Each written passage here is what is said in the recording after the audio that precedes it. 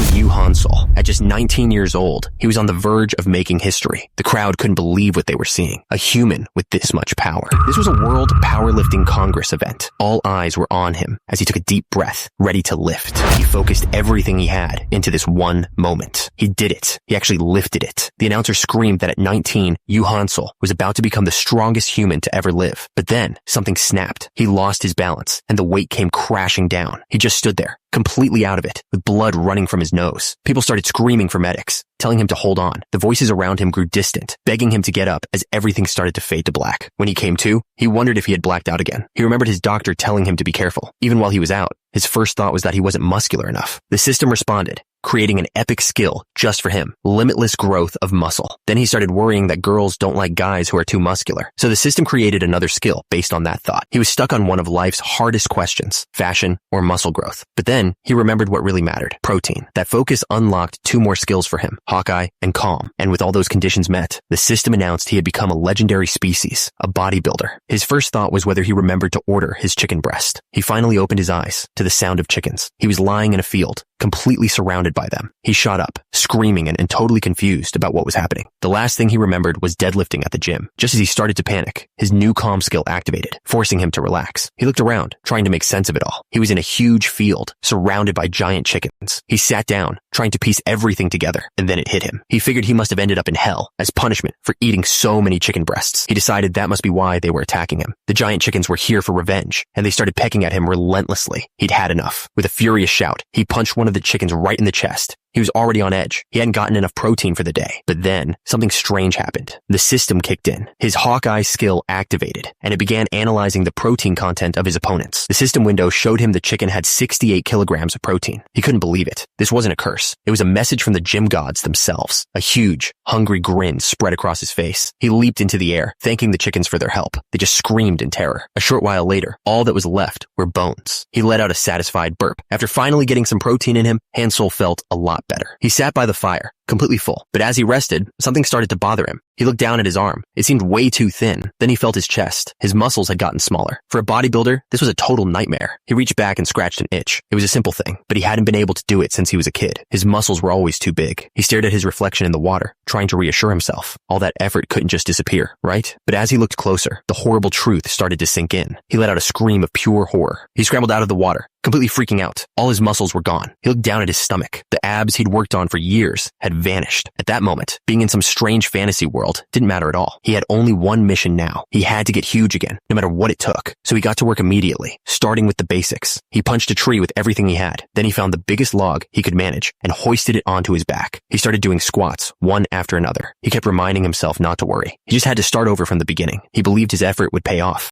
because hard work never, ever betrays you. He kept at it, moving from squats to jumping squats, day after day. 3 months passed, just like that. And after all that time, he was still going, pushing himself to the absolute limit. He took a moment to appreciate all the effort he'd put in, but it was all a lie. After 3 months of non-stop training, he hadn't gained a single ounce of muscle. He tried to look on the bright side. At least he still had plenty of protein walking around. He decided he would just start over from the beginning, with the heart of a true gym lover. But that's when he looked up and saw what was towering over him. He blinked, confused for a second. Then the realization hit him. The massive creature let out a deafening cry that shook the entire forest. He ran for his life, screaming about why this was happening to him. All he ever wanted was to have huge muscles. He screamed in frustration, wondering why he couldn't just get the massive muscles he'd always wanted. The giant chicken slammed its wing down, and the force of the impact sent him flying. He knew the creature was fast and strong, and that one hit could be the end of him. But as he ran, he realized something else was even more dangerous. It was the monster's chest muscles. They were so incredibly well built that he just couldn't look away. A thought suddenly hit him. He wondered if the wing movement was like a cable crossover, a chest exercise he'd been ignoring. He had been so focused on pure strength that he'd forgotten to train his smaller muscles too. He called himself an idiot, realizing that's why his own chest looked so pathetic. With the monster closing in, he screamed that he couldn't die yet. He had a new goal, to build chest muscles just as impressive as the chickens. He finally found a place to hide and watched as 2 much smaller chickens wandered by, completely unaware of the chaos. He cursed the chickens as he ran. His Hawkeye skill activated, but he yelled that he didn't need it. The system just told him the little monsters had about 68 kilograms of protein. But then, a much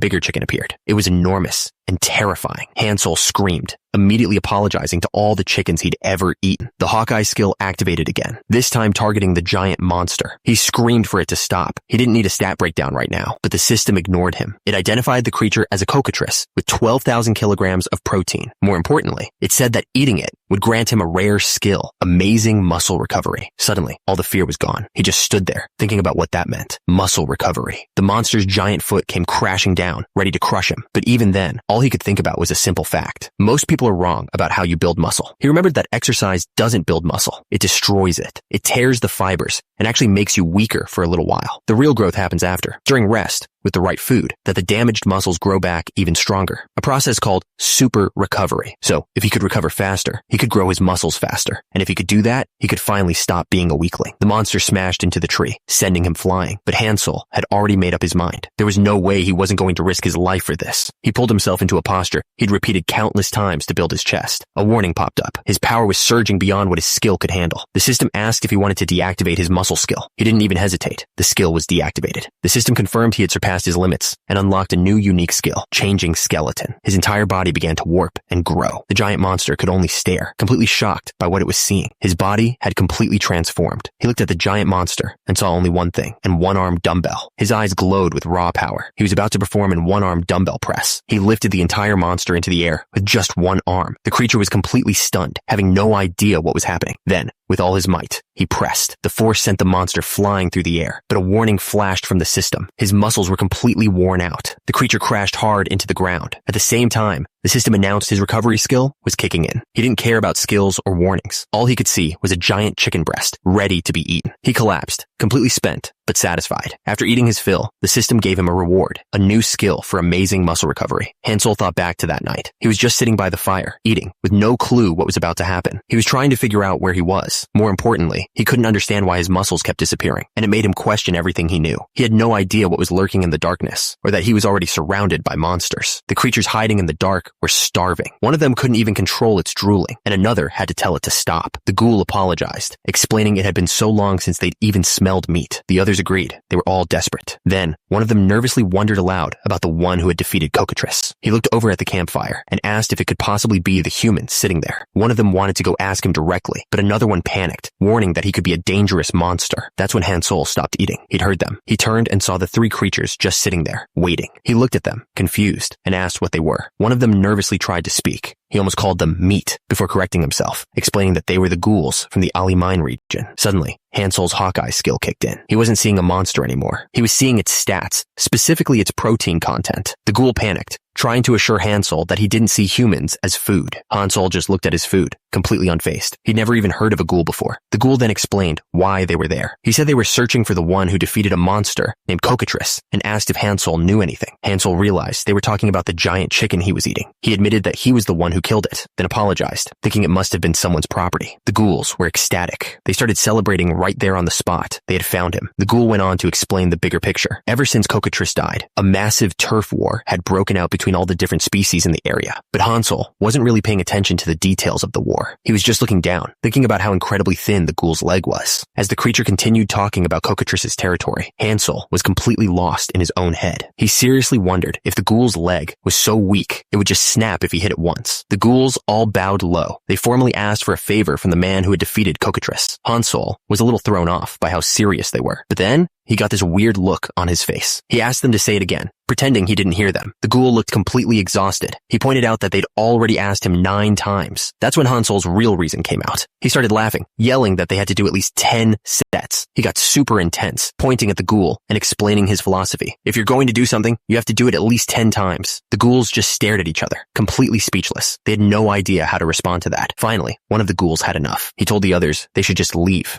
convinced Hansel wasn't going to help them at all. Hansel just laughed. He told them he was sorry, but he was way too busy growing his muscles to help out. He even told them to stop wasting time and get going. The ghouls didn't argue. One of them just patted his friend on the back and said it was okay, that everyone had their reasons. But as they walked away, Hansel called out to them. He realized there was no way he could eat that entire giant chicken breast all by himself. They stopped. One of them said they should take some, admitting that none of them had eaten any meat in a very long time, so they came back. The ghoul apologized for bothering him earlier and thanked him for the food. For a moment, they all just looked at the massive piece of meat sitting in front of them. One of the ghouls leaned forward, but then he paused, just staring at the food. Hansel watched him closely. Suddenly, he wasn't so sure if he should just let this happen. He realized something was off about that ghoul. The ghoul bent over to pick up the giant chicken breast, but his form was terrible. Hansel screamed at him to stop, warning him that he was about to break his back. The creature just looked back, having absolutely no idea what was happening. Hansel got right in his face, absolutely furious. He started yelling about how dangerous deadlifting is if you do it with the wrong posture. He told the terrified ghoul that he almost said goodbye to his back forever. The creature apologized, still completely lost about what he'd done wrong. Hansel's expression softened. It was starting to make sense. He calmly asked them if they even knew what a deadlift was. The ghouls just looked at each other, totally bewildered. They admitted they'd never even heard that word before. Hansel just put his hand over his face. It all clicked. This was exactly why their bodies were so weak. Then he remembered something his teacher told him way back in elementary school. It was a lesson about moving heavy things together. He remembered his old instructor telling him that you only really learn something when you teach it to someone else. Of course, he also told Hansel not to talk to him while he was working out. The man had told him that if his muscles ever stopped growing, he should try teaching others to break through. Teaching others. The idea clicked in his mind. The ghouls worked together, carrying the massive piece of meat through the forest. They looked to him, unsure of what to do next. Hansel made up his mind. He told them that after they finished eating, he would go with them to their home. The ghouls were thrilled. Hansel agreed, but said they had to wait until tomorrow. He explained that he needed plenty of sleep for his muscles to grow properly.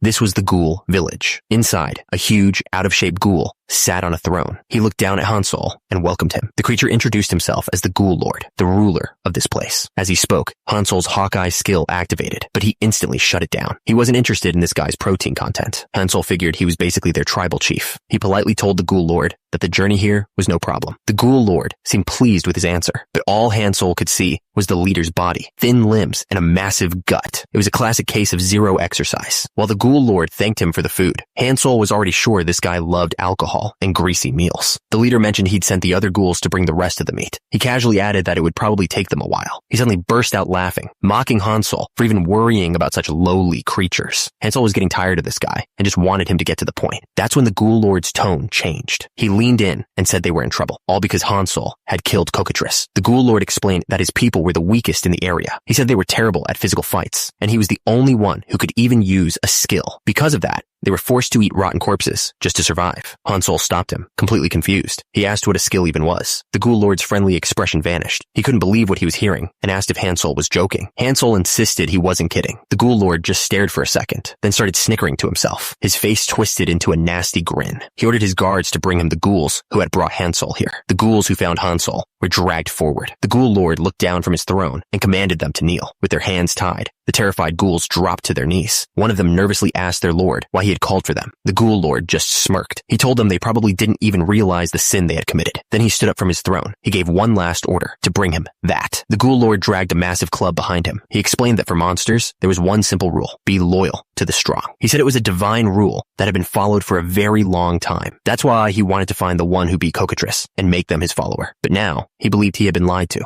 He roared that they would pay for their sin with their lives. Then he activated his skill, Heavy Blunt, making the club glow with a dark energy. With a wicked grin, he brought the glowing weapon crashing down, but the hit never landed. A voice cut through the tension, asking what the hell he thought he was doing. It was Hansel. He'd stopped the massive club with just one hand. He called out the Ghoul Lord for wasting time and picking on the weak, asking if that was the culture of their village. The Ghoul Lord stared in disbelief, completely stunned that his attack had been stopped. He angrily demanded to know what was going on. He tried to make sense of it, wondering if his skill had even activated. He decided it must have been a mistake. There was no way someone so weak could block his full power. He figured Hansel just got lucky. With a nasty grin, he decided to show him what a real skill looked like. The Ghoul Lord's club began to glow with a purple energy. He explained that his skill, Heavy Blunt, could multiply an object's weight by up to 10 times. Hansel's eyes widened. Multiplying weight? The idea immediately caught his attention. The Ghoul Lord bragged that since he had a lot of mana, he could easily multiply the weight 5. He explained that his club already weighed 32 kilograms. He asked Hansel to imagine what would happen when that weight was multiplied and combined with his monstrous swing speed. Then he activated it, shouting as he multiplied the club's weight by 4. The other ghouls could only watch in terror. The super heavy club came crashing down. Hansel just raised one hand and caught it, shattering the weapon instantly. The Ghoul Lord was completely stunned. He admitted Hansel's skill was amazing, saying it was a shame they had to be enemies. But Hansel wasn't listening. His eyes started to glow as he suddenly grabbed one of the other ghouls. He wasn't just grabbing him. He was using the ghoul as a weight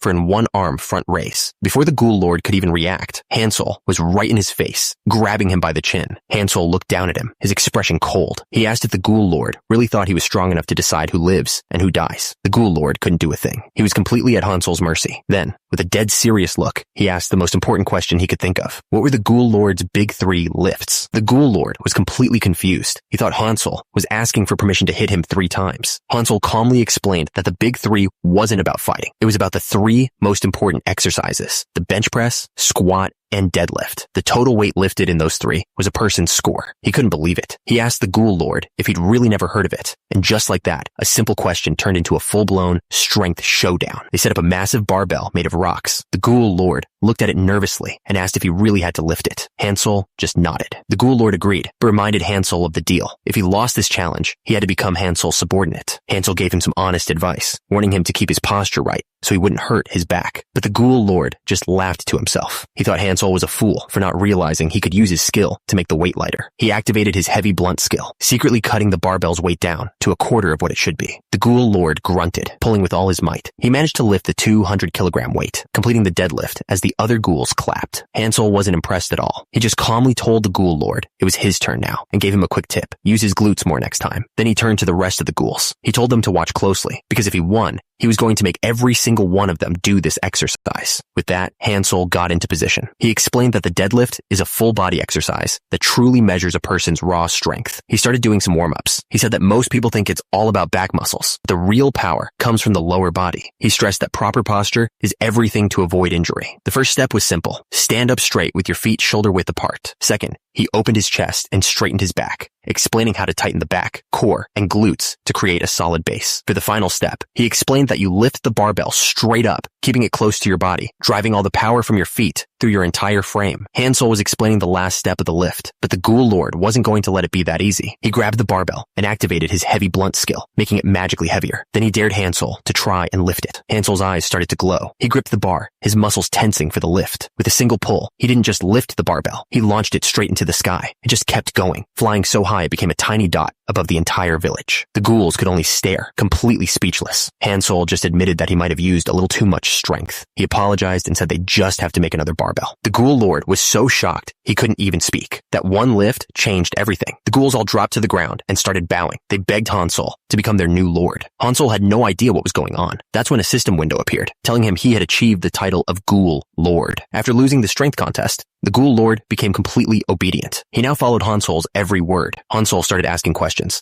and the Ghoul Lord explained everything. Turns out, this wasn't just some strange place. He was in a completely different world. The Ghoul Lord also mentioned a legend about people being able to return to their own worlds. But Hansel wasn't interested. He couldn't go back home looking like this. He'd lost some of his gains. He learned this world was called Laisha, a place where only the strong survive. That's why the Ghoul Lord pledged his loyalty. To make things easier, Hansel decided to give him a new name, Ghoul Lord. Ghoul Lord led the way, eventually stopping and announcing they had arrived. This was the place where the ghouls trained their warriors. Hansel had already seen how skinny the ghouls were. He had a very bad feeling about this. He looked out at the so-called training ground. It was just a patch of dirt with a few broken sticks scattered around. He couldn't believe how bad it was. He turned to Ghoul Lord and demanded to know what kind of training they'd been doing here. The former lord just stammered nervously, admitting they didn't have any knowledge of how to train at all. He decided it didn't matter if they had no equipment. A real trainer could make his own. With a look of pure intensity, he yelled for all the ghouls to get into 5 rows. The ghouls quickly lined up. They looked totally lost, a little scared. Hansel stood before them and laid out the hard truth. He told them he knew they were considered the weakest, forced to eat the scraps left behind by other monsters. Then he asked a simple question. What did they think they needed to change their situation? He shot down all the usual answers, like teamwork or speed. He roared that the only thing they needed was a strong body. With a confident smile, he made them a promise. Starting right now, he would turn them all into warriors in just 3 months. The ghouls were instantly fired up. 3 months? They couldn't believe it. The thought of finally earning some respect filled them with energy. Hansel saw their excitement and his expression hardened. He told them if they were ready, they could start right now. He ordered them all into a push-up position. The ghouls just stared back at him, totally lost. They had no idea what a front-leaning position even was. So Hansel showed them himself, dropping to the ground and roaring at them to get down. They tried to copy him, but their bodies were too weak and clumsy. They didn't know what they were doing. Hansel's eyes started to glow with pure intensity. He announced that they would warm up with some push-ups. The first goal was 100 push-ups. He yelled for them to start. 3 hours passed. The ghouls were completely broken. They lay on the ground, shaking and groaning, unable to move another inch. But Hansel was still going, not even breaking a sweat. He was counting his reps out loud, and he was already past 24,000. While doing one-handed push-ups with a massive rock on his back, Hansel looked over at the broken ghouls. He asked if that was really all they had in them. With a grin, he announced that after just 100 more push-ups, they could finally have their meal. The ghouls were horrified. After already doing 700 push-ups, he wanted them to do 100 more. They started collapsing, complaining that they'd die if they continued. Some even mumbled that things were better when the Ghoul Lord was in charge. As they whispered amongst themselves, they wondered if the old Ghoul Lord would ever come back to challenge this new trainer. Finally, Hansel pushed himself up. He looked at the exhausted crowd and told everyone to stand up. The ghouls sighed in relief, thinking it was finally over. They stretched their aching bodies, complaining that they felt like they were about to shatter. Just as one of them started talking about food, Hansel slammed his fist into the ground. He roared that their weak attitude was the exact reason they were called the weakest monsters in the wilderness. He looked down, his voice low but intense. He asked if they were really fine with being called the weakest. The ghouls just stared as his voice boomed. He reminded them that this was the wilderness, where only the strong survive. He yelled, asking if they were just going to be cowards who run while their families get killed. He pointed at them, telling anyone who was that kind of trash to just get out. He said he refused to train cowards. But then, his tone changed. He clenched his fist and promised that for anyone who stayed, he would give them the strength to protect what they cared about. All they had to do was trust him. He then asked them a question. What makes a trainer the best? Is it the one who knows everything about muscles, or the one who pushed their own body to its absolute limit? He admitted that trainers like that could definitely produce great results for some people, but he declared that those weren't the best trainers. He said the best trainer is someone who can do one thing. They can motivate the people who have absolutely no desire to exercise in the first place. Then he started screaming at them to push like their lives depended on it. He told them to use all their strength to push away the weak people they used to be. He yelled at them to protect their parents, to imagine holding their father with their right hand and their mother with their left. He screamed that this was for their families, for their tribe, and for themselves. This was their chance to change everything. And something inside them just snapped. The ghoul let out a huge scream, pushing with everything he had. Hansel roared right back at him, his own muscles straining as he yelled for them to push. And just like that, every single one of them pushed up at the same time. They were finally working as one. With just a little motivation, the ghouls stopped complaining. Turns out, Hansel was right all along. He might not have even known he had it, but at that moment, one of his trainer skills leveled up. The system notified him that Hawkeye had evolved to level 2. 3 months passed. A group of lizardmen were marching through the woods. One of them asked if they were on the right path to the ghoul village, and his partner confirmed it. They spotted the village in the distance. One of the soldiers asked if they should get into formation before the attack, but their leader just scoffed at the idea. He yelled back, asking why they'd need a formation for a bunch of weak ghouls. He ordered them to just attack.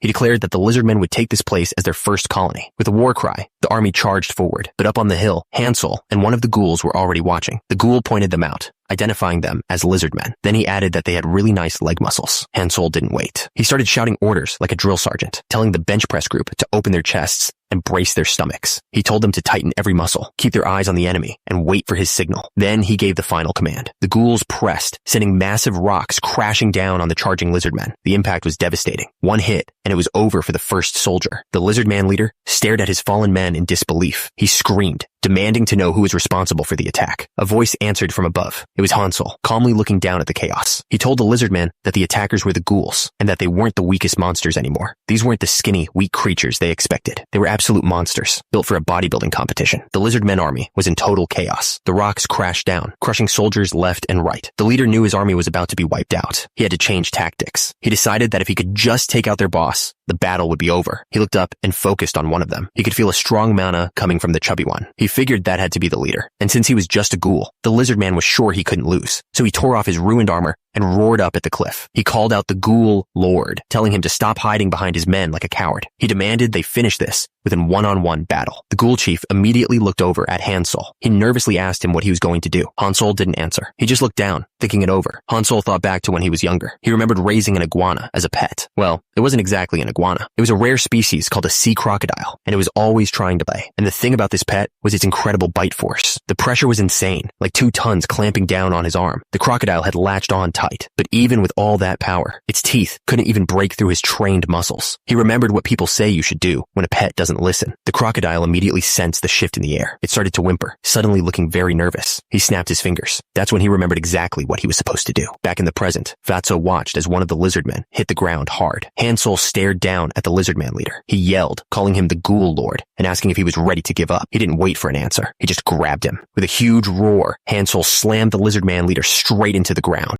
He pinned the creature down, sitting right on its back. Then he put the lesson from his childhood into practice. The first step was intimidation. The lizard man screamed for Hansol to let him go, but Hansol just remembered the old advice. When dealing with an animal, you have to show it that you're stronger. With his eyes glowing, Hansol repeated one thought over and over in his head, forcing the idea into the lizard man's mind. He was stronger. The lizard man leader screamed for Hansol to let him go, yelling that he was shaming a warrior, but Hansol didn't even blink. He just kept staring, his pressure never letting up for a second. That's when the lizard man's spirit finally broke. He started sweating, completely terrified. He threw his head back and finally gave in. He surrendered. Hansol grinned, thinking to himself that the advice he'd read in that book was actually right. With the lizard man leader begging to be let go, the ghouls on the cliff cheered like crazy. The fight was officially over. They had won. Meanwhile, not too far away from the alley mine, something else was happening. The story shifts to the Werdo Duchy, a kingdom built on a hill overlooking a quiet town. Inside the castle, a lord addressed a group of kneeling warriors. He told them it was an honor to have such talented people in his country. This was Count Werdo, and the feudal lord. He officially gave them their mission, a second-class assignment to investigate the disappearance of Cockatrice. Without a moment of hesitation, the warriors shouted back that they would do as he commanded. With their orders received, the three warriors turned and walked out of the throne room. After they left, a woman approached the count. She asked the general if he was sure about sending such baby chicks on an important mission, but she just laughed and told the count not to worry. She explained that even though they were young, they were all considered geniuses. She started with Liper, explaining that he was known for his flashy swordsmanship. His technique was so good, he was better at tricky attacks than even a swordmaster. Then she talked about Hendard, who was the complete opposite. He used a tough, powerful style, cutting down opponents and their weapons with a single, heavy strike. She said that when those two were together, nothing could beat them unless a dragon showed up. The count agreed they sounded dependable. The count then asked about the innocent-looking warrior who was with them, assuming he must be just as skilled. The woman hesitated. She admitted he wasn't really talented with swords, but he did work hard. Confused, the count asked why they'd send him along. She explained that the three of them had been friends since they were kids. And besides, she added with a smile, the two geniuses just liked having him around. Miles away, the three warriors were already making their way through the forest, their mission underway. But they weren't alone. A goblin was hiding in the trees, taking aim. It had a clear shot at the three of them, and they had no idea. The goblin let the arrow fly, but in a flash, Liper was already moving. He deflected the arrow just inches from his friend's face. The man froze, stunned. He was sweating, realizing just how close he'd come to death. That's when the rest of them appeared. Hendard shouted a warning. There were hobgoblins mixed in with the smaller ones. The creatures closed in, ready to strike, but Hendard was faster. One punch, and the first goblin was completely destroyed. Liper was just as fast, cutting down another goblin with his massive sword. Liper shouted to Hendard that Blog's safety was their top priority. Hendard agreed instantly. He wouldn't let anyone lay a finger on him. They both screamed that they would protect Blog, no matter what. He just stood there, stammering, completely overwhelmed by the chaos. Finally, he managed to shout out a thank you, his voice full of emotion. After the fight, Liper checked on Blog, apologizing for letting a goblin get so close. But Blog just shook his head, saying he was grateful they were all safe. But Hendard wasn't satisfied. He grabbed Liper, angrily accusing him of not taking the fight seriously. Liper just apologized, admitting it was his fault. Watching them, Blog felt helpless, envious of their strength. He wondered how someone like him, with no talent, could ever get stronger. The memory of his harsh training came flooding back, being kicked and called an useless bastard. He prayed for an answer, feeling like he couldn't go on any longer. That's when a new voice cut through his thoughts, questioning his despair. A pair of bare feet stepped into view, belonging to someone with insane leg muscles. The muscular man looked over with a smirk. He announced to the others that their friend couldn't do it anymore. A bald man with pale skin just nodded, saying they didn't have a choice then. With a grunt, he lifted a massive green creature off the ground. The muscular man was forcing Blog to do push-ups with the entire lizard man on his back. He shouted that they were starting the count all over again. Blog screamed in disbelief, having no idea what this insane exercise was even supposed to be. After everything, Blog thanked the lizard men for their help. The pale man standing with him offered another training session, but Blog immediately shut that down. He was done, but the zombie builders weren't going to let them leave without a proper goodbye. They all struck a pose, flexing hard as they shouted their farewells. The lizard man just stared, completely speechless. He had no idea what he was even looking at. With that strange farewell, the lizard men turned and headed out. Blog and his group waved them off. Once they were gone, Blog turned to one of the zombie builders. He admitted that he was just as surprised as they were when he first learned about their methods. He started to explain the idea of deloading. When you exercise, your muscles get torn apart. They only grow bigger when they have time to heal. But if your central nervous system gets too tired, you can't exercise as well, and you might even get hurt. To avoid that, you have to rest properly. He remembered the 9th week of training. Everyone, even the ghouls, had hit a wall. Their growth had completely stalled because they were just too worn out. Blog remembered their performance dropping from thousands of reps to just a few hundred. He decided to give them a day off to rest. The results the next morning were amazing. The next day, one of the zombie builders waved cheerfully. He shouted out a good morning, full of energy. Blog looked them over, a little surprised. He wondered if they'd actually gotten taller and bigger overnight. The ghouls just wanted to know what exercise they were doing today. That's when his Hawkeye skill activated. The system told him the ghouls had evolved into something called a gid builder with only 8% body fat. Blog was shocked, realizing they probably didn't need to deload anymore. He turned to the group and announced that the lizard men were back. It was time to go prepare a meal for them. One of the zombie builders spoke up, asking Hansel if it was okay for them to go hunting on their own. Hansel's eyes narrowed. He knew exactly what they were really asking. He accused them of trying to skip their exercise. The zombie builder nervously explained that it wasn't about skipping exercise. The truth was, they had never actually defeated one of the big monsters on their own before. He explained that they had only ever moved the creatures Hansel had already killed, but now, flexing his new chest muscles, he said that maybe they finally stood a chance. Hansel's face lit up. He immediately agreed, excited that this meant he could increase his own exercise time. Watching them, Fatso quietly wondered if the Goid builders could actually win. Hansel overheard him and turned, asking what he meant by that. Fatso immediately panicked, waving his hands and telling Hansel it was nothing. He quickly tried to explain that he was just wondering if the Gid builders could surpass Hansel if they all worked together. He insisted it was a mistake and begged his master to just ignore it. But Hansel just laughed. He put a hand on Fatso's shoulder and told him not to worry about it. He looked at his trainees and made a declaration. He wasn't going to lose to anyone in deadlifting. So, Hansel had them all marching through the woods, carrying heavy packs. One of the zombie builders was already exhausted, asking if this was really necessary. Hansel just watched them, analyzing their form. He noticed that one of them actually had a pretty good lunge posture. But then, one of them took a bad step. He went down hard, grabbing his ankle. The other stopped, staring in shock. He was in a lot of pain. Hansel's eyes went wide. This wasn't part of the plan. Their entire march had come to a dead stop. While everyone else was resting, one of them was still training. He couldn't stop thinking about his friends. Leiper and Wendard were still upset about that one goblin they missed. And he knew it was his fault. He felt weak, unreliable, like he was the reason they were always so worried. He decided right then that he had to get stronger. He would just have to train harder than anyone else, even while they were sleeping. Suddenly, another hand gently corrected his grip. It was Leiper. He stood behind him, guiding his swing and telling him to put more strength into his thumb. Blog turned around, surprised. He asked Leiper if he had woken him up. Leiper just smiled, telling him of course not, and playfully called him stupid. Leiper explained that they knew Blog was training secretly every night. They just pretended not to see because they wanted him to succeed. He called it feedback, just a little push to help his friend get better. Blog was completely speechless, a single drop of sweat running down his face. Leiper just smirked, teasingly asking if he was blushing. Blog tried to play it off, saying it was just from practicing. Leiper burst out laughing. That's when another voice cut in, asking what they were doing without him. It was Hendard. He was standing there with his arms crossed, looking like he'd been left out. Blog quickly tried to explain, stammering that he was just practicing when Leiper came over to help. Before Hendard could even get a word out, Leiper put a finger to his lips. He angrily poked Hendard in the face, asking how he dared to show up after putting Blog in danger. Suddenly, Hansel's voice cut through the argument. He told them it was late, and if they didn't sleep now, they'd be slow tomorrow. He then added that Blog needed to sleep during peak skin regeneration hours, so his skin could get softer. Blog had no idea what he was talking about. Leiper actually considered it for a moment, admitting he hadn't thought of that. Hansel just gave him a stern look, telling him to be more careful. Hansel told Blog that was enough for one day. Finally, Blog snapped, shouting at them and asking why they were fighting over his sleeping schedule. Just then, something moved quickly through the dark woods. Leiper just smiled and gave a thumbs up, explaining it was because they were friends. Blog just couldn't understand why friends would fight over something so strange. A creature was watching them from the bushes. Down below, Blog just sighed, completely done with the conversation. He figured they'd just say they were joking anyway. He tried to get everyone to just go to sleep for the night, but Hendard wasn't listening. His eyes snapped open as he spotted movement in the dark. He yelled for everyone to get ready for a fight. It was the lizard man. Hansel didn't even flinch. He just drew his massive weapon, ready to protect his friends. But this wasn't a fight. They were running for their lives, trying to get away from the horde of creatures. But something was off. Turns out, the lizard men weren't chasing them. Their leader was screaming at his own kind to run, because something was chasing them. The creatures screamed in terror, running as fast as they could. That's when they finally saw what everyone was running from. A stampede of giant, angry chickens. A strange sound started to build. It was coming from one of the muscular ghouls. Its hand reached out as it finished the word, and then all of them started shouting it. They wanted protein. The ghouls charged straight for the giant chickens, which were now running for their lives. Hansel, completely lost in his own world, didn't notice a thing. His training had completely flipped the food chain upside down. The weakest creatures in the forest had just become the top predators. From the bushes, a group of onlookers watched the whole thing unfold. They looked completely stunned by the chaos. One of them turned to Hansel, nervously asking if his ghouls could really handle this. He pointed out that the chickens looked like their muscles were even better developed than the ghouls. The man tried to play it cool, telling Hansel it was probably just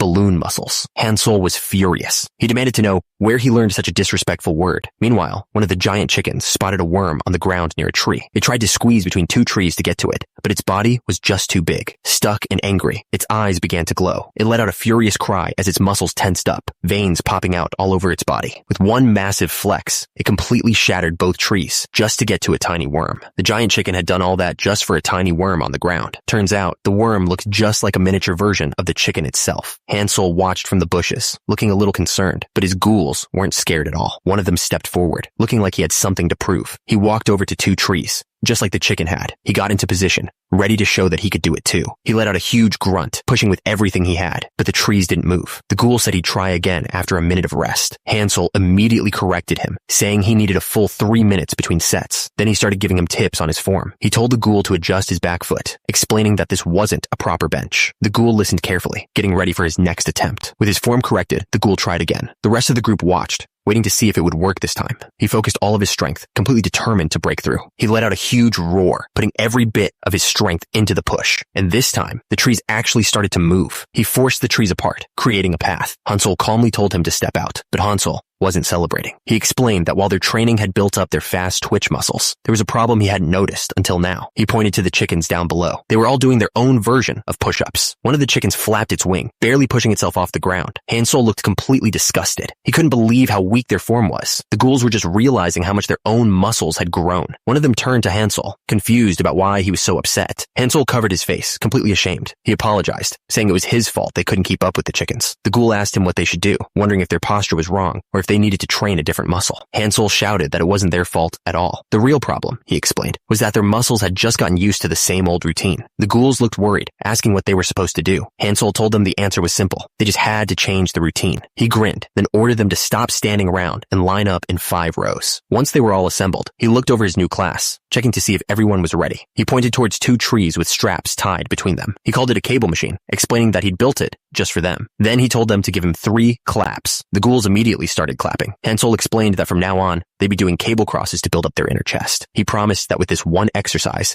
they'd easily beat those chickens. The ghouls went wild. They started cheering, shouting that their master always had the answer to their problems. And they all agreed Hansel was the best. Hansel smiled and told everyone to quiet down so he could explain the new exercise. He got into position for the cable cross. He explained that this exercise was designed to build up the inner chest muscles and improve their quality. He warned them that it was a hard exercise for beginners because proper posture was everything. He promised to go slowly, and the ghouls all shouted their agreement. First, he told them to lean down a little and bend their knees slightly. Second, he instructed them not to extend their arms completely. The goal was to keep constant force on the muscle so it couldn't move. For the third step, they had to stand in the center, push their chests out, and bring their hands together with steady force, like a bird trying to fly. Finally, he explained that changing the height of the cable and their leaning angle would work different parts of the muscle. The most important thing was to stiffen their body and not use momentum to cheat. With the lesson finished, he smiled and asked if anyone had any questions. He told them it was their turn. He'd set up more of the cable machines on other trees so everyone could get a chance to try it. The ghouls roared with excitement. It was total chaos. They all started fighting to be first, yelling at each other not to cut in line. One of them screamed that his chest muscles were about to get a serious workout. Watching from a distance, a man with purple hair just smiled. He thought the gym-obsessed ghouls were actually kind of cute. One of the ghouls was already hard at work, his chest muscles straining. The nearby chickens just stared, having no idea what was going on. One of the chickens watched them closely, as if it was taking notes. The ghouls all started flexing, proudly yelling that after following Hansel's instructions, their chests had gotten bigger. The chicken's eye went wide. It couldn't believe what it was seeing. Their chests were practically sparkling with new muscle. The chickens stared, completely fixated on their gains. Suddenly, the chickens started glowing. They were making strange noises, like they were powering up. The man with purple hair and one of the ghouls were completely lost. They had no idea what was happening. One of the chickens glowed brighter than all the others. It let out a huge cry. The transformation was complete. The man was stunned, realizing the chickens had gotten even bigger. But the ghouls weren't scared. They got pumped up and told Hansel not to worry. They would handle this. But the chickens didn't attack. They looked absolutely terrified and immediately started to run. The entire flock stampeded away, screaming in fear of the ghouls. That's when a system window popped up. One of the ghouls had activated a skill called Hawkeye to get a better look at their fleeing meal. The system analyzed the chicken, now identified as a cock. It had a protein content of 132 kilograms with only 12% body fat. But the hunt was over. The chicken spun around and slammed its wing into the ghoul, launching it into the air. The blow was devastating, and the ghoul coughed up a spray of purple blood. Hansel watched as a new message appeared. The system explained that the chickens had just evolved because they felt excited. Then came a clear warning. If he wanted to stop the chickens from evolving, he had to avoid making them feel threatened. Meanwhile, one of the ghouls named Ghoulord was having a great day. He stretched and commented on the nice weather, thinking that guarding an empty house wasn't so bad after all. He and the others celebrated, overjoyed to finally be free, but his stomach started growling loudly. He admitted that while Hansel was a good guy, their tastes in food were completely different. That's why he decided to prepare something himself, announcing his own little cooking show. Today's menu was fried cock skin. The ingredients were simple: trimmed cock skin, flour, dried fruits, spices, salt, and oil. First, he sliced the cock skin into big chunky pieces. He explained that to prevent any bad smells, you had to add salt and spices and mix it all together. Next, he mixed more spices into the flour to create what he called a magical powder. After coating the skin, he dropped the pieces into hot oil. He pulled the golden pieces out of the pan. The fried cock skin was finally complete. A loud crash echoed through the forest. The man with purple hair watched the training from a distance, unfazed. One of the ghouls was on the ground, completely defeated. He couldn't understand why he lost, even after training his chest, just like Han Sol taught him. He wondered if his form was bad, but quickly decided that wasn't the problem. He was sweating, desperate for a real explanation for why he failed. That's when the purple-haired man walked over, asking if the ghoul really didn't know the answer. He explained that the answer was simple. There was a huge difference in the effort they had put in compared to the chickens. The ghouls had only trained for a short time, while the chickens had been building their strength their entire lives. The ghoul looked them down, completely crushed. The man was right. The trainer told the ghoul that achieving a chest like that wasn't easy. The chicken stood there, flexing its massive chest to prove his point. But then, he gave them a spark of hope. He told them that just because it was hard didn't mean there was no way for them to win. The ghoul looked up, asking if they could really win. The trainer just crossed his arms and told them to remember how far they'd already come, and it hit him. He remembered they had gotten to this point together. He remembered the endless marches, carrying heavy rocks, while the trainer counted out every single painful step. Even back then, the trainer had looked over with a smile and asked if it was hard, and the ghoul had screamed back with everything he had that it wasn't hard at all. The trainer was impressed with his spirit. He told him that was good, but the most important thing was to train regularly, without fail. Hansel told them that just because they'd gotten a little stronger, it didn't mean they'd escaped weakness. He explained that on the earth he came from, squatting 500 kilograms was just the bare minimum. The ghouls were completely blown away. He told them that to draw out real power, they had to train their roots first. They had to keep at it, no matter how tiring it was. The ghouls roared in agreement and immediately started running in formation. One of the ghouls stopped and knelt on the ground. He muttered to himself, finally understanding where real strength came from. He declared that it all came from the roots, his legs. Hansel grinned, pleased that the lesson had finally sunk in. He asked the ghoul what would happen if he combined the strength of his chest with the power of his legs. The ghoul got into a ready stance, his body glowing with a new energy. With a huge burst of power, he shot forward. The ghoul flew through the air like a missile, aiming straight for the chicken. Hansel grinned, proud of his student's progress. He told the ghoul that he'd endured enough, and now it was time to show his true effort and spirit. The ghoul and the chicken both let out a massive roar as they rushed towards each other. But the chicken was faster. With one powerful swing of its wing, it sent them all flying. The ghoul was completely stunned. He had no idea how the chicken could be that strong.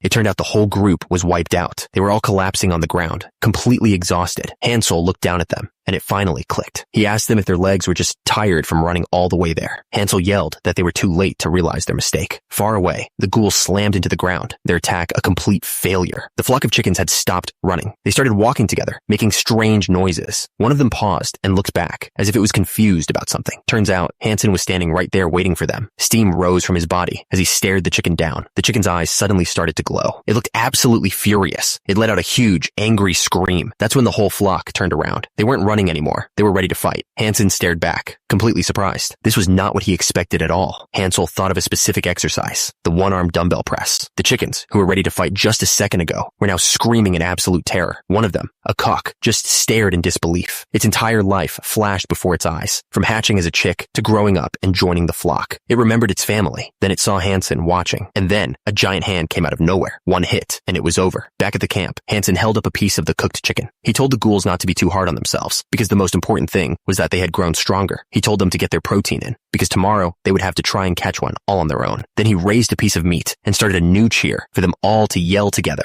Gains! They all raised their food and cheered together. Gains! But for Hansel, the celebration was just the start of the next workout. He ordered everyone holding a chicken leg to immediately looked over the ghouls. He asked them if they finally understood that they were nowhere near his level. He told them to remember everything he taught them and to hunt carefully. After all, you can't work out if you get hurt. One of the ghouls asked if he was coming with them on the hunt. Hansel grabbed a thick strap and explained that he would join them later. He had to finish his workout first. Turns out, his workout involved using a giant tree as a resistance machine. He told them that today's workout was more important than any battle. The ghouls wished him luck and immediately took off, leaving him to his training. As he pulled, his muscles tensed, but he realized it was a shame the tree was so light. He stared out at the mountains, wondering if he should have brought the former lord to use as a weight instead. Meanwhile, the ghouls were having a meeting. One of them confidently said that after all their training, they were finally strong enough to take on a cock. But another ghoul was worried. He reminded them that the creatures could evolve again, just like they did yesterday. The ghoul in the skull helmet shot back, asking if he was suggesting they just quit and go home. The worried ghoul clarified that wasn't what he meant. He pointed out that Hansol never actually told them what the condition for winning the battle was. He started doing the math, remembering that even with the stronger Kokas, Hansol had managed to catch 27 of them all by himself. That's when he came up with an idea. He proposed that while Hansol had his guard down, they should all spread out and catch 50 cocks in total. The other ghouls thought it was a great plan. The ghoul leading the discussion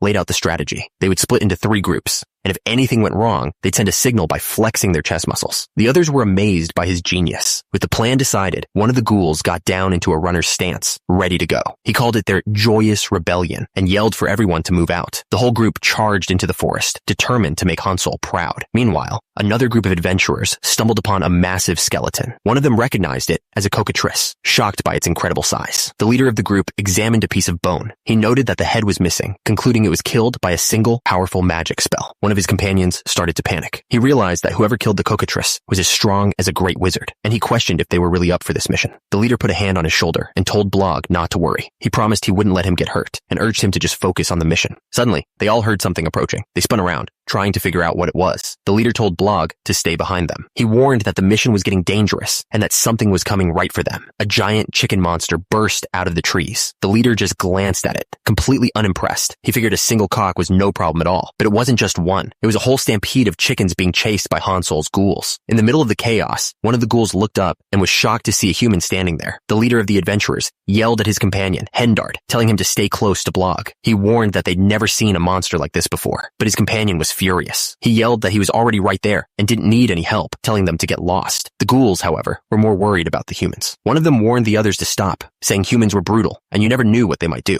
His companion agreed, realizing that rushing in could be dangerous. The whole field fell into a tense standoff. That's when one of the ghouls started flexing its muscles. The adventurers just stared, completely confused, wondering if it was some kind of performance before an attack. But it wasn't a performance. The ghoul was getting ready to call for backup. He decided they needed to bring in the other teams to get an advantage. A system message appeared, explaining this was a special signal to gather allies, but it had a side effect. The signal didn't just call the ghouls, it also triggered the chickens. Instantly, the chickens' eyes began to glow. One of them let out a furious scream, but one of the chickens was different. It was huge, and it was glowing with a powerful energy. One of the adventurers recognized it immediately. He stammered that it was a kokas, a monster as strong as a wyvern, and it wasn't just one. The entire flock started charging forward, a stampede of angry chickens. The ghouls watched them coming and knew they were in trouble. They thought it was over, that they were completely doomed. But just as they were about to give up, backup arrived. The leaders of the other 2 teams flew in from above. They landed with huge smiles, asking if they were late. The ghoul on the ground grinned back, relieved to see them. One of the leaders rallied the troops, asking if they were ready. With their full team assembled, they all roared back, prepared to fight. That's when one of them started gathering energy, a blue aura swirling around him. He announced it was time to use the secret technique they learned from Hansol. The secret technique wasn't some magic spell. It was a memory of a lesson from Hansol. It started with one of the ghouls struggling to finish his set on the bench press. Just as he was about to fail, Hansol's hand caught the bar. He told him to watch his posture. He explained that it was okay to get help when you can't keep the right form anymore. But then he asked them a critical question. What should they do if they want to safely feel their own true strength? The answer was his secret bodybuilding technique, Goody Builder. Back in the present, facing the flock of angry chickens, they knew exactly what to do. One ghoul grabbed a chicken and held it like a barbell. The other got right behind him to act as a spotter. This was the accessory muscle bench press. Hansol's voice echoed in their minds, telling them to forget the consequences and use every bit of muscle they had. The chicken was completely crushed. The ghoul's eyes glowed with power. He screamed, putting all the strength of their combined chest muscles into one final push. The impact was massive, sending out a huge blast of energy. With a final, desperate yell, the 2 ghouls completed the press. It worked. The chicken was defeated. The ghoul cheered, thinking they had finally won. But when he looked up, his celebration stopped cold. One of his friends was running straight for the rest of the flock. He seemed to be saying that he couldn't do it, but he was grateful for the chance. He smiled, at peace with his decision. He was thanking them for everything. His friend could only scream, watching helplessly. Then, a strange message appeared. It was about the amount of time it takes for a person to realize they like someone. The system announced that it had been 486 seconds since they all met. It said that was just enough time for the three swordsmen to be touched by the Bodybuilders. And these guys are seriously strong. They tore through the flock of chickens with ease. But then, something massive slammed into the ground, stopping them cold. One of the swordsmen was knocked flat on his back, barely managing to block the attack. He looked up, completely stunned by the sheer force of the blow. Unfortunately for them, they were staring at a chicken the size of a building. This was a completely different level of threat. And it wasn't just the one giant chicken they had to worry about. The attack had also triggered the Kokas. The monster let out a furious scream, its eyes glowing with pure rage. The hooded man could only stare, completely stunned. He had no idea what he was looking at. It was enormous, bigger than anything they had ever seen. Down below, the swordsman and the others braced themselves, staring up at the monster. The creature let out a strange sound, and suddenly, the story of its origin came to mind. It all started with the first dragon. This dragon was obsessed with his reputation. He was terrified that future dragons would become stronger than him, so he did something extreme. He decided to scatter his power, and that's how the cockatrice, a species closely related to dragons, was created. He knew this thing wasn't a real dragon, but it was still absolutely massive. He charged forward anyway, screaming that this was his chance to finally make his master proud. At the same time, one of the swordsmen tried to draw its attention, yelling insults. Below, Hansel let out a furious roar, ready to join the fight. But the story jumps away from the chaos of the battle. It goes to Hansel, who was thinking about his own progress. He felt that even though beginners get stronger fast, his own muscle growth seemed slow compared to the Bodybuilders. Still, he was proud of them. He thought about how well they followed his instructions, even though they were complete beginners. It had already been 3 months since he started. He remembered how they were at the start, just a bunch of skinny weaklings. He had to teach them everything step by step. They wanted to give up, but they kept pushing through,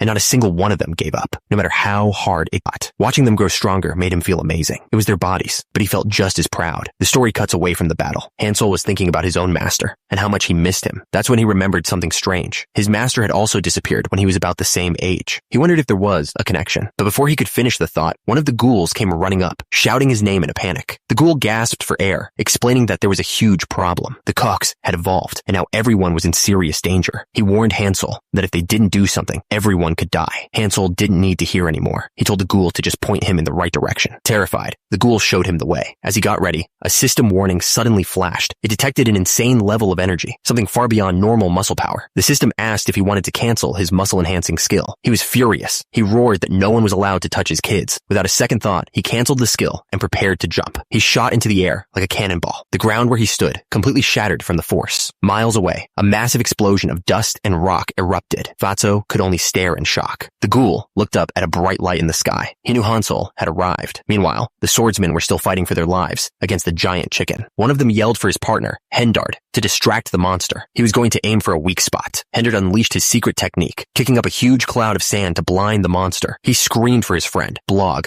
to run while he had the chance. But Blog was furious, yelling that he should have attacked instead of just buying time, putting their other friend in danger. The distraction didn't work at all. The massive chicken swung its wing, sending Hendard flying through the air. Even after getting slammed, Hendard just gave a thumbs up. Blog couldn't believe it, telling him to stop messing around and get back to fighting. Liper saw the gesture and thought Blog was the one trying to encourage them. He was touched that his friend was still looking out for them in this mess. Feeling a new sense of hope, Liper told Blog they could still win this. But just then, a massive shadow fell over them as the giant chicken's foot came straight down. Blog looked up, terrified, but he agreed. They would give it one last shot. But a second later, Blog admitted he didn't think he could dodge it. From the ground, Hendard screamed back that it was too early to give up. They remembered another one of Hansol's secret techniques. The Gouda Builder was all about supporting your friends when they needed it most. Putting it into action, they formed a massive pyramid of bodies. This was their final secret technique, the comprehensive auxiliary set. The ghoul, at the bottom, took the full force of the attack. He screamed for everyone to hold on, telling them to trust the friend who went to get Hansel. He was sure their master would arrive before they were completely crushed, but the pressure was just too much. Formation shattered. The giant chicken, Kokorik, slammed its foot down, sending the ghouls flying everywhere. One of the swordsmen rushed over to a fallen ghoul, asking if he was okay. But as the ghoul looked up, his face was filled with a new kind of fear. Unfortunately, bad things have a way of happening all at once. The giant chicken wasn't their only problem. Kokorik let out a furious roar, its eyes glowing with power. It was just getting started. Suddenly, a massive beam of energy sliced through the air. The ghouls on the ground were in shock. One of them pointed, screaming that someone had arrived just in time to save them. A huge figure appeared, and the ghouls cried out in relief, sure that Hansel had come. But Fatso was confused. wondering what the former lord was doing there. The other zombie builders just stared. This definitely wasn't their master. While they were trying to process this, another beam of light slammed into the ground far away. A huge explosion went off in the distance, far from the actual fight. When the dust settled, a huge crater had been formed. A figure was standing right in the center. It was Hansel. He looked around, annoyed, and stated that he'd gone the wrong way. The zombie builders were getting crushed. This new, powerful ghoul had appeared right in the middle of the chicken army, and he was already taking them down. He let out a slow breath, completely calm. He looked at the giant chickens and mocked them, asking if this was really the best they could do. The two swordsmen watched from a distance. One of them recognized the creature as a ghoul lord, impressed by his powerful attack, but his friend just told him to keep looking. One of the ghouls proudly announced that this wasn't just any monster. This was their boss, the ghoul lord. The chickens looked at each other, confused, calling out for their leader. Kokorek. The ghoul lord stared down the entire flock. He asked them if they seriously thought he'd show up without a plan. Hearing this, his ghoul followers went wild with excitement. They knew their lord had a plan, and they believed it was the only way they could possibly win. The ghoul lord grinned, then screamed that he had the chickens' attention. He yelled for Hansel to come out and wipe them out now, but there was no answer. The ghouls looked around frantically, wondering where their master was. This wasn't going according to plan at all. The silence was terrifying. Their big plan had a very serious problem. Turns out, the whole mess had started hours earlier, back at the ghoul village.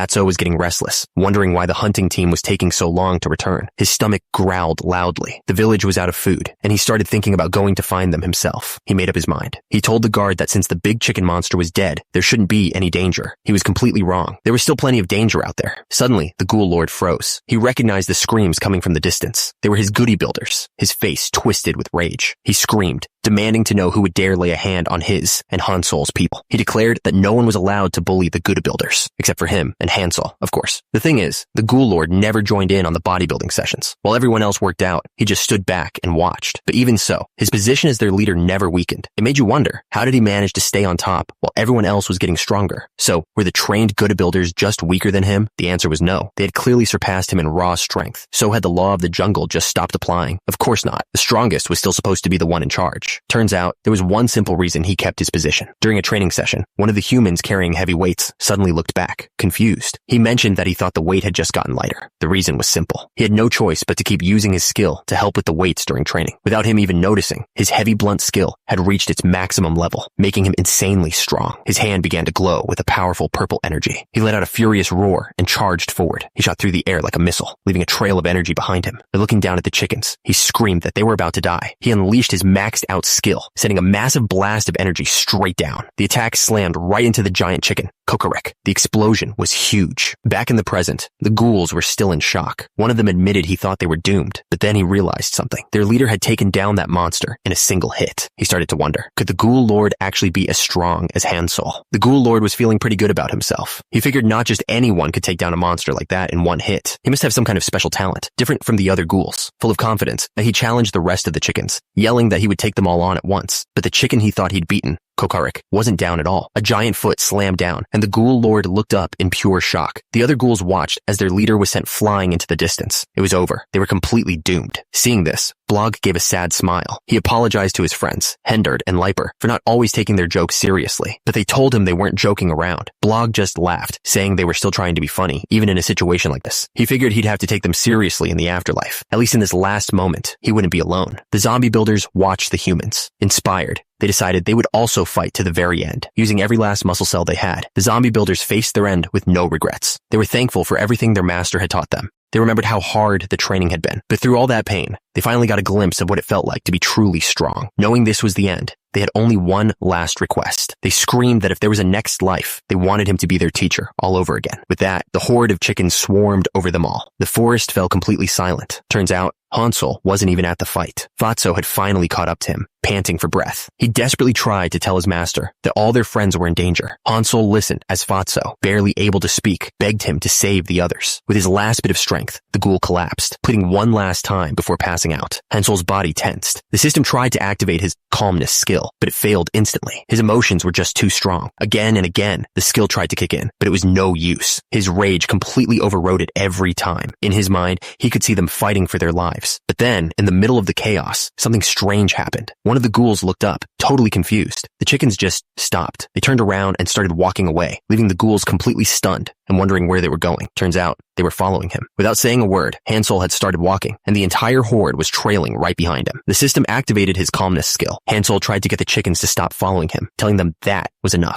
But the chickens just looked at him, completely confused and scared. They had no idea what was going on. He tried to tell himself he was calmer than ever, but it was a lie. The system detected an emotion so strong, it completely overpowered his calmness skill. A second later, it announced the skill was being shut down for a full day. His anger was just too much. Far away from Hansel, the ghouls and the humans they'd saved were running for their lives. Suddenly, one of the ghouls felt a familiar vibration in his chest. He knew instantly it was Hansel. The human he was carrying just asked who that was. The ghoul tried to explain, saying Hansel was their master and had the most sensitive muscle tissue of anyone. The human was not impressed. Another ghoul chimed in, saying it was useless to explain. He'd just have to see for himself. Tired of the weird answers, the human demanded they just summarize it for him. One of the ghouls looked up, ready to give him the simple version. He pointed ahead to a man with an unbelievably muscular back. He explained that this was Hansel, their new ghoul lord. The human was now more lost than ever. Hansel stood completely still, facing the giant chickens that had followed him. With a furious cry, one of the chickens lunged forward, ready to strike. The chicken's beak came down hard, but Hansel caught it with one hand. He called it an one-arm dumbbell press. With a single motion, he tossed the huge creature into the sky. The other chickens just stared, not understanding what they were seeing. It slammed back into the ground, creating craters from the impact. Hansel didn't even flinch. Seeing their chance, two more chickens leaped into the air, diving straight for him. He just reached up and caught both of their beaks, stopping them dead in their tracks. He held them above his head like they were a barbell. He called this a military press. Then, he started to lower them slowly, counting each second of the negative rep. His muscles strained under the immense weight. He wasn't fighting them. He was using them for a workout. The rest of the horde could only watch in horror as their strongest warriors were turned into gym equipment. With a huge burst of power, he shoved both chickens straight up into the air. He called it a BB push press, treating the two giant monsters like they were just a barbell. He didn't give them a moment to recover, immediately moving on to the next attack. Someone was watching from the sidelines, completely stunned. Hansel shot forward like a cannonball, staying low to the ground. He announced his next move, a flying lunge. He soared through the air and slammed feet first into another chicken's head. The impact took the creature down instantly. He stood over it, while the other chickens watched, frozen in place. But instead of finishing them off, he started talking. He told them that his ancestors believed you could measure muscle growth by the vibrations in your chest. He flexed his chest and explained that this was exactly why he brought them here. He told them they had come to the right place. He looked up at the giant chickens and asked them a simple question. He could build his chest muscles, but could they do the same? He didn't wait for an answer. He just went straight into what he called his CrossFit mode. He shot forward and landed a solid punch right on one of the chickens. The creature went flying. From the other chicken's point of view,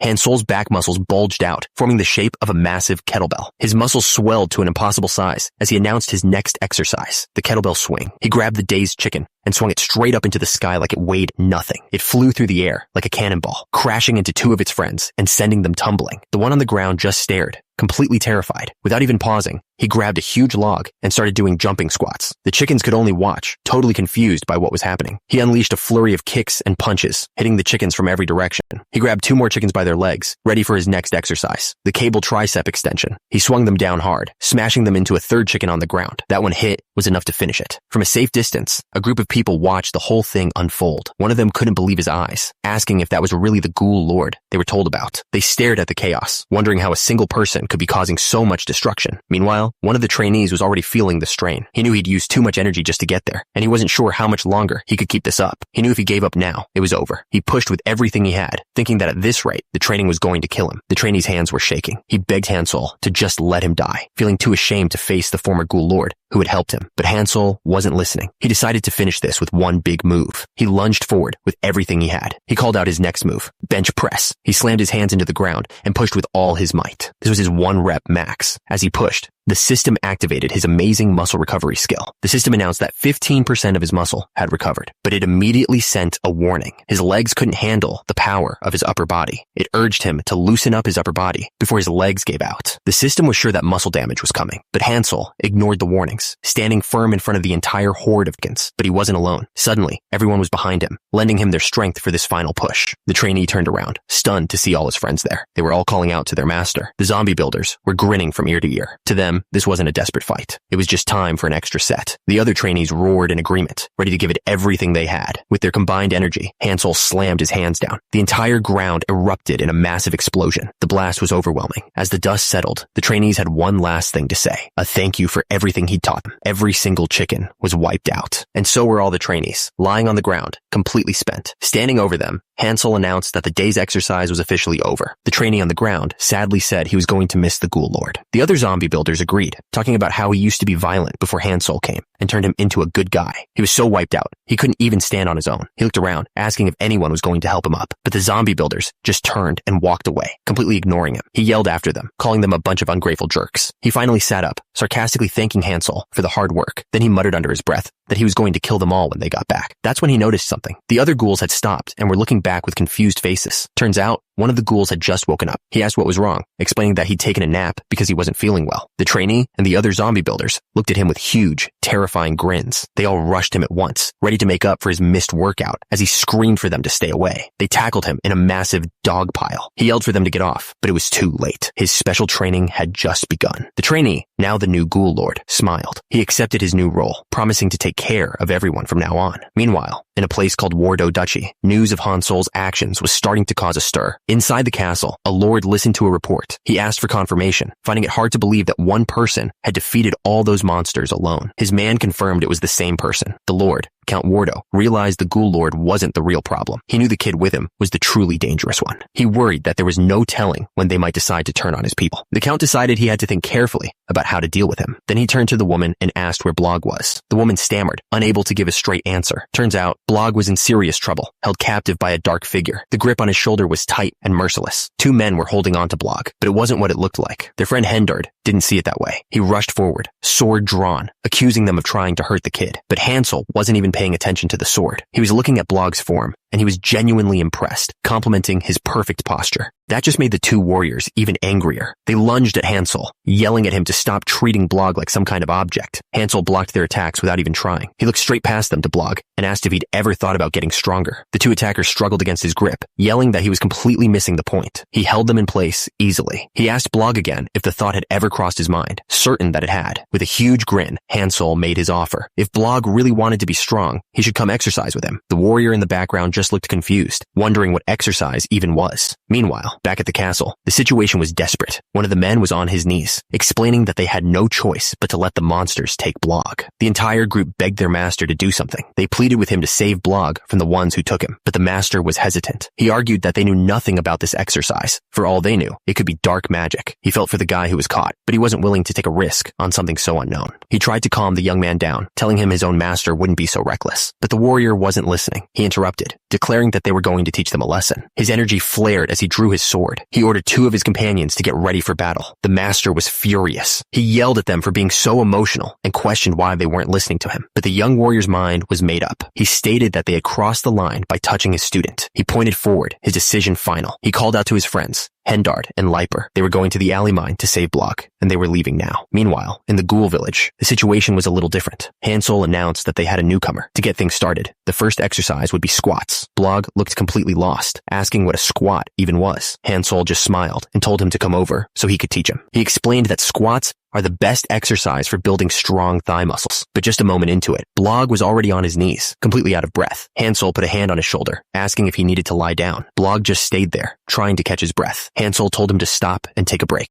He explained that Blog's form was all wrong, and that he needed to focus the weight on his thighs to avoid getting hurt. Hansel then showed him how to position his feet, and Blog nervously tried to copy him. Hansel demonstrated the proper technique, telling him to move his hips as if he were about to sit down. He showed the full movement, explaining that pushing up with your hips and thighs is what makes a squat. He gave Blog a thumbs up, telling him he did great for his first time. He asked if he'd ever exercised before, and Blog admitted he'd only learned some swordsmanship. Hansel told Blog to try the squat again, but this time, he grabbed a heavy barbell made of stone and told him to raise his arms to hold it. The moment Blog touched it, he could feel how heavy it was. He wasn't sure he could even lift it off the ground, but with a huge effort, he managed to get it over his head. His whole body was shaking from the strain. Hansel yelled at him, telling him not to mess up his posture and to just squat. Blog screamed as he pushed through the movement, giving it everything he had. He did it. He completed the rep. As he stood there, the entire group of ghouls started clapping for him. Hansel watched, completely impressed. He couldn't believe Blog was keeping perfect form, even with that much weight. He started counting the reps. That's when he knew for sure. His first impression of the kid was right. Hansel looked proud. He explained that what Blog just did was called powerlifting. He turned to Blog and asked him if the reason he came along was to get stronger. Blog nervously agreed. Blog then shouted that he wanted to be strong, just like his friends. But Hansel told him something he wasn't expecting. He said that Blog could never be strong like his friends. Blog looked down, admitting that he already knew. He felt like no matter how hard he tried, he could never keep up with the genius. He started to thank Hansol for the training anyway, but Hansol cut him off, asking what he was even talking about. He put a hand on Blog's shoulder and explained. He said Blog would be strong in a different way, strong enough to protect the very friends he looked up to. Hansol told him that he had a rare talent, something he had never seen before. Blog's hands trembled as he took it all in. Blog was overwhelmed. This was the first time anyone had ever truly acknowledged him, but Hansol just laughed and told him not to cry, joking that he'd lose his muscle. Suddenly, a notification popped up. The system announced that his Hawkeye skill had just been upgraded to level. Time later, Blog walked up to Hansol, holding 3 little baby cocks. He asked him why he'd brought them back alive. He then turned to the ghouls and laid out his idea. He explained that if they hunted the cocks too recklessly, there wouldn't be any left. So, he proposed a new plan. They were going to raise the cocks themselves before they disappeared for good. One of the ghouls thought about it. He told Hansol that since cocks grow up so fast, raising them shouldn't be a problem. But then, he brought up a serious issue. There weren't many monsters in the mine that could beat a cock. If these babies evolved, none of the ghouls would stand a chance. Only Hansol could stop them. The ghoul looked right at Blog and asked if he thought he was strong enough to handle it. He waited, letting the question hang in the air. That's when Hansol stepped in. With a cold look, he repeated the ghoul's own question back at him. The ghoul started sweating. He quickly stammered that it wasn't like that, and that they could probably handle it after all. Hansol laughed, telling the ghoul he was almost disappointed in him for underestimating his own kind. The ghoul quickly apologized, looking embarrassed. With that settled, they all headed to the training ground. Hansol's voice echoed as he guided them, telling everyone to use their main leg muscles to support the weight. Blog was completely into it, a huge grin on his face as he pushed through the reps. But somewhere else, a different kind of training was happening. A man gripped a barbell, while his partner, a bald man with strange powers, activated a skill called Heavy Blunt, causing the weights to glow. The bald man asked if he was ready. The lifter roared back that he was, and told him to bring it on. With a determined look, the supporter prepared to increase the weight. He activated his skill again, but this time it was Heavy Blunt X2. The purple energy around the barbell flared up intensely. The lifter screamed, his body shaking under the crushing weight. His partner yelled words of encouragement, pushing him to finish the rep. Blog was counting out the reps, a huge smile on his face. He and the ghouls were all squatting together, pushing themselves hard. Every single one of them was giving it their all, pushing past their limits. But just as they were in the middle of their workout, something interrupted them. A bright flash of light appeared right in the middle of the training ground. Before anyone could react, a huge blast of energy sent the ghoul chief flying. The ghouls were thrown to the ground, completely stunned by the sudden attack. The chief looked up, trying to figure out what just hit them. That's when they saw her. A woman stood over them with a wild look in her eyes. She demanded to know if they were the monsters who kidnapped her student. The ghoul chief was terrified. He tried to explain that it was all a misunderstanding, telling her he didn't even know who she was. He also added that he wasn't the chief anymore. She told him he should have just answered with a yes or no. Then she swung her sword right at the ghoul chief. The strike hit the ground with incredible force, kicking up a huge cloud of dust and rock. But when the dust settled, she looked confused. Her blade hadn't hit its target. Turns out,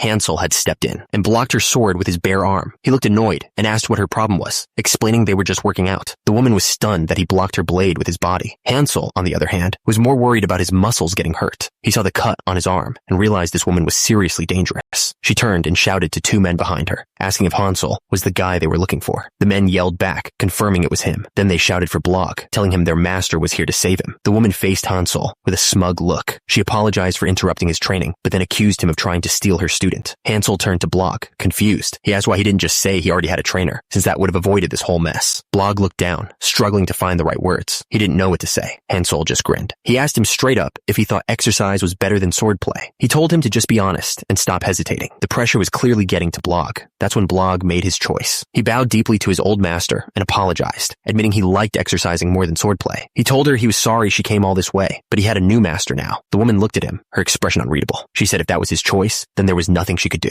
The woman's smile turned cold. She wasn't taking no for an answer. She said if he wouldn't come willingly, she'd just have to take him by force. And just like that, she lunged forward, her sword glowing as she swung it right at Hansol. But Hansol didn't even try to block it. He just flexed his chest muscles as hard as he could. The sword hit him and just bounced right off. She was completely stunned. Her powerful strike had done nothing more than leave a tiny scratch. She couldn't believe the attack had failed so badly. Blog looked at Hansol with total awe. Seeing this, the woman changed her plan. She proposed a competition. She and Hansol would fight, and the winner would earn the right to train him. She looked at Hansol with a smirk, saying that the winner's martial arts would be proven superior, but Hansol just calmly corrected her. He explained that exercising isn't a martial art. It's simply training and building your own body. She challenged him, bringing up the fact that he'd killed a cockatrice with his exercise. Hansol didn't deny it. He just said he only did it to get protein and survive. She smirked, asking him if exercise was really useless in combat. Hansol's face darkened. He was clearly angry. The woman just laughed, mocking him for getting his pride hurt. She asked what the point point of building muscle was if it couldn't be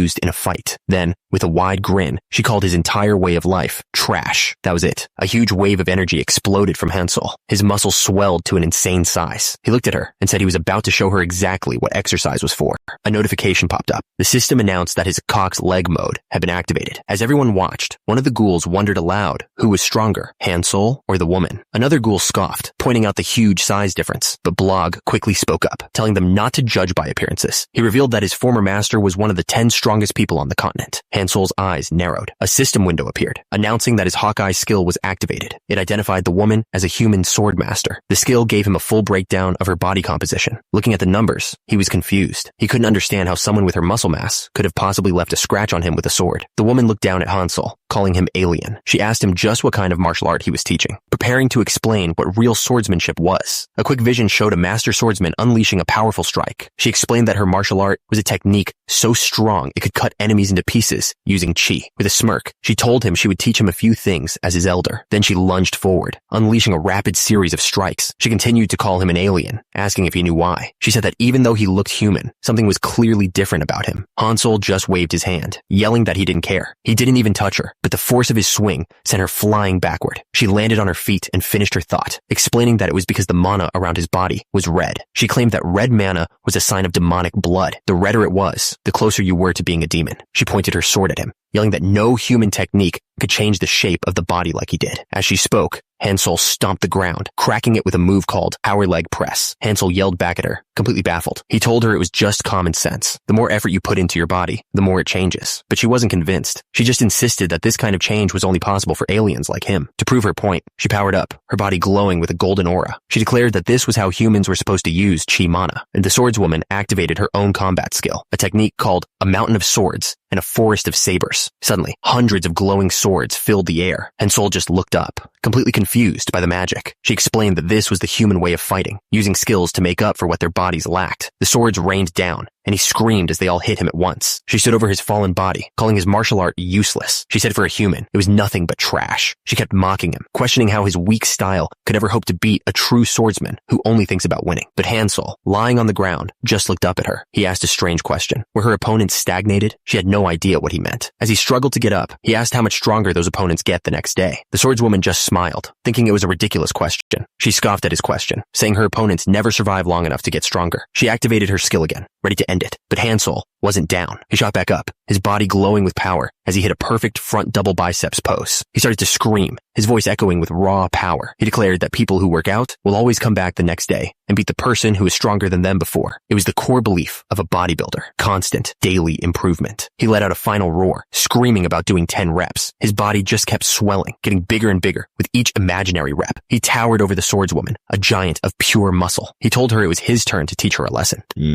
But just as the fight was about to start, someone called out to Blog, asking to speak with him. Blog was shocked to see his old friends, Leiper and Henderd. They both looked incredibly nervous. Leiper started to apologize. He explained that they thought Blog would hate them, so they went to their master for help. Blog was completely confused. He had no idea why they would think he hated them. Henderd explained their mistake. They thought Blog had left because they were pressuring him too much. Blog quickly corrected them. He said he was only staying to learn from Hansol and planned to return home when he was done. Hearing this, his friends' faces lit up with relief. The whole thing had just been a big misunderstanding. With that settled, they got excited. They asked Blog what kind of martial art he was learning from his new master. Blog admitted he didn't know much yet. He turned to one of the ghouls, asking the former Lord Nim to help him with a demonstration. Blog turned to his friends and asked them a question. He wanted to know if they remembered what their old master said was the most important part of learning swordsmanship. Leiper shot his hand up and yelled out the answer, the lower body. Blog confirmed he was exactly right. He explained that the exercise they were about to do, called squats, trains the entire lower body, especially the quadriceps. Blog mentioned that Hansol told them to learn the posture first to be safe, but he grinned and said it would be more fun to use weights right away.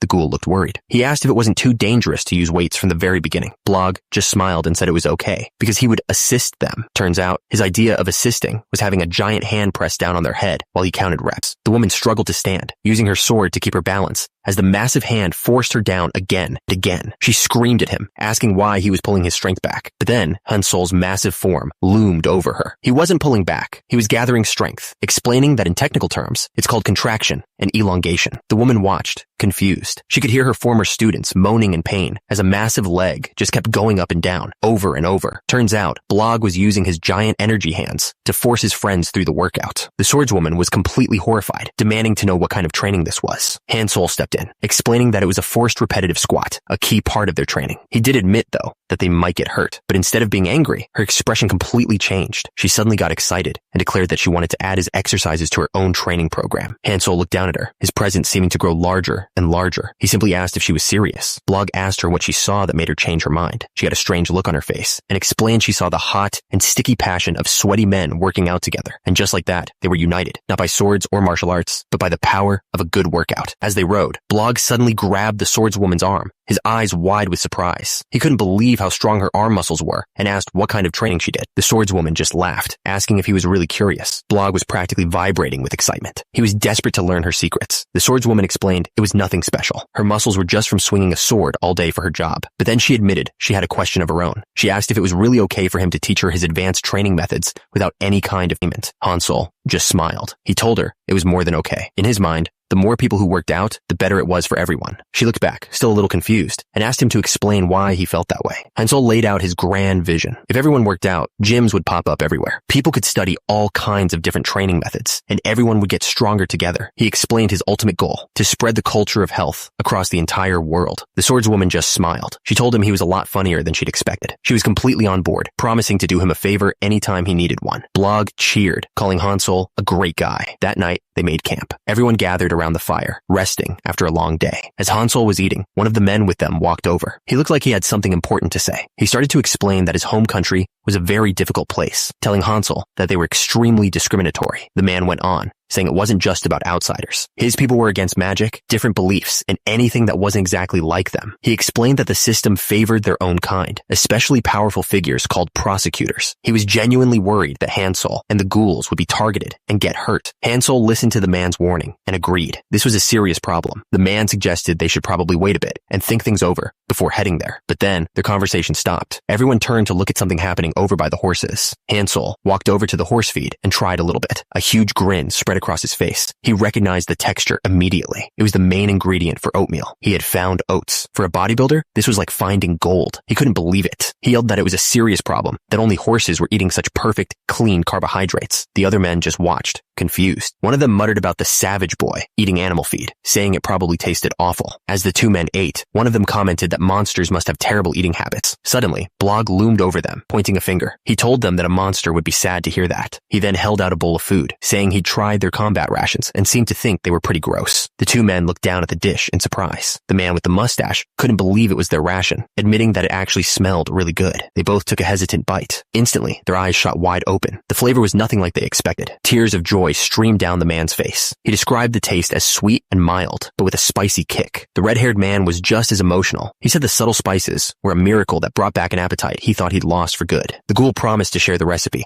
but only if they stopped bad-mouthing monsters. The two soldiers immediately agreed. Later that night, Hansol found the woman named Rihanna sitting by the fire. He walked up and asked her about the march planned for the next morning. He reminded her that she'd promised to do him a favor. Rihanna looked at him and confirmed that she remembered. Hansol held out his hand, showing her a pile of grain. He said this was what he wanted. Rihanna looked at it suspiciously, asking if it was just cattle feed for the creatures he was raising. He just smiled brightly and told her that no, they were going to eat it themselves. She was completely confused. She said it didn't really matter to her, but she felt bad seeing them eat food meant for animals. Another woman from Rihanna's group chimed in, agreeing with her. She told Hansol that they shouldn't be eating something they weren't used to. Hansol's friendly expression completely vanished. He glared at her, his voice low, as he demanded to know what she had just said. Rihanna's companion completely misunderstood. She told Hansol they didn't say anything wrong, and if he wanted a bigger reward, all he had to do was ask. She offered to help them upgrade their camp from simple tents to wooden houses, or even get them proper warrior clothes instead of the rags they were wearing. One of the ghouls chimed in, holding up a piece of chicken. He added that for food, all they really needed was chicken breast, since it was Hansol's favorite protein. That's when Hansol just exploded. He yelled that they were all completely wrong. This wasn't about disrespect. He launched into a lecture,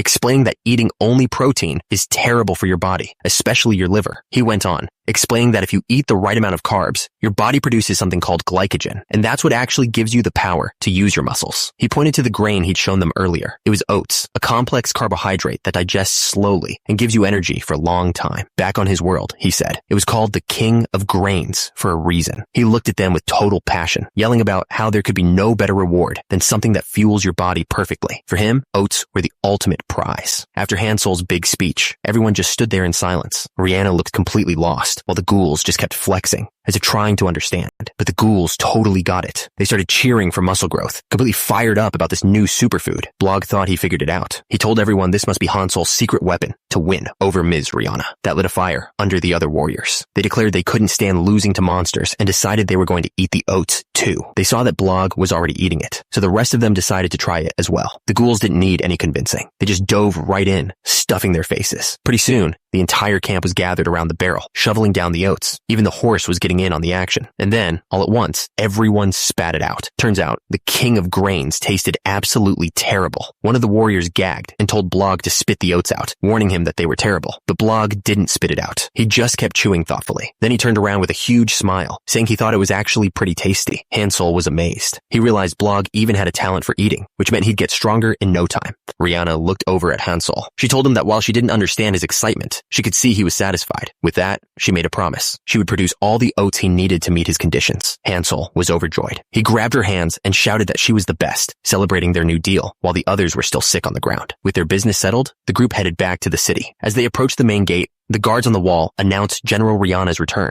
The massive city gates slowly creaked open, and a rider came out to meet them. They walked past the guards in silence. The mood felt heavy. One of the ghouls leaned in close to Hansel. He quietly asked if Hansel remembered what he'd told him about this place. He described it as the country of weirdos, but also the best on the entire continent. All around them, people were already starting to whisper and stare. The ghoul finished his thought. This was a country that discriminated against people who were different. As they walked deeper into the city, they could feel everyone's eyes on them. The ghouls looked visibly uncomfortable as they walked through the streets. All the townspeople were whispering and pointing at them. Hansel, completely missing the point, nudged one of them with his foot. He told him to fix his pose. The ghoul just looked back, confused. He explained with a huge grin that everyone was just staring because they had such great bodies. The ghouls actually wondered if he was right. Blog, on the other hand, knew that was definitely not it. But the ghouls didn't care about Blog's doubt. They took a deep breath and immediately started flexing for the crowd. The townspeople just stared back, completely shocked by the sight of muscular monsters posing in the middle of the street. General Rion watched the whole ridiculous parade from her horse. She sighed, wondering to herself why she even liked these monsters. Finally, they arrived at Weirdo Castle. A man on a throne looked down at them and asked Hansel if he was really going to teach the general how to work out. The man on the throne looked down at them with a smug expression. He asked if the oats were payment for livestock. Hansel just smiled and corrected him, explaining that they were oats for a meal. The Lord was not impressed by his cheerful attitude. He made it very clear that he was only doing this as a favor for General Rion. He told them that if it wasn't for her, he wouldn't have let them take a single step inside the castle. General Rion bowed and thanked him for his kindness. Hansel, meanwhile, just seemed excited to be there. The Lord ordered him to teach the soldiers and leave without causing any trouble. But Hansel just offered to be his personal trainer too. To everyone's surprise, the Lord turned his head and agreed to the deal. But as they were led away, he glared after them. He was furious at Hansel's disrespect. The Lord sat on his throne, still fuming. He couldn't just let that disrespect slide. He'd been worried about General Rion's popularity for a while. He needed a way to turn the people against her. And just like that, he realized Hansel was the perfect opportunity. A wicked smile spread across his face. He shot up from his throne and called for a servant, ordering them to bring in the Tutula mercenaries. He was sure this would be the end of her. The very guests she brought into the castle would be her downfall. Meanwhile, at the soldier training ground, the men were going through their daily drills. An officer suddenly called for everyone's attention, announcing a special training session. He introduced the man beside him. You Hansel, the ghoul lord, brought here by General Rion herself. The soldiers started whispering immediately. They couldn't believe they were supposed to take orders from a monster. The officer shouted over them, warning that even if they didn't like it, disobeying the new instructor was a violation of military law. Hansel greeted the soldiers with a huge smile. He announced that he was their new special instructor, here to teach them how to work out. But then, his tone changed completely. He told them he didn't like the way they were looking at him, and ordered everyone to get down on the ground. The soldiers just stared,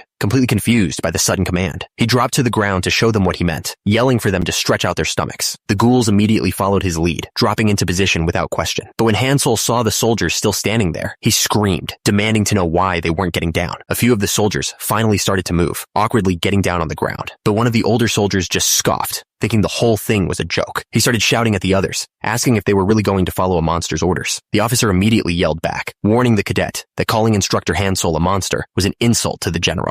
The soldier just smirked and asked the officer if he really thought so. He then questioned if following a monster's order was the same as following the general's. Down on the ground, Hansel's expression hardened. He was getting tired of this. The soldier told everyone to get up. He yelled at them not to follow a monster's orders and to have some pride as humans. The officer put a hand on Hansel's shoulder. He reminded the soldier that military orders are absolute and asked what the problem was. The soldier said there were lots of problems. First, he explained, humans don't take orders from monsters. His second point was about the training itself. He said there was no reason for them to do anything other than practice with their swords. And for his last point, he shouted that they had no interest in learning some savage monster's training. But before Hansel could react, one of the ghouls stepped in front of him. He told Hansel he could deal with this. The ghoul turned to the soldiers and pointed at Block. He suggested that if a human taught them instead, they wouldn't have a problem taking orders. As for their second problem, he said he wasn't sure which training was better since they'd never been compared. He proposed they find out within one-on-one competition. The ghoul smirked. He said as for their final complaint about whether the training was savage or not, they should just compete to find out. He screamed the challenge right at the human soldiers. The other ghouls were completely fired up. They roared back in agreement, ready for the challenge. Hansel just watched them, a grin spreading across his face. He seemed to be enjoying this. The lead soldier stepped forward and accepted the offer. He then turned to his superior, asking if a competition like this was even allowed. With that settled, he declared he would fight for the humans. Then he asked who would be representing the monsters. In response, one of the muscle-bound ghouls stepped forward, ready to fight. But it wasn't the soldier who answered. A different man stepped out from the crowd with a nasty grin. He laughed at the ghouls, telling them it was a shame he wasn't just some regular cadet. He boasted that he was one of the notorious Tutula mercenaries, hired directly by the Lord Count. He was ready to show the ghoul what real fear felt like. He lunged forward, screaming for the monster to die, but the ghoul didn't even flinch. He just treated the man's head like a weight and performed an one-arm press. The punch landed, and the mercenary's head snapped back. It was over in an instant. The mercenary was out cold on the ground. Someone checked on him, relieved to see he was still breathing. The muscular man walked over and told the ghoul not to be so harsh, just to show off his strength. The ghoul immediately apologized, but the man just waved it off, saying the apology wasn't sincere anyway. The ghoul was confused, wondering what he was supposed to do. With the fight over, he turned to the human soldiers. He told them that since they lost, they now had to obey him. One of the soldiers reluctantly agreed, but one of the soldiers wasn't ready to give up. He activated a combat skill, his eyes glowing with power. He screamed that he would never take orders from monsters and lunged forward to attack. The ghoul was caught completely off guard,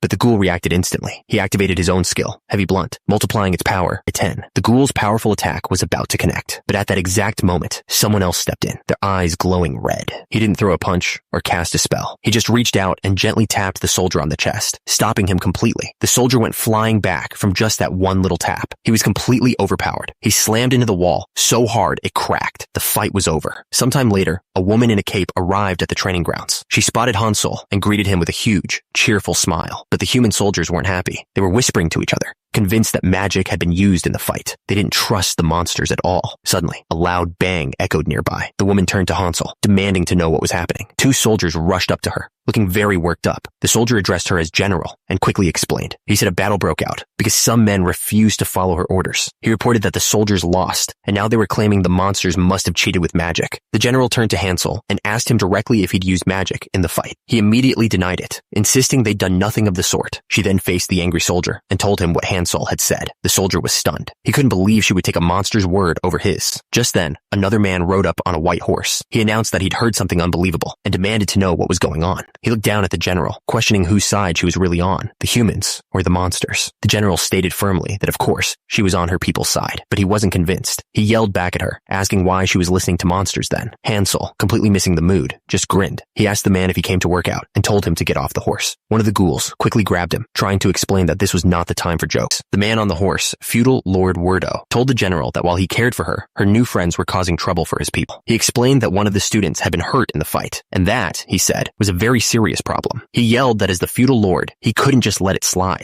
So, as feudal Lord Wordo, he made his decision. He pointed at General Ryan and exiled her for 2 years. The general's eyes went dark with rage. The Lord immediately looked terrified, realizing he might have gone too far. The human soldiers immediately started shouting. They begged him to take back the order and just let them kill the monsters instead. But Werdo wasn't listening. He was still thinking about the look in the general's eyes, admitting to himself he'd almost wet his pants. With the chaos still settling, General Ryan turned to Hansel. She apologized for not being able to take care of him properly after bringing him into this mess. But Hansel just smiled and told her not to worry about it. He knew that things don't always go according to plan. The general then asked the Lord to at least let the monster's friends stay, as they had promised. The Lord agreed, and with that, everything was settled. That's when the general exploded, screaming for everyone to be quiet. She laid into the soldiers, furious that they would dare talk back to the Lord's order. When one of them tried to argue, she immediately shut him down. She called them brats, saying she now realized their problem wasn't just prejudice, but a total lack of respect. But then she said maybe this was a chance for things to change. She bowed her head, accepting her fate. She said it was time for her to step aside so that new people could grow. She thanked the Lord, saying she'd use the 2 years of exile to rest before coming back. As she thought about the future, the soldiers couldn't believe it. They whispered amongst themselves, wondering if their general was actually going to leave. Suddenly, General Ryan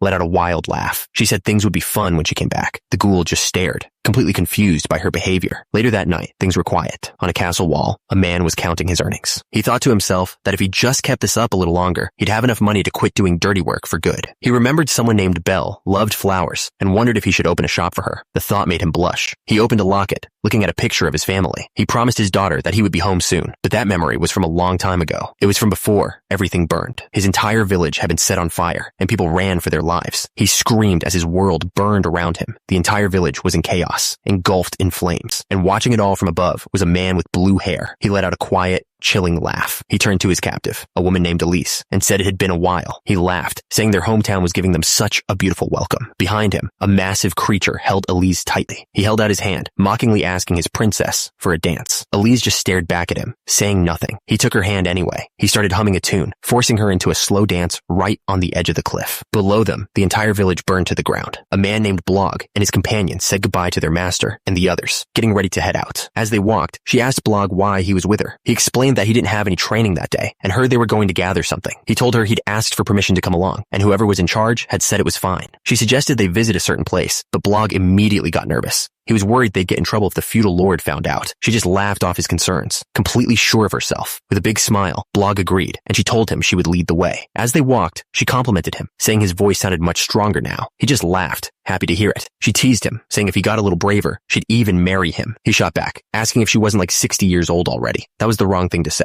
She completely lost it, yelling at him for daring to talk about her age, and started chasing him down. The ghouls were busy with their strange training. One of them practiced a powerful strike on a slime. Another one struck a pose, absorbing a slime right into its body. As two of them carried slimes, one asked about his friend's recent arm injury. The other just brushed it off, saying he was fine and couldn't wait for Hansel to teach them a new exercise. Just then, Blog and General Ryan appeared on the path. The general called out, asking what the ghouls were doing with all those slimes. The ghouls immediately recognized them. When they asked why he was back so soon, Blog just gave a vague smile and said things just worked out that way. But the general wasn't letting it go. She smiled and politely insisted they answer her question. One of the ghouls finally explained. He said their master, Hansel, had told them they needed the slimes. That just made the general more confused. She asked what they could possibly be for, since slimes were basically useless, not even good for medicine. The ghouls struggled to find the right words, finally just telling them it would be better if they came and saw for themselves. Blog chimed in, explaining that the builders just weren't very good at explaining things. The general just looked at the ghouls, then reluctantly agreed to follow. As they walked up the path, Blog suddenly spotted Hansel in the distance and waved excitedly. Hansel greeted them with a huge smile, asking if Ryan was there too. He then casually told one of the ghouls that some of the slimes were about to get away. The scene was completely bizarre. Hansel was coaching the ghouls, telling them to use their chest muscles to corner a pile of slimes. Seeing this, the general finally asked what in the world he was doing. Hansel began to explain. He said that after watching the students at the training ground, he realized their bodybuilding and powerlifting workouts just weren't efficient enough. He figured what they really needed was athletic training, but since they didn't have any equipment for that, he decided he was just going to make it himself. Blog was confused. He asked if making equipment with slimes was like creating a dummy for sword practice. Hansel shook his head, saying it was nothing like that. He turned to the ghouls and told them to bring him a slime. With a large purple slime in front of him, Hansel began his lesson. Without any warning, he slammed his hand right into the creature's body. He pulled out a small ball, explaining it was the slime's core. He said it would regenerate in a few days, so he just set it aside. With the core gone, he said the next step was to make a hole right through the middle of the slime. Turns out, slimes are perfect for this because their bodies are incredibly stretchy. He then put his hands inside the hole and stretched it out. Just like that, he had made a perfect resistance band. He held it up proudly. The slime had been transformed into a perfect training band. The blue-haired man, Blog, turned to General Ryan. He told her there were tons of exercises they could do with this new equipment. He explained that they could even color code the bands based on the slime's strength. Then he turned to Hansel, thanking him, but also apologizing. Hansel had no idea what he was sorry for. That's when General Ryan stepped in. She admitted that for a while, she had been suspecting him. She thought his obsession with training was just an act, a way to trick humans and get close to them. But she finally understood. He was being completely 100% honest with them. Ryan then admitted that she felt like a failed educator. She couldn't stop her own nation from becoming so full of hate. She said that's why she just tolerates all the nonsense from the feudal lord. She felt like she had no other choice. But Ryan told Blog that he was different from her. She was sure he could bring real change to the country. The word changes made Blog pause and think.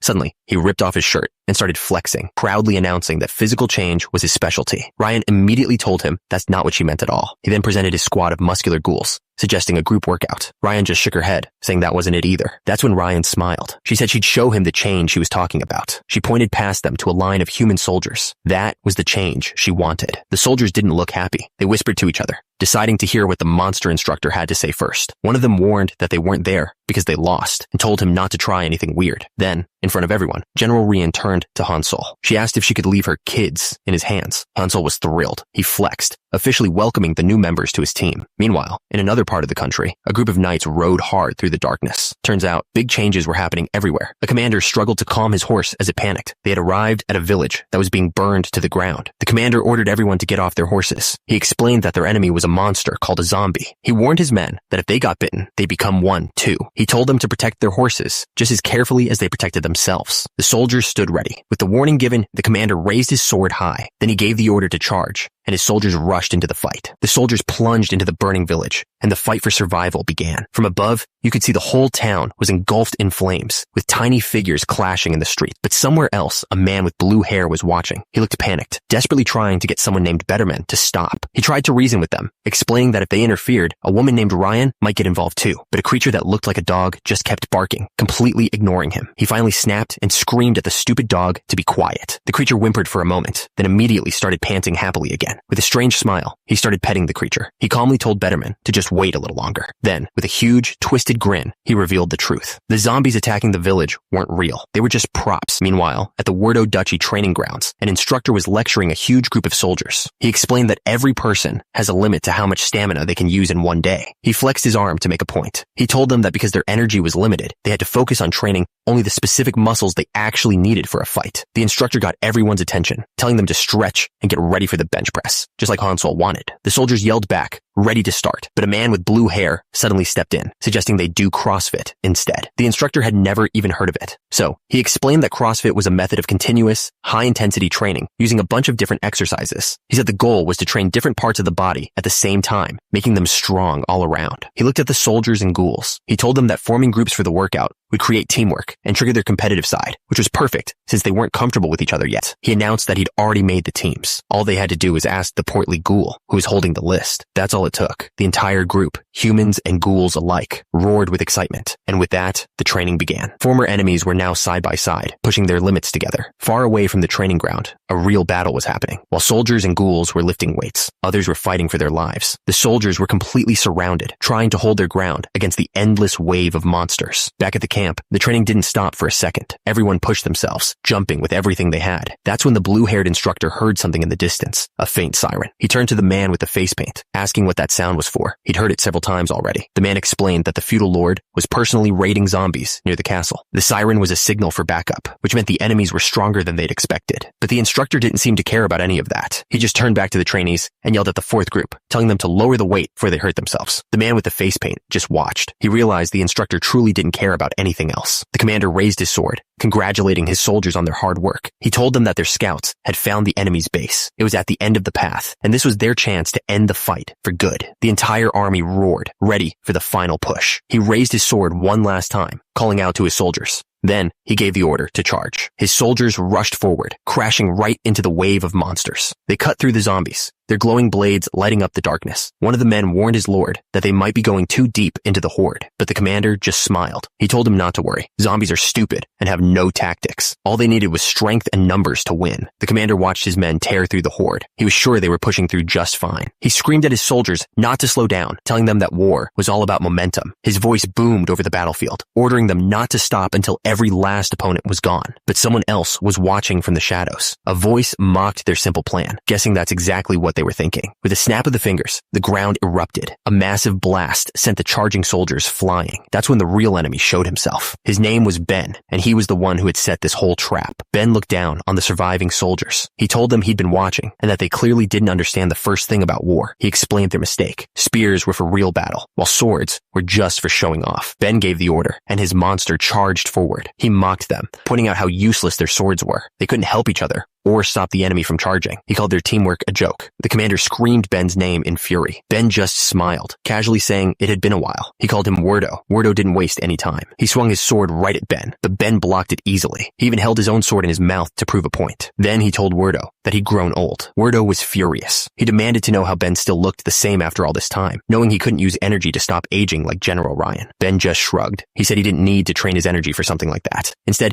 he said he did some research. That's when he showed his hand. He had syringes filled with some glowing green stuff, and it looked dangerous. Ben didn't hesitate. He stabbed the syringe right into his own chest. His body started to change instantly. His muscles swelled to an insane size as dark lines spread across his skin. Wordo stared up at him, his face filled with dread. He started to ask a question, suspecting something awful. A massive shadow fell over him. Ben had turned into some kind of giant, towering over Wordo completely. The transformation was complete. Ben was a monster. That's when Wordo finally asked the question he was dreading. Had Ben been experimenting on humans? His face was twisted into a horrifying grin. Wordo looked up at him and realized the man wasn't just a monster. He was completely insane. He glanced back at his soldiers fighting in the distance. He knew he didn't have much time before they were overrun. He had to end this right now. He had to kill Ben before anyone else could interfere. He activated a combat skill, pouring all his energy into the attack. He launched himself into the air, his sword blazing with light. He screamed that Ben was a lost spirit and it was time for him to go back to hell. The blade slammed down, creating a massive explosion of force. But it wasn't enough. Wordo was stunned by the sheer speed and power Ben possessed. Before Wordo could even process what happened, Ben was already moving. The giant slammed his fist into the ground, and the entire area erupted. Wordo hit the ground hard. That last attack had almost killed him. He knew he couldn't win with pure strength. His only hope was to predict Ben's moves and find an opening. He activated a combat skill, pouring all his energy into his sword to block the incoming punch. But the force behind the blow was insane. In that instant, Wordo knew for sure Ben was way more powerful than him. His block shattered, and he was sent flying. He slammed into the side of a cliff with incredible force.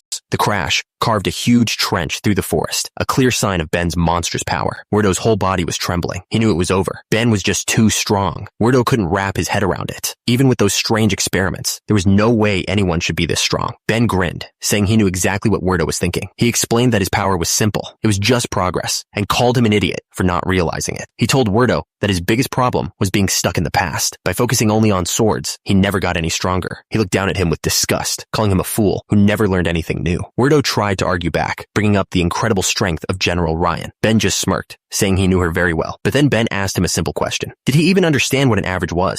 He pointed right at him, telling him to just look at the situation they were in now. Wordo asked what he meant by that, and then his eyes widened. It all clicked into place. Ben's creatures tore through Wordo's army. It wasn't a battle. It was a slaughter. Ben asked if Wordo really thought they were evenly matched. The answer was obvious. This was a complete massacre, driven by overwhelming strength. Ben explained that just because one person is strong, it doesn't mean they're the standard for everyone. Wordo couldn't believe it. His soldiers were losing. Ben looked down at him, completely unimpressed. He asked if Wordo was seriously still in denial after seeing all this. He was done talking. He told Wordo to just die. The system announced his move. Combat skill, 9 hidden twin sword. With a single swing, he unleashed a massive wave of energy straight at Wordo. Just as the attack was about to hit, one of Wordo's soldiers jumped in front of him. He screamed for his commander to get back, ready to take the full force of the blow. But Wordo didn't stay. He turned and ran. He left his loyal soldier to face the monster all by himself. Ben watched him go, laughing. He couldn't believe Wordo was still only thinking about saving his own skin. The soldier knew it was over for him. He used his last breath to scream at the others to retreat. He told them the battle was lost. Their only hope was to run back to their own land without stopping. He urged them to follow their lord and lived to fight another day. With his men safely escaping, he turned to face his fate. He shouted his name was Ivan, ready for his final stand. Ben's attack came down with incredible force. Ivan didn't stand a chance. His sword shattered. The soldiers rode hard, leaving the battlefield behind. One of Ben's monsters asked if it should chase them, but Ben told it to stand down. He said there was no need. They already knew exactly where the soldiers were going. He called Werdo an idiot, guessing that he'd run back and gather everyone he could to fight them. And in doing so, Werdo was just making their job easier. Far away, Werdo was riding for his life, completely panicked. He couldn't get the image of those monsters out of his head. He had no idea how anyone could possibly beat them. As Werdo and his men ran for their lives, he couldn't wrap his head around what he'd just seen. It was impossible. Meanwhile, somewhere else entirely, Hansel was in the middle of his own kind of battle. He just kept lifting, counting every single rep. His face was pure focus. Nothing else in the world mattered except the next number. He just kept riding, his mind racing. This couldn't be happening.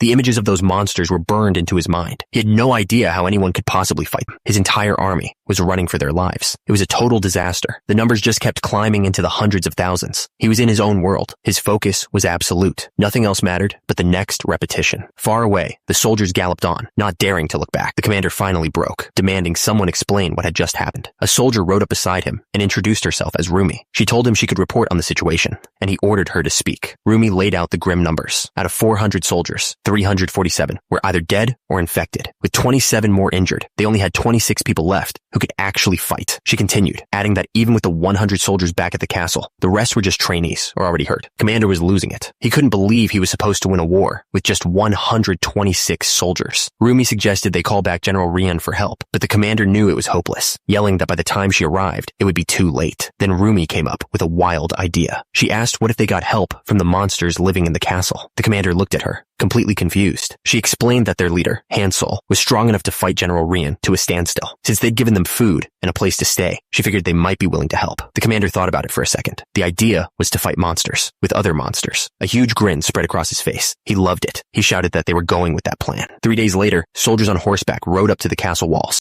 They headed straight for the training grounds. The commander rode forward, yelling for everyone to stop what they were doing and gather around. Hansel and his trainees were in the middle of a workout. They all looked up, confused by the sudden order. Rumi shouted at them, demanding to know what they were doing and telling them to obey. Finally, Hansel and his group stopped their training and walked over to see what was going on. The commander looked down from his horse and asked if he was speaking to Hansel. Hansel just smiled and asked if he was there for personal training. The commander wasn't amused. He told Hansel he wasn't there to work out. He was there to give the monsters an order. The commander yelled that it was time for these lowly beings to repay their debt for being allowed to stay in the castle. He gave them a direct order: kill the zombie army that was getting closer. But Hansel and his trainees just stared back with blank faces. They didn't seem to understand a single word. The commander gritted his teeth in frustration, wondering if they were too stupid to even understand him. He decided to try a different approach, offering them a chance to die with honor. He even made a special offer to their leader, Hansel, promising him citizenship in their great nation. He called it the best deal they could ever get and told them to show off that freaky thing they called a workout. And in response, one of the trainees shouted out a command, not for battle, but for a pose: front double biceps. In perfect sync, all the trainees hit the pose, their muscles flexing under the sun. The commander just stared, completely confused by what he was seeing.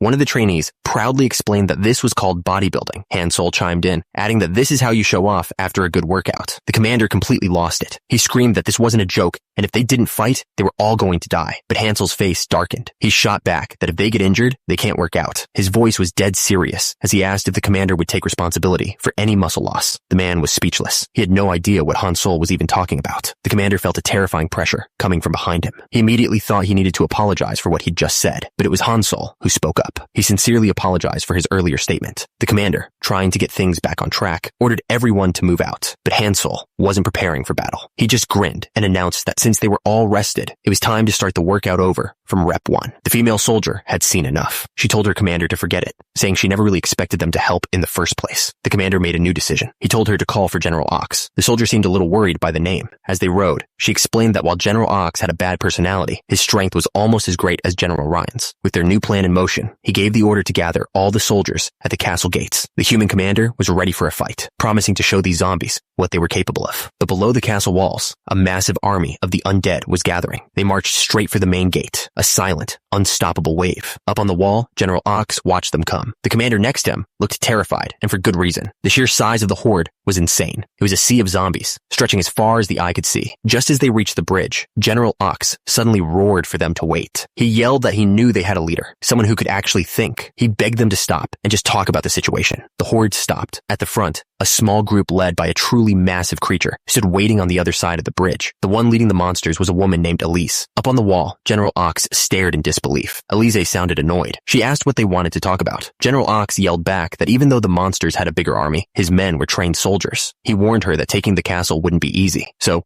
Elise offered a different way to settle things. She suggested a one-on-one fight, a representative from their side against a representative from hers. The winner would decide the whole war. Elise grinned, finding the idea interesting. She accepted the deal. General Ox looked pleased. This was exactly what he wanted. Without hesitation, General Ox leaped off the castle wall. He landed on the ground and stared down the army, demanding to know which one of them would be coming forward to fight. From the crowd of monsters, a giant, muscular creature stepped forward to answer his challenge. The creature let out a deep groan, and its single red eye started to glow intensely. Then it threw its head back and roared. Its muscles started swelling. General Ox looked his opponent up and down. He had to admit, the creature had an impressive build, but he wasn't impressed by size alone. He challenged the monster to prove it had the skills to back it up. Without waiting for an answer, he charged forward. The monster didn't even flinch. It just raised a single fist to block the attack. The impact was huge, sending a shockwave out from where they met. General Ox grunted, surprised by how solid the creature was. It was like hitting a wall of rock. The monster didn't give him a moment to think. It immediately started throwing a flurry of heavy punches. General Ox barely got his sword up in time to block the final crushing blow. The monster spat out a cloud of green smoke, but General Ox was fast enough to dodge it. He landed a short distance away, relieved he'd moved in time. He looked at the creature with genuine curiosity. He'd never seen an undead with a body like that, and wondered how it was even possible. The monster didn't answer. It just tensed up, recognizing that its opponent was incredibly strong. Then, without any warning, the creature turned and started running. General Ox stared after it, completely stunned. He couldn't believe it was trying to run away from the fight. He roared in anger and charged forward, yelling that this duel would only end when one of them was defeated. But the monster wasn't just running away. It was running towards something specific, and it was almost there. General Ox paused, a confused look on his face. Something didn't feel right about this at all. The monster had run towards a figure waiting in the distance. From the castle wall,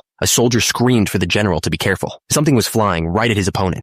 Suddenly, another massive figure landed on the battlefield. He was furious, demanding to know who dared to interrupt their sacred fight. Before Ox could even react, the newcomer slammed his fist into him with incredible force. Then, a third person appeared, a man with blue hair and a twisted grin. He started laughing, mocking the idea of a sacred battle. He asked if his opponent really understood why he'd agreed to this duel in the first place. He explained that it was all a setup. General Ox was the only unpredictable person left in the entire area, and he needed him out of the way. The whole chase was a trick. The monster wasn't running away. It was luring Ox into a trap, and he fell for it completely. The blue-haired man laughed again, insulting the general for having a brain as simple as his name suggested. Up on the walls, the soldiers could only watch in horror. They were completely powerless to help. General Ox was completely beaten. Lying on the ground, he begged them to spare his life. The blue-haired man smiled and said they would spare him. Then he called out to someone named Frank, a huge, white monster with a helmet effortlessly picked up the general's body. Without a word, Frank just tossed him high into the air. General Ox looked down and saw exactly what was waiting for him. He screamed as he fell right into the middle of the zombie horde. An old ghoul pointed forward, and the crowd swarmed over the general. Up on the wall, the soldiers could only watch in terror. Their strongest fighter was gone.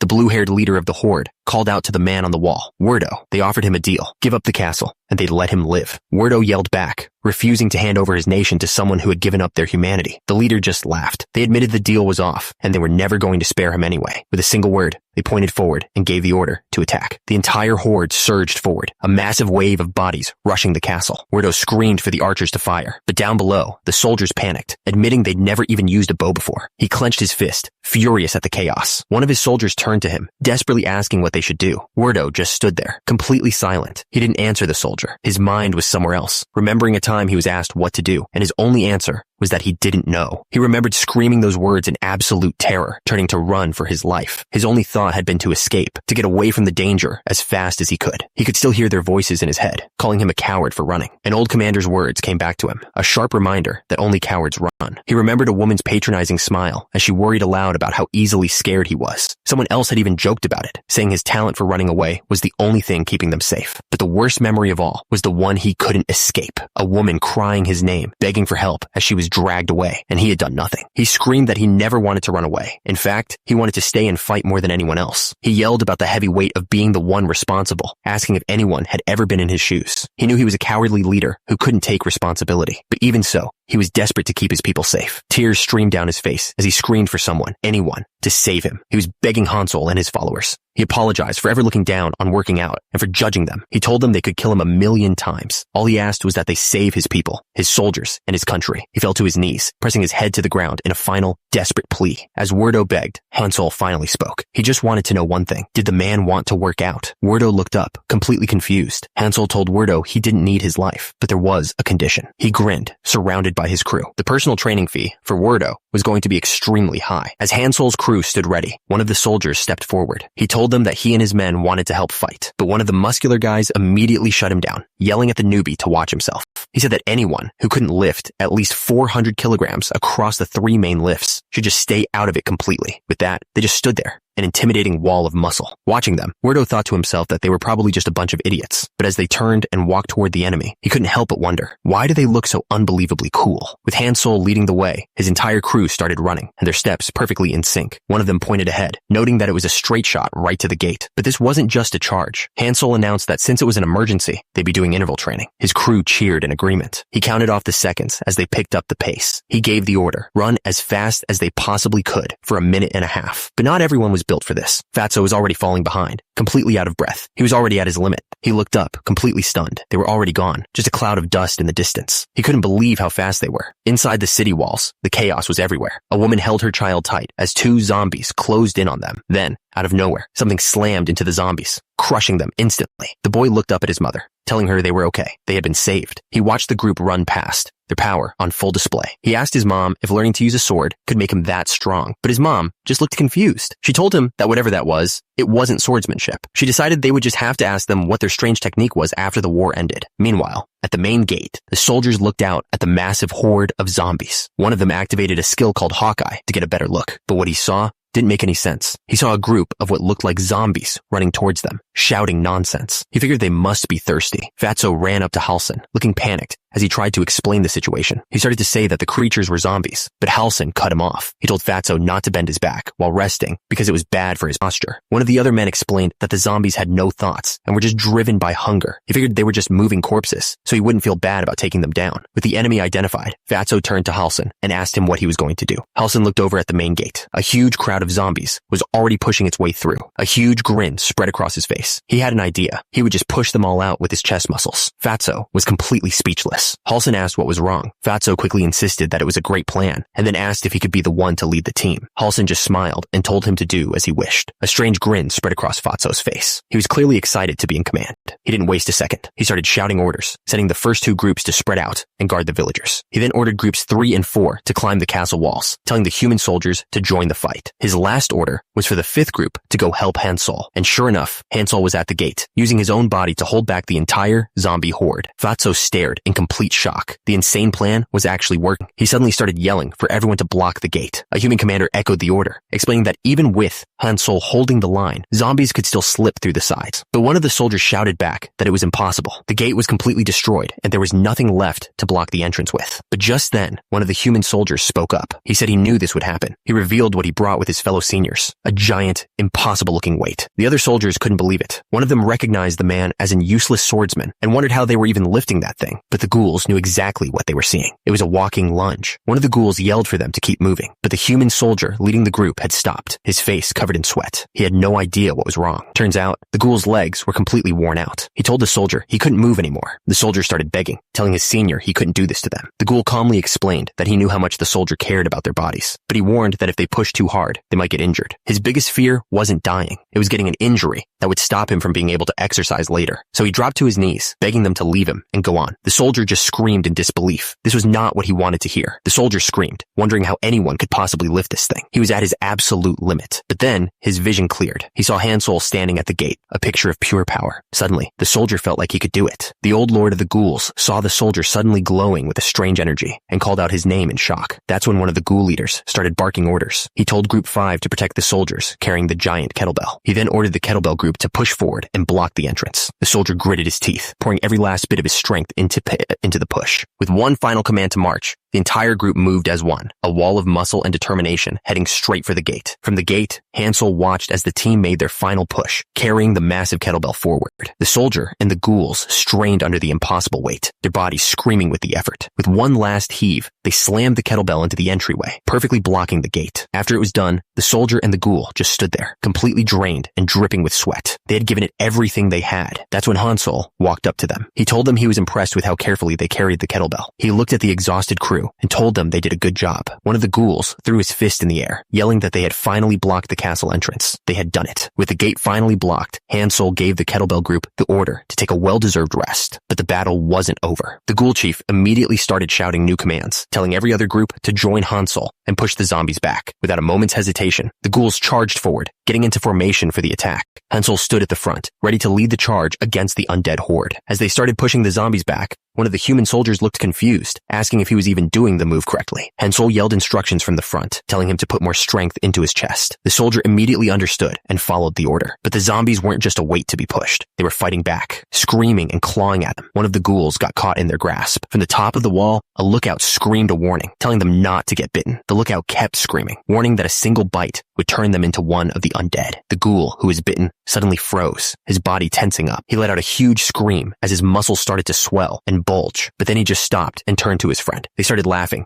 joking that they were already undead, so it didn't matter. Elise just stared, completely confused by what was happening. She couldn't believe how ridiculous this was, but the ghouls thought it was hilarious, and one even wondered if he should try the prank too. The moment of fun was over. A new wave of zombies charged forward, screaming as they closed in. One of them lunged and bit down hard on the fighter's shoulder, but the fighter wasn't scared. He just looked annoyed, complaining that the zombie was making his muscles dirty. His arms started to glow as he prepared to hit back. Far away from the chaos, someone else was watching the battle. He couldn't understand what he was seeing. Ghouls were fighting alongside humans, and it made no sense. But then, he started laughing. He admitted to himself that he never expected things to turn out like this. His amusement quickly faded. He focused on the lone figure, holding back the horde at the gate. He gave his undead army a single command: attack that man. He wasn't going to just watch anymore. He leaped down, his eyes glowing with a dark energy as he joined the fight himself. On the ground, the human soldiers fought with everything they had. They were doing this for their fallen leaders, General Even and General Ox. They screamed for revenge as they charged, but the blue-haired man met their attacks easily, his massive blades stopping them cold. The sound of their weapons clashing rang out. He was on a completely different level. The commander stopped Elise, telling her to step aside. He then yelled down to the battlefield, pointing Hansel in a new direction. He pointed towards the two figures watching from afar, screaming that they were the ones who caused all of this. He shouted down to the group carrying the massive weight. He told them he couldn't see clearly, but they just needed to go straight for the guy with the blue hair. The soldier, leading the charge, looked up and yelled back that he understood. He quickly turned to one of the ghouls and asked if he could handle this alone. The ghoul replied with absolute confidence. With that settled, the soldier got into position. A powerful energy began to build around him. Then he unleashed his skill, the reverse pec deck fly. His muscles exploded in size as he pushed his arms back, creating a massive wave of force. Watching from the wall, the commander could only stare in complete shock. He whispered that it was a miracle. The commander yelled that a miracle was happening right before his eyes. The massive weight was actually moving forward, pushing everything out of its way. But the man with the blue hair, watching from a distance, just scoffed. He called them all worthless. He turned to the woman next to him, Elise, and asked if she agreed. Elise admitted that while she didn't want to step in, this was definitely not what she expected. Hearing that, the blue-haired man got to his feet. He stood up and faced the soldier, who had just cleared the path. The two of them were about to clash. That's when the blue-haired man's muscles started to grow, his body changing in an instant.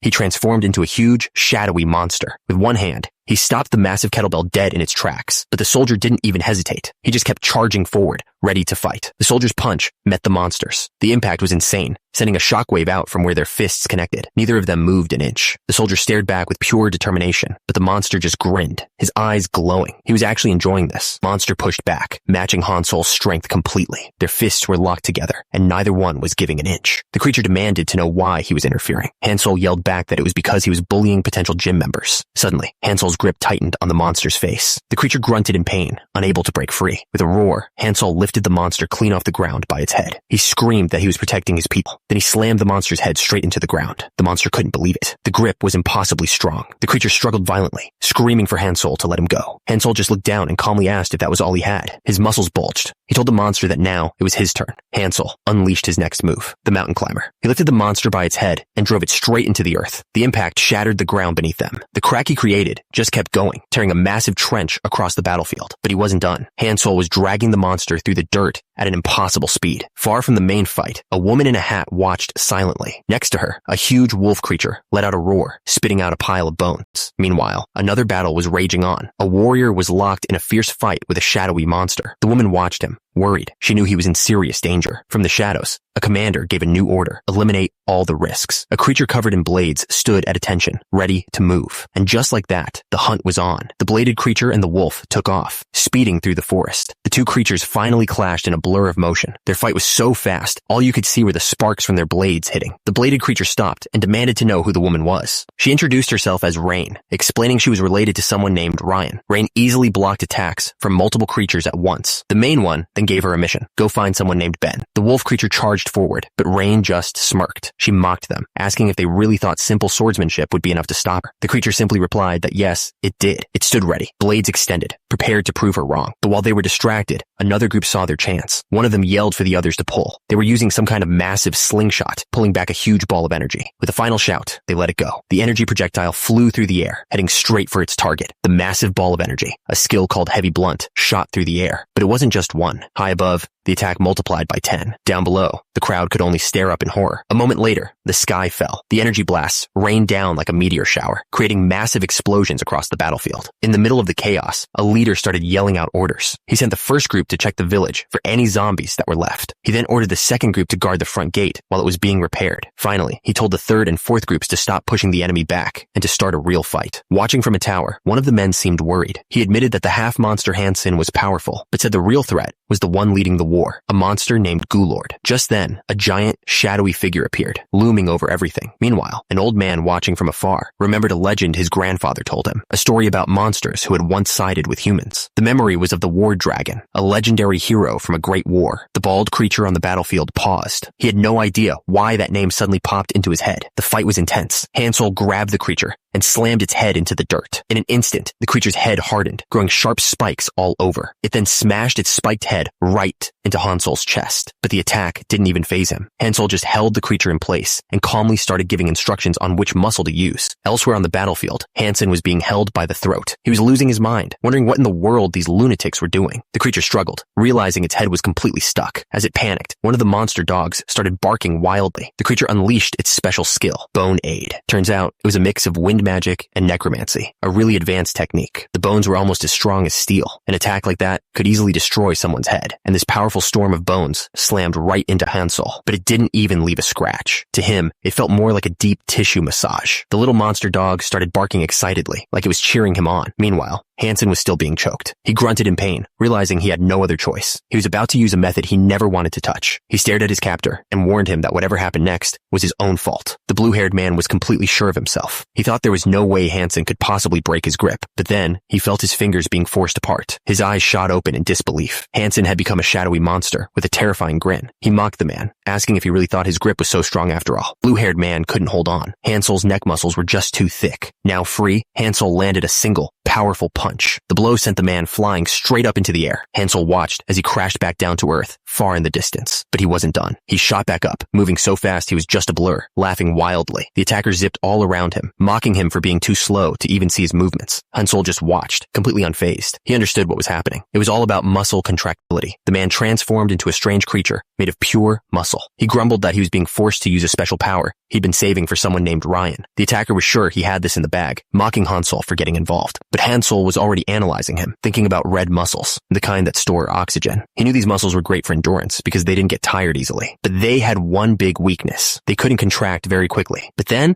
there were the white muscles. The attacker couldn't understand it. He felt like none of his attacks were doing any damage at all. Hansel knew the truth. White muscles were built for pure speed. Realizing his normal attacks weren't enough, the attacker decided he had to change tactics. If technique wasn't working, he'd just have to hit him harder. He screamed for more speed and unleashed a furious punch right at Hansel's face. And that's when it all clicked for Hansel. He knew exactly how to win this fight. All he had to do was endure. He flexed, hitting a side chest pose. His plan was simple. Just wait for the other guy to run out of steam. Basically, this was now a battle of stamina. But there was one huge problem with Hansel's strategy. He had no idea that his opponent, Ben, had a secret. Turns out, Ben's body wasn't natural at all. He was using some kind of drug to boost his power. Hansel didn't care. He just roared, getting ready to make his move. Ben just laughed, completely sure of himself. With a final shout, Hansol slammed his hands down, performing a bench press right on top of his enemy. The force was incredible. Hansol pushed down with everything he had. Ben felt the pressure building, his body straining under the weight. He couldn't believe it. He had never felt power like this before. With one final push, Hansol launched him straight into the sky. Ben knew he couldn't win with brute force and decided to change his strategy. Watching from a distance, Hansen smirked, thinking that all that muscle would be hard to control. But Hansol admitted to himself that even he wasn't used to his body changing so quickly. Hansen moved like a blur across the ground, looking for an opening. He was just waiting for the perfect moment, wondering when the big guy would finally run out of energy. The creature spun like a top, its many arms blurring into a destructive whirlwind that tore up the ground around it. It landed with a heavy thud, its massive fist cracking the earth. The creature stared them down, its voice low and mocking as it called them weak. One of the men stepped forward, drawing his blade. He admitted that they knew they were weaker, but he declared that the power of their friendship was stronger than any monster. He lunged forward, channeling all his energy into a combat skill. He unleashed his signature move, an attack called 100, but it was useless. The creature swatted him away like he was nothing, sending him flying across the ground. His friend could only scream his name in horror. Furious that his friend was hurt, the warrior screamed and leaped into the air, bringing his giant sword down on the monster. He activated his combat skill, Quicksword Chaos, pouring all his energy into the strike. But then he saw it. His friend was lying on the ground, directly in the path of his attack. He tried to pull back, but the momentum was too strong. He couldn't stop the swing. The blade stopped dead, just inches from his friend's face. The warrior looked up in disbelief. The monster had caught the massive sword with its bare hands, thinking to itself how weak the attack felt. He was completely frozen, unable to process what had just happened. Then he looked around. The entire army of zombies had stopped advancing. They were just standing there, waiting. Nothing made any sense. The warrior looked up from the ground. A massively built man stood over him, complimenting his skill. It was Hansol. He remembered the final move, a single, overwhelming strike that ended the fight instantly. He just stood there, completely stunned by the difference in their strength. After a moment, he understood what he had to do. He turned to his monster companion, Frank, and told him to stand down. He had seen enough reason to join the bodybuilders. Far away from the battlefield, on the outskirts of a coastal town, things were quiet. But that peace was broken by a messenger, running as fast as he could and shouting for his general. Hearing the desperate cries, General Rian looked up, knowing something was very wrong. General Ryan calmly looked at the man who had just burst in. She asked him why he was in such a hurry to kick down her door. She gave him a sly grin, teasing him about being so eager to see her. The messenger wasn't laughing. He shouted that this was no time for jokes, and that things were really bad. Ryan told him to catch his breath and just explain what was going on. The man slammed his hands on the table and yelled that they were under attack by a group of zombies. He desperately told her that they needed her strength right now, but Ryan just laughed it off. She said she thought it was something serious, and that the army could easily handle a few zombies. The messenger explained that while the army could probably handle it, the real problem was who bought the zombies. He told her it was Ben. That name made her freeze, but a moment later, she just threw her head back and started laughing. The messenger yelled that this wasn't a joke. He couldn't believe the general was laughing at a time like this, but Ryan was totally calm. She asked him when else they could laugh, if not during a crisis, and just felt sorry for Ben. The messenger didn't understand. Ryan explained that they had two powerful shields protecting the castle, so there was nothing to worry about. The first was a reliable ally named Hansel. The second was her own niece, a woman named Lying Windshield Viper. Ryan boasted that her niece was destined to become the strongest person on the entire continent. The woman got into a low stance, ready to explode into action. She called out the name of her move. Bird Dog Crunch goes way back to the dark ages of the continent, a time when war was all anyone knew. Back then, the elves were treated terribly. They hated exercise and fighting, which made them easy targets. That all changed when a human doctor named Tidal Pilates created a special workout just for them. The elves took that workout and turned it into a powerful fighting style. It's called Lates. Rain lived in the elf forest her whole life, and she mastered their style completely. She moved with perfect flow, almost like she was dancing. Within 7 years, she even created her own move, the blast stroke exercise. She had become a true master, creating techniques all her own. The knight-like figure watched Rain suspended in the air. She was sure there was no way for Rain to dodge an attack from up there. Announcing her plan to end the fight, the knight shot upwards like a missile, right at her target, but Rain was ready. She performed a perfect rollback, flipping backwards in mid-air to avoid the charge. Then, she used a move called roll-up, somehow attaching a line to the knight and pulling her even higher. The knight was completely caught off guard, now just being dragged along for the ride. With incredible precision, Rain landed perfectly, her foot pointed right on the tip of the knight's weapon. She flexed her foot, using the knight's own momentum against her. The move was complete. Rain stood perfectly balanced on the weapon's tip, looking down at her opponent. She told the knight that this fight was already over, but the knight wasn't giving up. She stared up at Rain and declared that she wasn't finished yet. Rain just smirked. She called out the name of her next technique and began to spin rapidly on the tip of the weapon. The force was immense. The knight was slammed into the ground as Rain used the momentum to launch herself high into the air. Looking down from above, she casually asked her opponent why she didn't try a spin move like that herself. The knight shot back that she didn't take advice from the enemy. Rain just smiled and insisted that she really should try it. As the night charged again, Rain suddenly mentioned that her sword was kind of similar to her aunt's, but then she added that compared to her aunt's, the knight's weapon was basically nothing. With that, she unleashed a massive, swirling attack. She looked back with a smirk, wondering aloud if the knight's weapon was really anything special at all. Miles away, General Ryan took a drink. She had a strange feeling that someone was talking about her. Back on the battlefield, the knight was completely overwhelmed by the storm of blades. Even as she was being pinned down, she screamed at Rain to just die already, but her defiance meant nothing. The attack slammed down with incredible force. A system message appeared, calling her a powerhouse of physical strength. Rain calmly pointed out that the knight was losing her balance and wondered what she would do now. Surrounded by a fiery energy, Rain leaned in and announced it was time to end this. Rain unleashed another move, a powerful kick called hyper-extension. The kick landed with so much force, it sent the creature flying across the ground. Watching him, the creature thought that Rain had to be exhausted by now, but it knew the gap in their strength was just too big. It couldn't understand. Why wasn't he getting tired? Why wasn't he taking any damage? It started to wonder what kind of body he even had. In a final burst of anger, it lunged forward, screaming in its mind for the monster to just fall down already. But Rain just punched forward, yelling that he was thinking the exact same thing. The monster knew exactly what it was using. This was a drug made for someone named Ryan. It was powerful enough to match an elder dragon. The monster brought its giant fist down, ready to end this, but Rain caught it. He yelled that this just meant he needed to work out even harder. He held the massive punch completely still. That's when the monster started to sweat. It realized the side effects of the drug were already kicking in. It turned and ran, desperate to find the neutralizer before it was too late. Rain watched it go, completely confused. He called out, asking what kind of drugs it was using to change its body like that. The creature stumbled, letting out a pained cry as its body started to fail. The creature suddenly collapsed, vomiting a strange yellow liquid all over the ground. Rain watched, trying to figure out what was wrong. He wondered if it was a nutritional problem, but a system message told him that wasn't it. The creature gasped for breath, its body glowing with a sickly yellow light. It knew it needed to take the shot to reverse the effects, but then it stopped. Tears streamed down its face as a question hit it. Why was it even fighting in the first place? It looked up at Rain with a pained expression and suggested they just stop fighting. It started laughing hysterically, saying it was a waste of life to fight in such a beautiful world. Rain just crossed his arms. He agreed. He didn't want to fight either. But Rain reminded the creature that it was the one who started all of this. He was furious. He yelled at the creature, asking if it had any idea how many people couldn't even exercise because of its actions. The creature panicked at Rain's scary face. It started apologizing, screaming that it didn't even know why it was doing any of this. It collapsed to the ground, crying out that all it wanted was to save someone named Elise. Rain froze. He questioned the name, and the creature confirmed it was Elise. The name triggered a memory, a dark and painful one. In the flashback, a woman was tied to a post. She was already dead. This was all for revenge. Her face was still, her eyes closed. This was the woman he was trying to save, but then his mind twisted. He started laughing, asking himself if he was really there for revenge. He held up the syringe, complaining that the drug was messing with his head and causing him pain. He jammed the needle into his neck, screaming that he'd almost forgiven Rain for a second. His body started to twist and swell. He knew he had to finish this before the side effects kicked in. The creature promised this would be the end. Rain could only stare, completely shocked by what he was seeing. He was sweating, his eyes wide with disbelief. But then, something else caught his attention. A person was falling from the sky. The figure hit the ground hard. It was a woman in armor, and a broken syringe lay beside her. The story jumps back 32 years, to a place called Weirdo Country. In a training yard, a young man was practicing hard with a wooden sword. Another boy with glasses sat nearby, reading a book as he watched his friend. He suddenly looked up and asked Weirdo if he knew why the people in their country had so little mana. This was Ben, back when he was 17 years old. Weirdo seemed annoyed by the question, asking why he would even need to know that. And this was Weirdo, also 17. Ben told him to listen,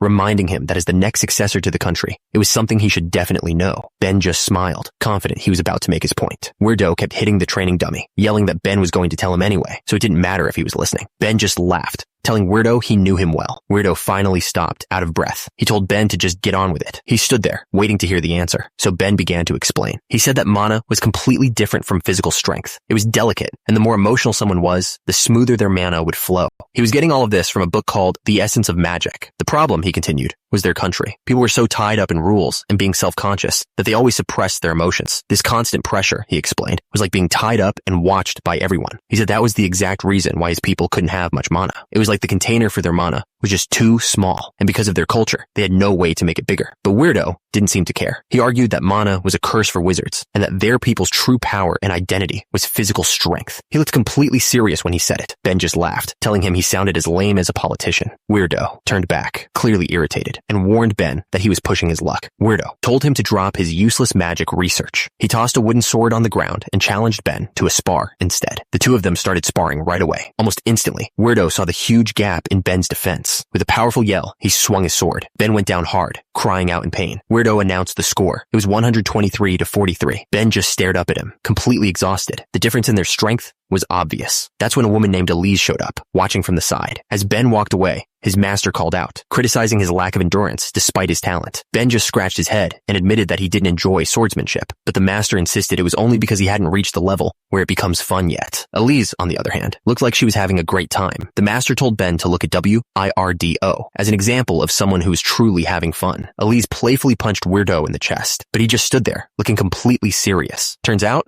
Weirdo wasn't enjoying it one bit either, but a voice from the side cut in, disagreeing with the master. The person claimed it wasn't about fun. Ben just didn't have any talent for the sword. Ben spun around, furious, demanding to know who said that. The master just laughed, saying Ben's outburst almost made him forget to introduce someone. A woman with dark hair watched from nearby, looking amused by the whole thing. He announced that starting today, Ben would have a new sparring opponent. He called her his special student, Elise, and there she was, a girl with white blonde hair, holding a wooden sword and looking completely calm. Elise just laughed. She didn't think they could win, even if both of them attacked her at the same time. Ben couldn't believe what he was hearing. He yelled out, calling her a mere woman.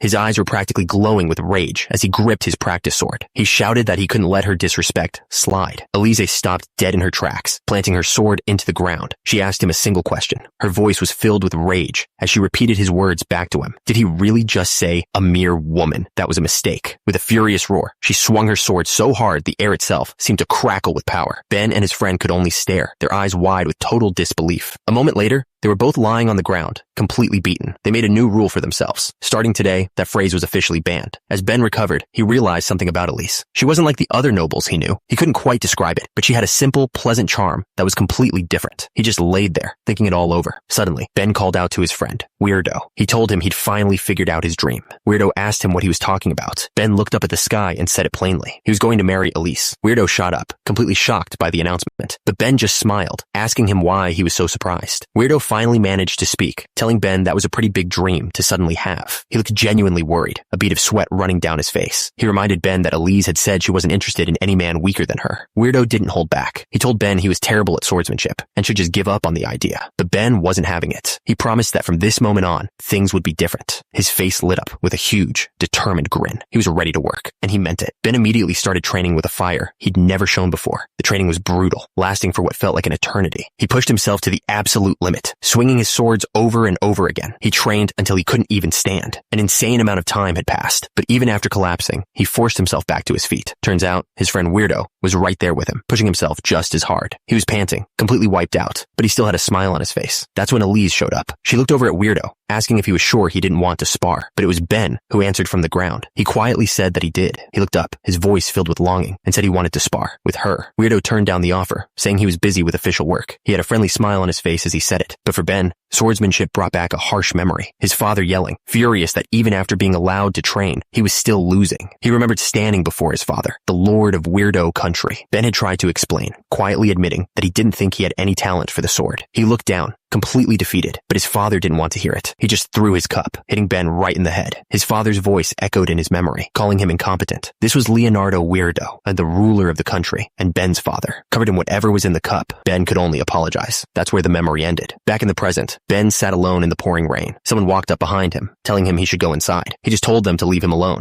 but they weren't having it. They yelled back, completely refusing to believe he was fine. Suddenly, a girl with white hair grabbed him from behind. Ben was shocked. It was Elise. She grinned, asking how anyone could possibly be okay when they looked so sad. She told him he didn't know how to enjoy life, and that he needed to follow her. She just grabbed him and started pulling him through the rain. Ben didn't even have time to argue. Then, the memory shifted to someone else. This was Weirdo, and he was watching Elise from a distance. He just couldn't figure out how she could be smiling all the time. He started to wonder, was she this happy just because she was with him? The more he thought about it, the more it seemed to make sense. That's when a new idea started to form in his head. What if it wasn't Ben she had feelings for? What if it was him? The thought alone was enough to make him feel like the happiest guy in the world. He felt like he was on top of the world. Sometime later, at the training ground, people were talking. A rumor rumor was going around that Ben had confessed to Elise, and she turned him down. They couldn't believe the two weren't dating, and Weirdo heard every word. The news hit him. Ben got dumped? A single thought crossed his mind. Maybe he still had a chance. He was sure of it now. He was right all along about Elise. Without wasting another second, he took off running. He was sure of it. She felt the same way he did. He had to tell Elise that he liked her. No, it was more than that. He loved her. He decided he didn't care about his father's disapproval. He just kept running, his mind completely made up. He was even willing to give up his own family. As long as he had her by his side,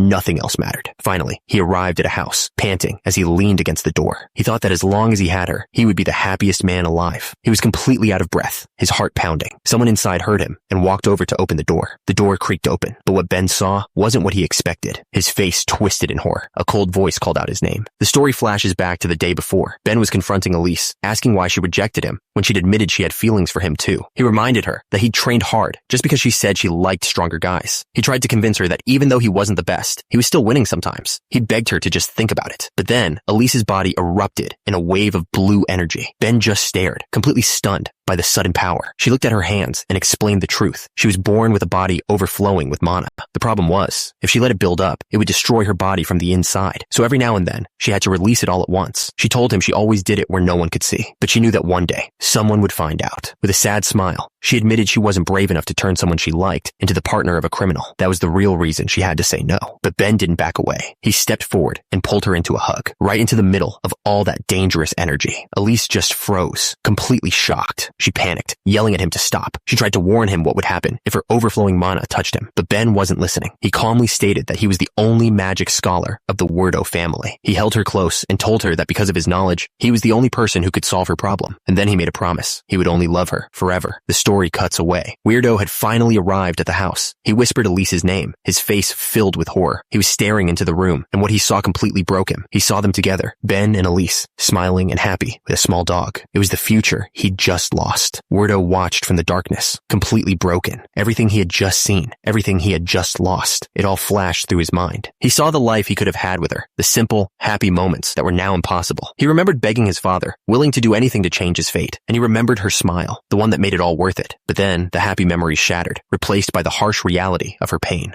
Ben rushed to her side, yelling her name and asking if she was all right. She tried to calm him down, explaining that her mana had been getting stronger lately, causing this to happen more often. She told him not to worry, but he was worried. Her words only made him realize how much danger she was really in. He told Elise how scared he was when she collapsed. He decided he wouldn't leave his lab for a while. It was time to keep his promise. He just needed her to do one thing, wait for him. He was sure it wouldn't take long. He'd found something, an element that could make her body stronger. He begged her to let him find a cure so they could live a long life together. He just couldn't give up on his love. But his experiments, they were creating monsters. Far from the lab, Weirdo stood completely stunned. He could only call out Elise's name. Elise turned to face him, a black wolf at her side. She told him she could smell him from a distance. Then she asked if he had feelings for her too. Weirdo's face turned red with anger. He screamed that they were doing fine, that they were happy before all of this. Elise looked surprised. She explained that she never thought of him like that, and she was sorry if he misunderstood. Elise's hand glowed with blue energy. She raised a serious question for him. She asked Weirdo if he could truly love her, even if her magic made her a criminal. She pointed out that he knew all of this, but chose to ignore it. Weirdo yelled back, admitting he was too afraid to stand up to his father back then. He tried to insist that things were different now, but he was completely overwhelmed. A loud hiccup cut him off. He couldn't even speak straight. He fell to his knees, covering his face in shame as he apologized. Elise just stood there, watching him fall apart. The memory changed. It shifted to a dry, cracked land where a lone person worked endlessly under the sun.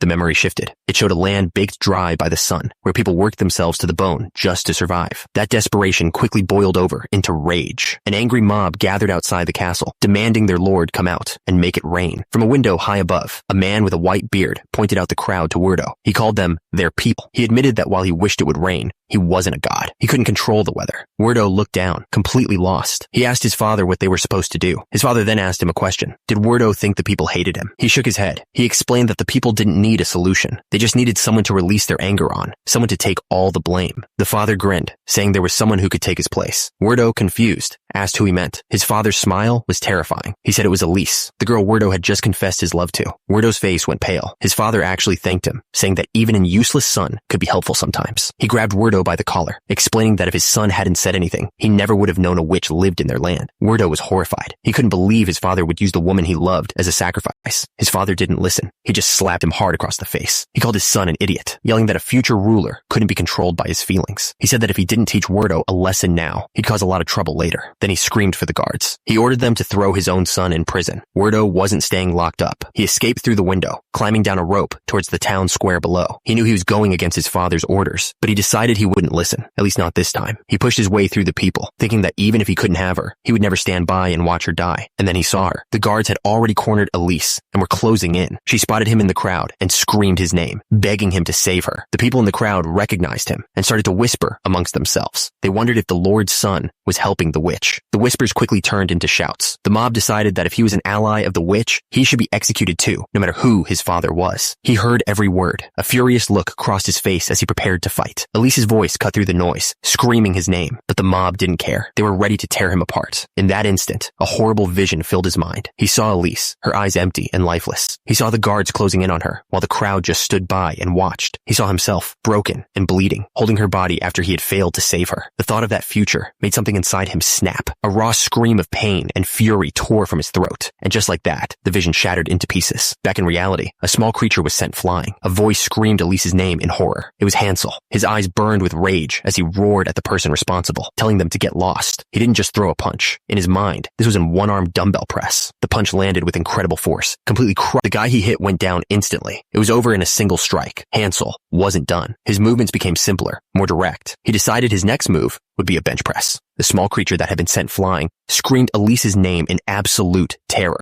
Hansel was already moving again, striking with brutal force. But then someone grabbed him from behind, desperately screaming at him to let go. Hansel didn't even try to break free. He just started pushing against the ground, turning the struggle into a set of reps. He clenched his fist, focusing all his power into his next move. Then, using the person on his back as weight, he performed a perfect pullover, sending them flying. He didn't stop there. To him, this wasn't a fight. It was a cable pushdown exercise. He thought to himself, no breaks, 10 sets of 15 reps. The result was devastating. Watching from a distance was another muscular man with blue hair. He stretched his shoulder and said it was time to go take care of the zombies. But before he could move, a swirling tornado of bones erupted from the ground right in front of him. The man just looked annoyed. He recognized the creature, muttering about it being that puppy again. The bones came together to form a gigantic monster that towered over him. He just smirked, looking up at the beast. He mocked it, asking if it was trying to rescue its family, and calling the attempt cute. The bone monster's attack wasn't over. It created massive tornadoes that swept people up into the sky, carrying them away. A woman with long red hair watched them disappear into the distance. The blue-haired man spoke to her from behind. He told her to take the girl, saying he didn't care what happened to a loser. Count Werdo watched the tornadoes fly away. He was furious, yelling that they couldn't just let Ben leave like this. He warned that Ben would come back for revenge. Then he screamed at Line, ordering her to chase him down and kill him. Line stood at a crossroads, her mind on Count Werdo's command. With a look of pure rage, she drew her sword and took off running. She swore she would kill him. Far away, a young man stood on a bridge. He saw her charging straight for him and had no idea why she looked like she was coming after him. Line was moving so fast, she was leaving craters in the ground, but she suddenly stopped, confused by what she saw ahead. Her face twisted with rage. She screamed, demanding to know what they had done to her aunt. Count Werdo panicked, yelling for someone to stop Line. The silver-haired woman just watched, annoyed that their target was getting away again, but someone was already moving to block her path. Two men stood in her way. They were her allies, and they begged her to stop. She didn't listen, leaping right over them. She yelled that they couldn't stop her.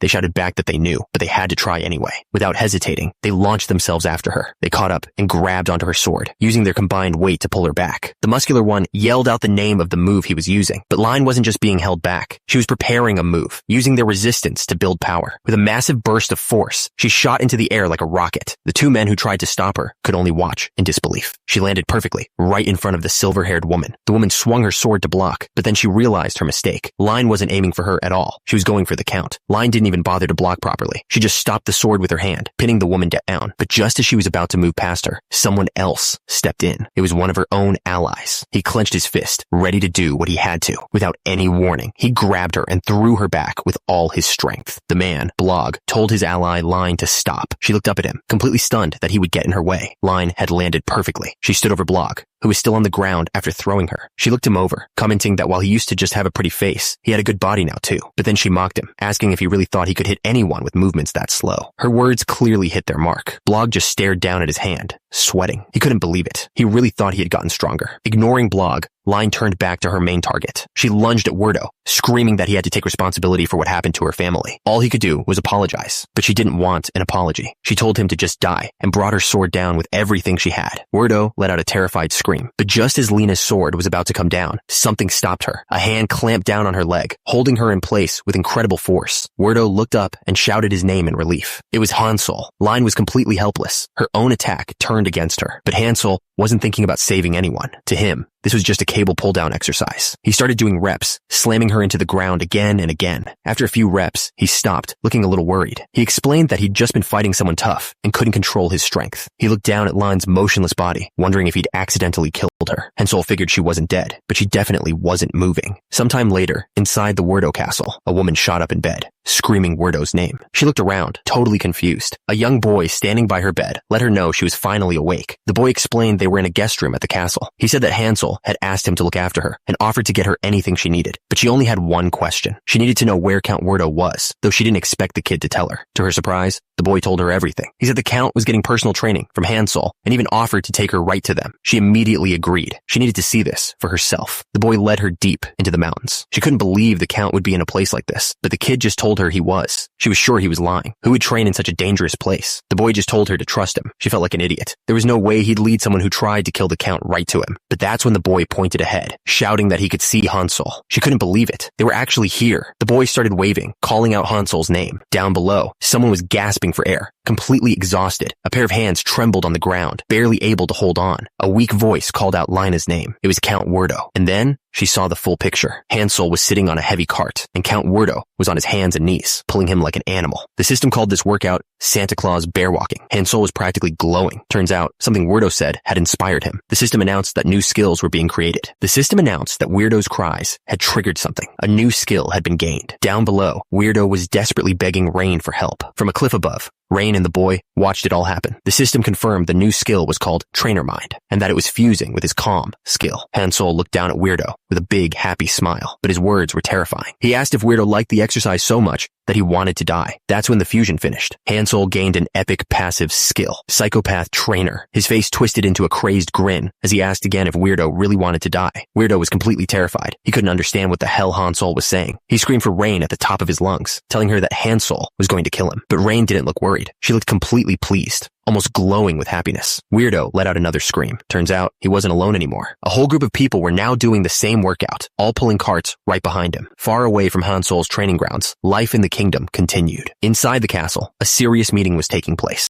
The man at the head of the table saw that everyone had arrived and decided to begin. An official unrolled a scroll and announced the first topic. He reminded everyone that an invasion led by someone named Ben had killed many important people. He then mentioned that General Rian was summoned from exile to help, but she refused, saying she had other work. The official looked up from his scroll with a smug expression, asking the group what they intended to do about it. The leader changed the subject. He brought up Handerd, the hero of the war, then proposed giving a title to Prince Liper, asking the others for their opinion. Two of the other men immediately voiced their approval, agreeing that it was a good idea. The official moved on to the next topic. He explained that after seeing Hansol in action, people were flocking to the training grounds to learn bodybuilding, so they created a brand new unit to handle it, the Bodybuilding Sword Unit. He added that they even had one of Hansol's ghouls acting as a temporary coach for the unit, and asked the leader what he thought. The leader was ecstatic. He thought it was fantastic news. He then turned to Hansol and thanked him for his help in strengthening the country's defenses. But Hansol held up a hand, stopping him mid-sentence. The room went quiet. Hansol leaned over the table, his expression serious. The leader started to sweat, nervously asking what was wrong. Hansol asked if there was something bothering him, his voice low and dangerous. Before the leader could answer, Hansol grabbed his head and slammed it straight through the wooden table. The leader collapsed to the floor, stunned. A guard immediately raised his spear, ready to fight back. But Hansol's expression was just pure irritation. He'd had a bad feeling about this whole meeting, and he only knew one way to fix a bad attitude: personal training. He pictured his ghouls, their backs perfectly straight, always ready for the next set. The other men in the room started to panic, telling the guard to lower his weapon before he made Hansol even angrier. Hansol just smiled at them. He asked if any of them wanted to get some personal training too. The man who'd been threatened slumped in his chair. He was terrified, wondering why these things always happened to him. But he quickly pulled himself together. He announced that they would keep the meeting short and simple, telling everyone to get straight to the point. Weirdo was practically in tears, cheering for the Count. He thought the man was being incredibly cool. An official moved on to the third item on the list. It was about a warrior named Rain. The man explained that Rain was suspected of attacking the highest Count, but because the country was in a tough spot and the Count himself asked for mercy, they decided to hold off on the sentence. He then announced her punishment. She was to be banished from the country. The Count then spoke directly to Rain, admitting that he knew she didn't like him. And then he made a shocking offer. If she didn't agree with the decision, he was giving her the right to kill him. The other nobles just stared, completely confused by what the Count had just offered. The Count's legs were shaking, but he insisted that he deserved to be killed. But Rain just looked at him calmly and refused. That just made the Count even more desperate. He screamed that a coward like him didn't deserve to be a leader, and that she had the right to judge him. He was begging for anyone, absolutely anyone, to kill him. That's when Weirdo spoke up. He asked the Count if this was all just a big plan to get out of work so he could focus on exercising. For a second, he looked thrilled with his own idea, but then he quickly tried to take it back. But the other nobles had heard everything. They looked at each other, realizing this might be their chance to take over. The other nobles saw their chance. They whispered that the Count was too weak to rule anymore, and that taking his place would be easy. But Weirdo was completely inspired. He told Hansel that he didn't know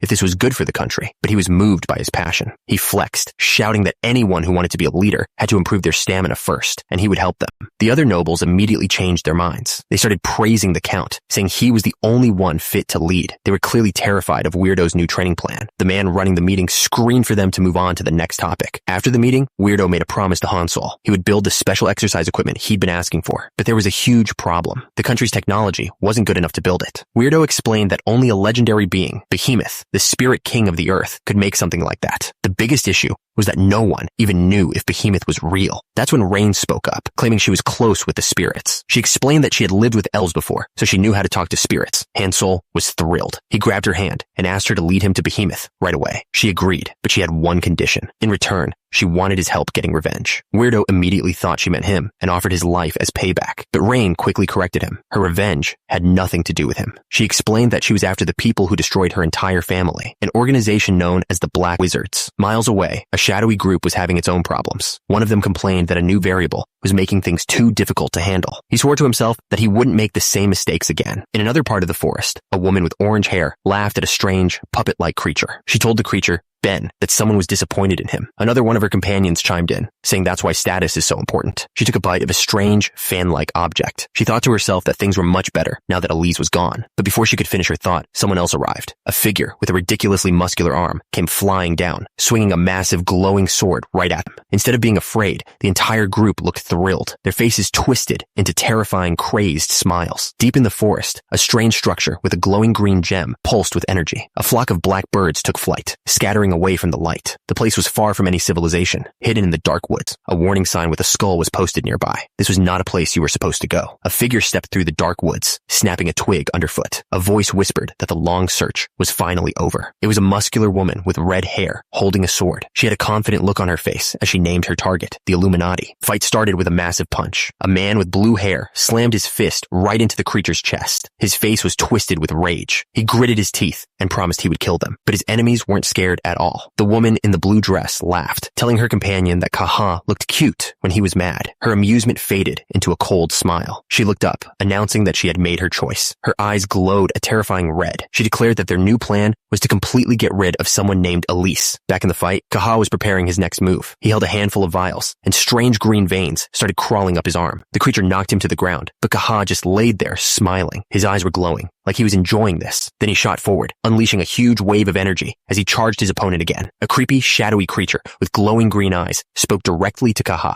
It asked him if this was supposed to be a betrayal. It started laughing, confirming to itself that Kaha had betrayed them. The creature laughed like a maniac. It promised to go tell someone about the decision that had been made. But Kaha wasn't done. His hand glowed with power as he reached out, declaring that the creature was his. Suddenly, a huge, muscular arm grabbed him by the head. Kaha grunted, struggling against the immense pressure. He screamed as the arm tossed him away, like he was nothing. Miles away, two strange puppet-like figures were running through the woods. One of them laughed, saying that someone named Ben had betrayed them too, and that he knew absolutely everything. With a twisted grin, the doll asked what they should do with Ben's experiment diary. The large puppet creature lunged forward, claiming the diary was his. His companion, a woman with bright orange hair, laughed at him. She teased that a lot of people wanted it and asked if he was really sure he could get it. But a new voice cut through the dark. It calmly stated that they would be the one to take it. The two of them stopped, confused. A figure leaped through the sky, silhouetted against the moon. A system window appeared, showing her skill. Sword for bugs. Her sword came down with a massive burst of light. The two creatures screamed as the attack hit them head on. The attacker, a woman with red hair, landed smoothly on the ground. The large creature looked up from the dirt, completely stunned by the sudden assault. The red-haired woman stood her ground, looking around at the dark forest. She casually mentioned that the place was full of weeds. Suddenly, a different monster appeared. It was a round, straw-like creature holding a scythe, and it was glowing with a strange green power. It began to use a skill called Song of the Rotten Forest. Green energy and dark musical notes filled the air around it. A wave of dark, corrupt energy shot out, tearing across the ground straight for the woman. The ground itself seemed to crack and splinter under the force of the spell. But that was just the beginning. The energy rose up and formed a gigantic monster, a rotten wood symphony that towered over her. The creature swung its massive energy arm down to crush her. In response, she readied a combat skill of her own. As their powers clashed, she thought about her home country. She explained that there, people clear the weeds from graves to show respect for their ancestors. And that's exactly what she was doing now. She swung her blade, explaining that it was just an old, boring tradition. The monster glared back, but she just admitted that she was too old-fashioned to just ignore it. Her eyes blazed with power as she activated her skill. Sword for bugs. In a flash of light, her blade sliced straight through the creature. It was torn apart before it even had a chance to react. The creature let out one last cry as it was completely erased. Somewhere else, an older man with a gray beard was cutting down tall grass with a huge blade. A woman with him wasn't happy about it. She warned him that the spirits wouldn't like it, but he just said he was clearing a path for Hansol. The blue-haired man told his older companion to get behind him and follow along with walking lunges. The bearded man eagerly agreed, but after a while, he started to get worried. He asked their guide, Lan, if she was sure they were going the right way, because it felt like they were just walking in circles. Line just told him to wait. She explained that the path of spirits wasn't like an ordinary road, and she was right. They suddenly arrived in a clearing. The blue-haired man was thrilled, pointing out that the soft ground was perfect for jumping squats. He didn't waste a second. He ordered everyone to start with 20 jumping squats. Line took a deep breath, preparing herself for the exercise. As the count began, she slowly exhaled, focusing all of her energy. She kept her eyes closed, completely in the zone. As she trained, she felt a connection to everything around her, even sensing the birds chirping in the trees. As she focused, she could feel the world around her responding. The flowers began to bloom, and the air itself felt different. This was the path of the spirits she had been talking about. A blast of colorful energy surrounded them, and just like that, they had arrived. But the workout wasn't over. Someone screamed, completely exhausted after the 20th rep. The trainer wasn't happy. He told them they weren't supposed to count that last one, and since they all heard Wordo, there was a penalty. With a big smile, he ordered them to get it together and do it all again, this time for 40 reps. The trainees screamed out the new number, 40 reps. But that wasn't good enough for the trainer. He screamed that he couldn't hear them and upped the number to 60. They all roared back the new number, pushing themselves to the absolute limit. He was about to start the count, but suddenly, a bright light flashed all around him. A woman's voice told them to let the wind guide their bodies. The trainer looked around, realizing he was floating in the air. The red-haired woman explained that they had entered the spirit realm, the land where spirits live. She called it their motherland, Gaia.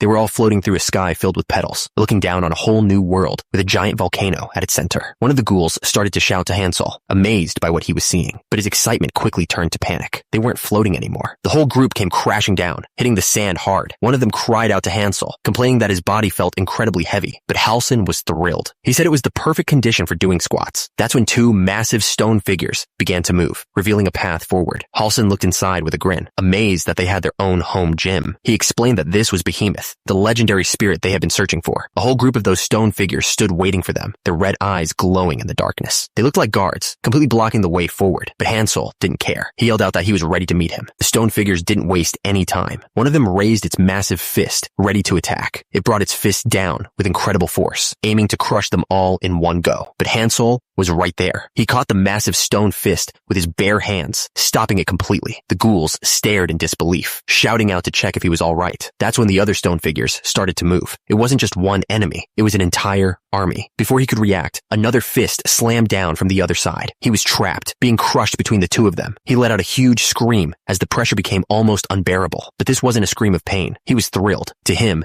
this was just progressive overload, the perfect workout. He let out a huge roar, pushing back against the weight of all the stone figures pressing down on him. The ghouls could only watch in terror, screaming his name as the ground shook from the impact. The stone figures trembled, putting all their power into crushing him. The shaking was so intense, the ghouls thought it was an earthquake. But then, one of them shouted that it wasn't the ground. It was the sound of their master's muscles. Hansol just gritted his teeth, completely focused. Suddenly, his muscles started to expand like crazy. He wasn't asking for help. He was screaming for them to increase the weight. That's when a skill activated, Heavy Blunt X10. A strange purple energy suddenly surrounded one of the ghouls. Turns out, Hansol had lifted the entire pile of stone giants onto his back. He wasn't fighting them anymore. He was using them to do squats, counting out the reps one by one. The woman stared, completely confused by what she was seeing. The ghoul just smiled and explained that it was Hansol's leg day. She had absolutely no idea what that meant. Another member of their group stepped in to clarify. He explained that leg day was just the day for training legs. Suddenly, a voice echoed from the sky, calling them interesting ants. They all looked up, trying to figure out who was speaking. The voice introduced itself as Behemoth, the ruler of this entire spirit realm. It demanded to know their reason for being there, but Hansol wasn't listening. He just roared out his 15th rep. That's when one of the ghouls, empowered by Hansel's skill, suddenly charged forward. He ran straight for the massive stone creature, ready to face it head on. Instead of answering, Hansel just bent down and started drinking water right from the ocean. The voice boomed again, demanding to know why they had come to his realm. But Hansel was in his own world. He explained that water is the most important thing for growing muscles. He noted that normal seawater has too much sodium, but this water tasted different. It was perfect for hydration. Hearing this, the ghouls went wild. They realized the water could help them grow their muscles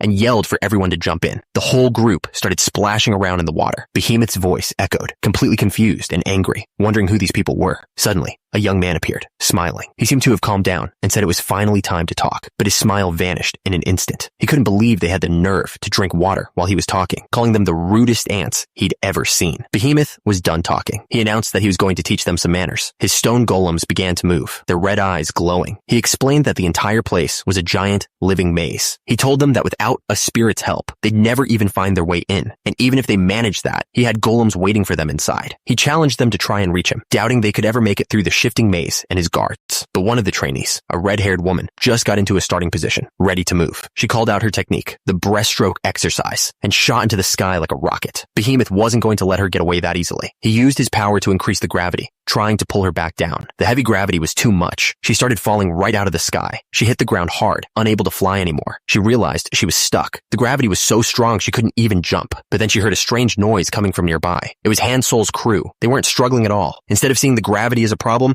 they were using it for a workout. The entire group was on the ground doing push-ups, counting out every single rep. For them, this wasn't a trap. It was just the perfect condition for another set. A voice boomed, calling them idiots. It explained that this was the house of the spirit of land, a place of intense gravity. But the ghouls just kept counting their reps. The voice mocked them, saying they couldn't just break the walls with their bare hands. They just kept pushing, counting out another rep. But then Hansel just smashed right through the wall with a huge smile on his face. One of his followers looked at the hole, satisfied. He realized the stone was actually pretty easy to break. He shouted at the others, telling them to use the spot Hansel broke as a starting point to break the rest of the wall. Turns out, he was right. The ghouls started tearing the wall down easily, but their relief didn't last long. They looked up and saw the real problem. Massive stone golems were blocking their path, their red eyes glowing in the dark. That's when a system window appeared. It showed a combat skill, honeyed tongue with a heart of stone. One of the women in their group leaped into action. She flew through the air and drove her sword straight into the golem's glowing red eye. Her voice echoed, explaining that the eyes were the golem's core. Breaking them would shut the creatures down for good. With the weak spot revealed, the ghouls swarmed the rest of the stone figures. The voice controlling them started to panic. Behemoth's voice roared in fury. In the distance, the volcano exploded, shaking the entire realm. Hansel just looked up calmly and asked if this was where they'd find Behemoth. The woman pointed ahead. She said the spirits told her they had to lift whatever was in front of them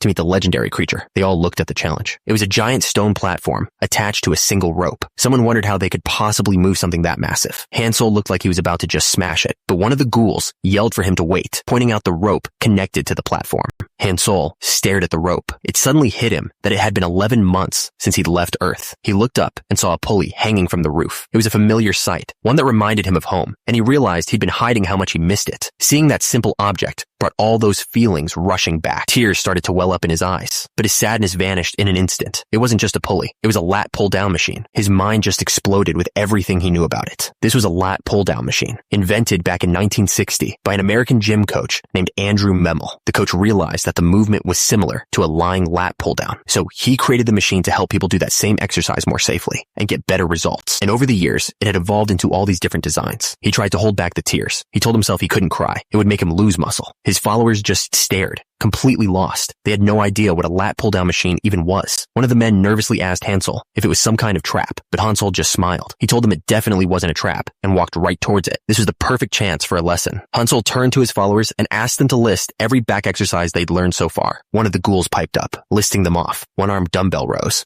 sipas, pull-ups, barbell rows, and Romanian deadlifts. Hansel sat down and explained that they could do pull-ups because they had each other for support. But most of the time, people at the gym train alone. And for those people, he said, the best way to train for pull-ups is to use the lat pull-down machine. He told them the posture is similar to a pull-up, but because you can control the weight, it's loved by everyone from beginners to experts. It specifically targets two key back muscles. He warned them, though, that if you lose focus. It's easy to make the mistake of pulling with your arms and shoulders instead. He figured since the machine was right there, he might as well show them how it's done. His followers went wild, cheering him on. He started with the first step, adjusting the pad. It has to be set at the right height to keep your body from getting lifted off the seat. He moved on to the second step, explaining the grip. He told them to hold the bar slightly wider than their shoulders and make sure their legs were locked in place under the pad. For the third step, he stressed the importance of pulling with your back muscles, not your arms. He said to keep the bar straight and your core tight. Finally, he showed them what not to do. He warned them against leaning back too far or using momentum to cheat the movement. He noticed one of his followers getting ready to try. He told the ghoul that the weight was probably too heavy for now, so he should just watch. The follower eagerly agreed, excited to see the master work. With the lesson finished, Hansol pulled down on the bar. His back muscles exploded with power. Turns out the whole thing was a mechanism. The massive stone wall lifted, revealing a passage. Someone shouted for the group to head inside. As they walked, one of the ghouls seemed worried. He asked his friend why Hansol was doing a back workout when it was supposed to be leg day. The other ghoul just smiled. He explained that Hansol's stamina was on a completely different level than theirs. As the group moved on, one of the men started to worry. He asked how Hansol was supposed to catch up with them if he stayed behind to finish his workout. The ghoul he asked just stammered, completely stumped. He had no idea. But back at the entrance, Hansol wasn't worried at all. He just kept counting his reps, completely in the zone. He finished his last set, grinning from the incredible burn in his muscles. For him, this was better than any reward. Meanwhile, inside the passage, the ghouls faced another heavy stone block. One of them used a skill, channeling all his power. Working together, they lifted the massive slab out of the way. The ghoul at the top yelled back to Hansol, telling him the path was clear. Hansol looked on like a proud father. He told his followers that their lifting strength had gotten way better. With that obstacle cleared, they entered a huge cavern. In the center, a giant stone pot hung from a single, thick rope. The scene suddenly changed, revealing how the machine was powered. It was run by tiny, hard-working creatures. And it wasn't just a few of them. There was a whole factory full of these little guys, running on wheels to keep everything moving. In another section, a group of them jumped up and down on pistons, working together in perfect rhythm. Deeper inside, massive forges burned day and night. It was a huge, complicated system of pipes and conveyor belts, all managed by these little creatures. Back in the present, one of the women in the group was completely charmed. She thought what she was seeing was adorable, but she wasn't looking at the hamsters. She was staring at one of the muscular ghouls. She reached out, wanting to touch his muscles. The ghoul stopped her immediately. He explained that before you apply for a gym, you need a consultation first. You can't just start touching things because you feel like it. Hansol stepped in, agreeing with his follower. He made it clear that you don't just touch people's muscles without asking first. Suddenly, a small, fluffy white creature appeared. It proudly announced that it was Behemoth, the spirit king of Gaia. The group was completely confused. Fatso, the ghoul chief, even muttered that this so-called king was just as fat as he was. The little creature was furious. It screamed at them for daring to compare it to such a lowly being. It declared it was going to punish them right then and there. But before it could do anything, a new figure appeared behind it, laughing. He apologized for watching from the sidelines, saying the whole thing was just too funny. He held up the little white creature. He explained that its name was Lena, and it was a high-class spirit of Gaia. Then, with a confident smirk, he told them that he was the real Behemoth. Behemoth explained that all the little creatures working there were also high-class spirits. He warned them not to treat them like simple animals. Hansol just looked at them and thought to himself, hamster, dog, cat. Behemoth got straight to the point. He said Lena's trial had already proven their strength, so he asked what they wanted from him. Hansol didn't hesitate. He asked if Behemoth could make him some fitness equipment. The Spirit King seemed confident. He said that with enough time and materials, he could make any training machines Hansol wanted. Hansol looked thrilled, but before he could agree, a man stepped forward. He told Hansol not to make that deal. The man bowed respectfully and introduced himself. He was Count Werdo Kaward, the landlord of the Werdo Kingdom. He then turned to Behemoth and asked him to name his price for their request, addressing him as the Great Spirit King. Behemoth seemed impressed by the Count's respectful attitude. He thought for a moment about the offer of payment. The Spirit King explained that his kind had no use for human money. He told the Count that they would need a different kind of payment. Without any hesitation, the Count promised they would give the spirits whatever they wanted. A sly grin spread across Behemoth's face. He had them right where he wanted them. That's when Behemoth laid out his terms. He explained that a nasty, eel-like creature had recently started polluting the land. He warned them that the creature was extremely powerful. Every spirit he had sent to stop it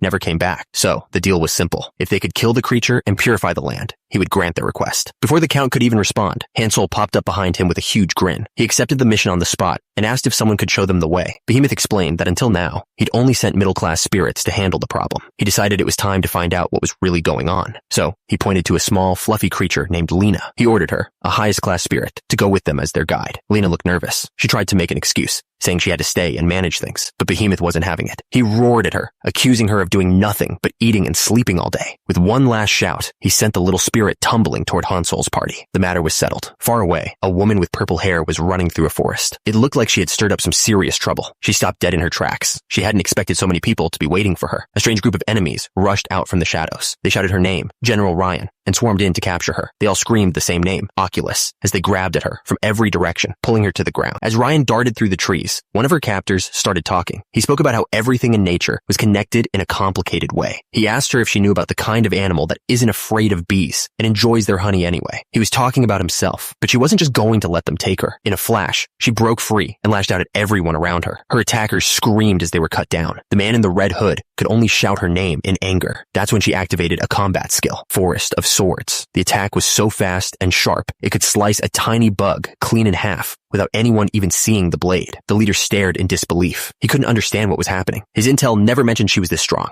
The sky filled with dozens of glowing golden swords. This was power on a completely different level. They rained down from the sky, a storm of pure energy aimed at the forest below. The attackers could only look up in terror. There was nowhere to run. In an instant, the swords hit the ground. A massive wave of light wiped everything out. When the light faded, only silence remained. Ryan stood alone in the middle of the clearing, surrounded by the bodies of her enemies. She decided it would be a waste to leave just yet. She had a better idea. It was time to go and teach her apprentice a few lessons. Meanwhile, Hansol and his group were with their new guide, Lena. The little spirit started things off by taking a big bite out of a rock. She explained that as a great spirit, she could read the land's memories just by eating its minerals. Hansol thought that was pretty cool. Suddenly, Lena's eyes shot wide open. Hansol got excited, asking if she was seeing something important. Turns out, she was just really happy. She shouted that the rock was delicious. She then admitted she was just kidding. The minerals weren't old enough to hold any long memories. So, she pointed towards some other rocks and demanded they bring her ones that looked really old. Without any hesitation, the ghouls understood what she needed and started moving. They found a big one that looked promising and immediately started digging it out of the ground. Hansol walked over with his arms crossed, asking the ghouls what they were doing.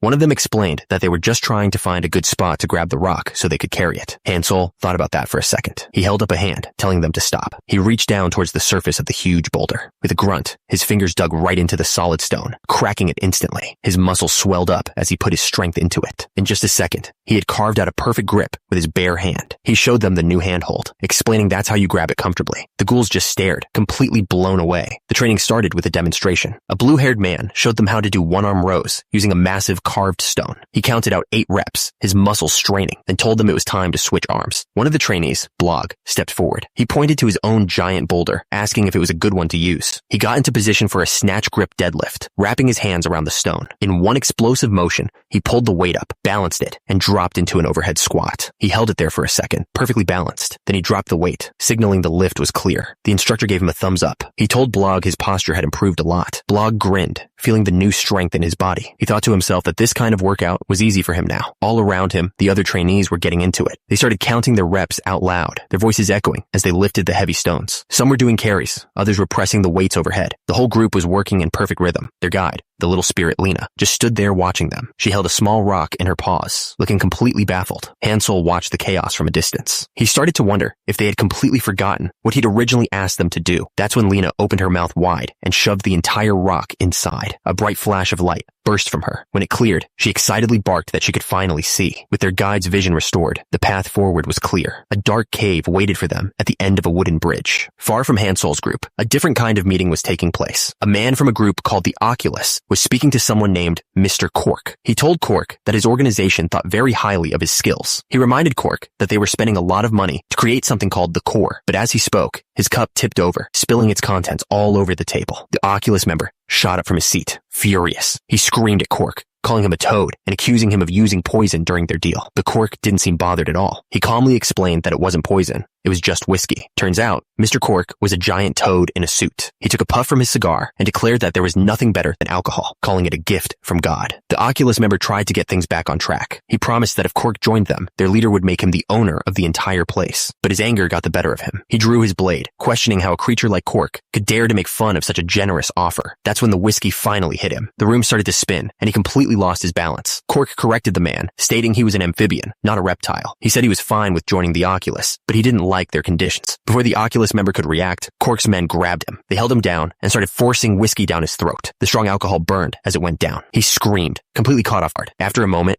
he looked up from the floor, completely overwhelmed. Cork's men laughed, saying he finally looked ready to make a deal. A grin spread across Cork's face. He told the man they had plenty of alcohol to get through. With the tables turned, Cork, the head of the Redhead army, announced it was time to start talking for real. Lying on the floor, the Oculus member looked up. One of Cork's men laughed, saying he finally looked ready to make a deal. A wide grin spread across Cork's face. He told the man not to worry, because they had plenty of alcohol to get through. With the tables completely turned, Cork and his Redhead army raised their glasses. It was time to start talking for real. Far away from all that, the group's spirit guide suddenly shouted that she'd found it. She was looking down at a huge field where dozens of ghouls were training, all lifting heavy stones in perfect rhythm. The spirit guide just stared, completely unimpressed. She thought to herself how worthless these creatures from Earth were. Meanwhile, two of the ghouls were checking each other's progress. One of them pointed out that his friend's back muscles had gotten way bigger. The other ghoul proudly said it was from pushing his muscles to the absolute limit. Then he asked if his friend had managed to put on any weight. The first ghoul confidently stated that putting on more weight was the key to building muscle. But his friend immediately looked shocked. He couldn't just agree with that. He argued that muscle stimulation was way more important than just lifting heavy.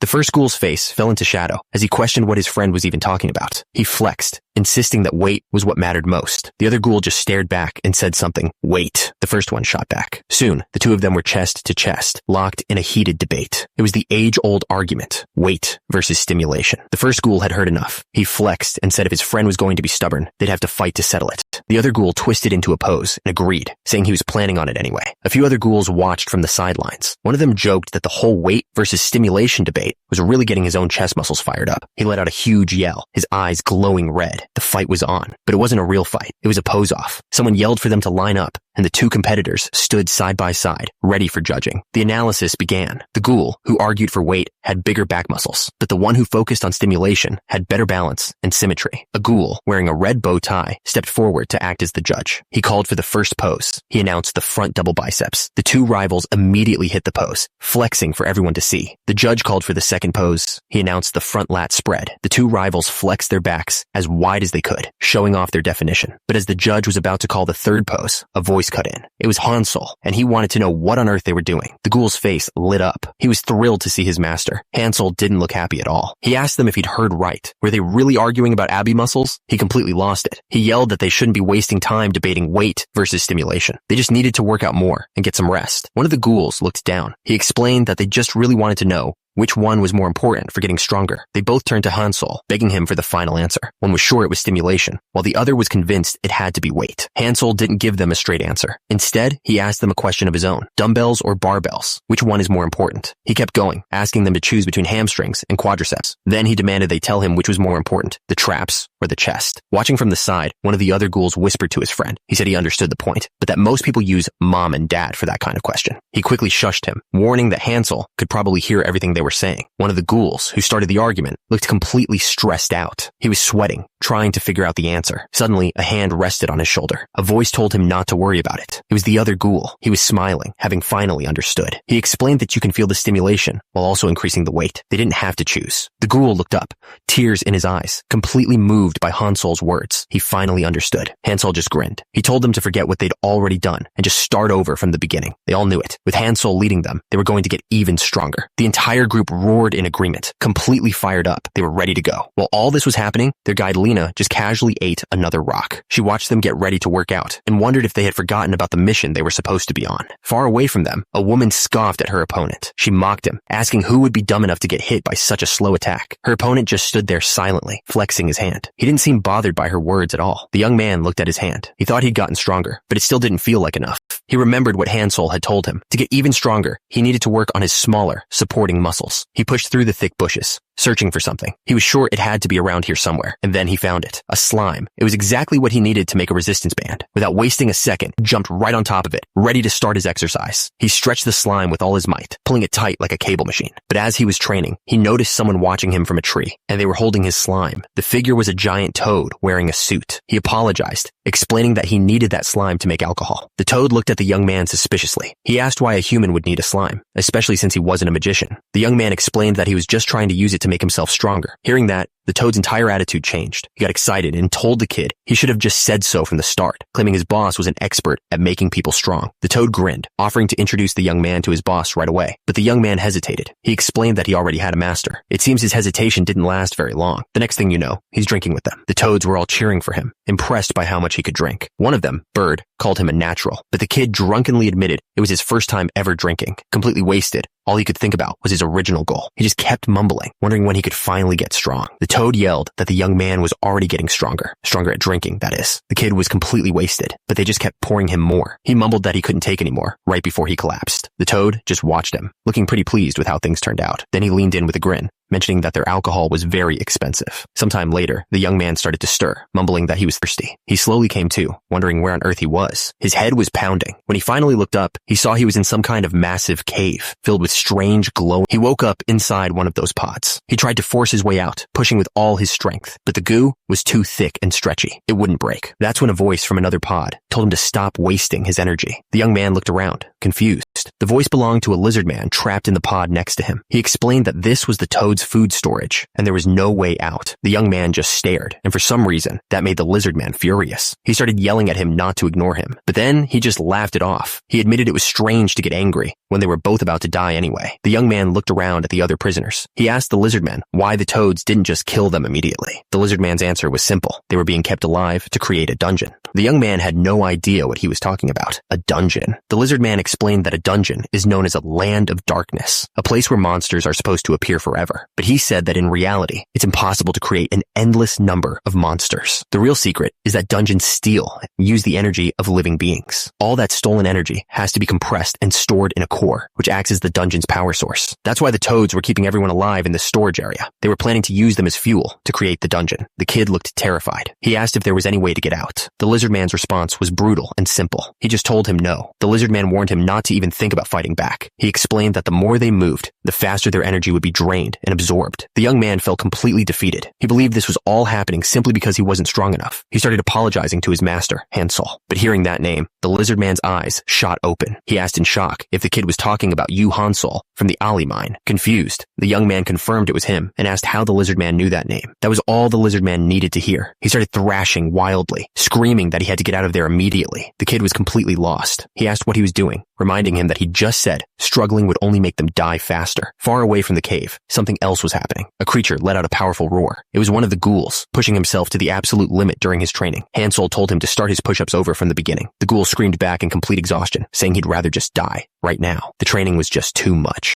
After the workout, Hansel noticed someone was missing. He asked where Blog was. One of his companions explained that Blog went out to hunt for a slime because he forgot his resistance band. Hansel just said he should have asked, since he had plenty of extras. But one of the women with them looked worried. She pointed out that it was weird he hadn't come back yet. Hansel just smiled, completely confident. He told her not to worry, saying Blog was strong enough to take care of himself. But the older man with them wasn't so sure. He warned Hansel that they were in enemy territory, and it wasn't a good idea to be so comfortable. The older man just stood there, holding a giant rock, completely stunned by the suggestion. But Hansel just grinned and told him that if he didn't want to be comfortable, he should just do 100 squats. The older man looked completely broken. This training was just too much for him. Just then, a small creature started explaining their next mission. It said their target was a toad named Cork, who was planning to turn the area into a dungeon. It warned them not to focus their efforts in just one place, because that might accidentally end up helping the enemy. But Hansel wasn't thinking about strategy at all. The only thing he heard was toad, and he immediately started wondering about the protein in frog legs. The ghouls overheard him and went absolutely wild. The idea of a new food for muscle growth got them all fired up. They all crowded around the little creature, demanding to know where they could find this new source of protein. The mission had officially become a hunt for gains. The creature explained that it didn't know the exact spot, but the toad lived somewhere in a cave. The ghouls immediately came up with a plan. They would split into groups and signal each other by flexing their chest muscles. Hansel sighed. Of all things, he hated doing cardio. That's when the older man stepped forward, volunteering for the job. He told Hansel that searching was his specialty. He was practically begging, desperate to prove he could be useful. Hansel just smiled and asked him a simple question. Had he finished his 100 squats yet? The man's face fell. He admitted he wasn't done. With a cheerful grin, Hansol told him to finish his workout first. No excuses. The old ghoul closed his eyes and agreed. He was ready to do whatever it took. Miles away, one of the toads was dragging a heavy sack through a dark cave, singing to himself. He finally reached his destination, a hidden base deep underground. He went straight to his boss to report that the job was done. The boss pointed to a strange orb that looked like it held a galaxy inside and ordered him to put the captive in. The toad grinned, telling the person in the sack that they'd be meeting a lot of new friends very soon. Then he dropped the sack into a glowing pit, explaining that the captive would become food for the dungeon. Deep inside the prison, another captive felt the new arrival. He trembled in fear, whispering that the Reaper had come. Down in the pit, strange, worm-like creatures crawled through the darkness. Their red eyes glowed, searching for their next meal. Above them, 2 more captives were being slowly dissolved by some kind of green acid. The worms just waited patiently below. One of them opened its mouth wide, ready to eat whatever fell. It wasn't just the worms. Other prisoners had already started eating each other to survive. Meanwhile, far away from the dungeon, Hansel and his followers were resting by a fire. One of the ghouls turned to him, looking worried. He pointed out that Blog hadn't taken any chicken breast and asked if he'd be okay without his routine. Hansel just smiled. He told the ghoul not to worry about Blog, explaining that his body was blessed. The ghoul looked confused. He asked if that meant Blog was just born naturally strong. Hansel shook his head. He explained that Blog's blessing was that he had the worst sense of taste imaginable. Then he added with a grin that this was actually a bad thing. He explained that having a bad sense of taste just meant that Blog wasn't a picky eater. Then he started shouting with this crazy energy. He yelled that there was nothing Blog couldn't eat, except maybe his parents. To drive the point home, he slapped one of the ghouls right across the face. The ghoul just took the hit, drool dripping from his mouth. He looked up, ready for the next person in line. Far away from Hansel's campfire, deep inside that dungeon pit, the newest captive was in a bad spot. He was stuck to a cliff by some kind of green slime, with a swarm of strange worm creatures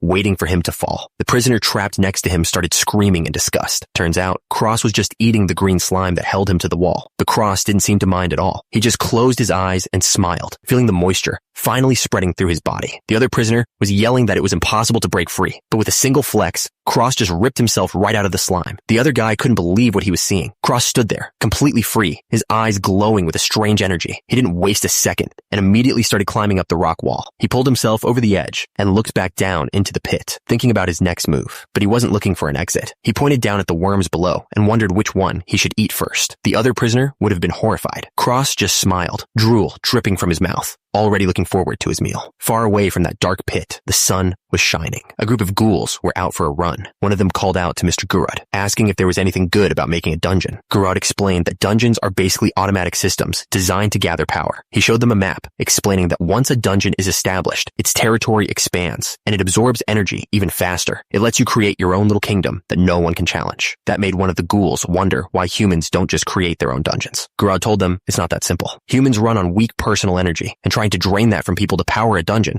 would cause a massive rebellion.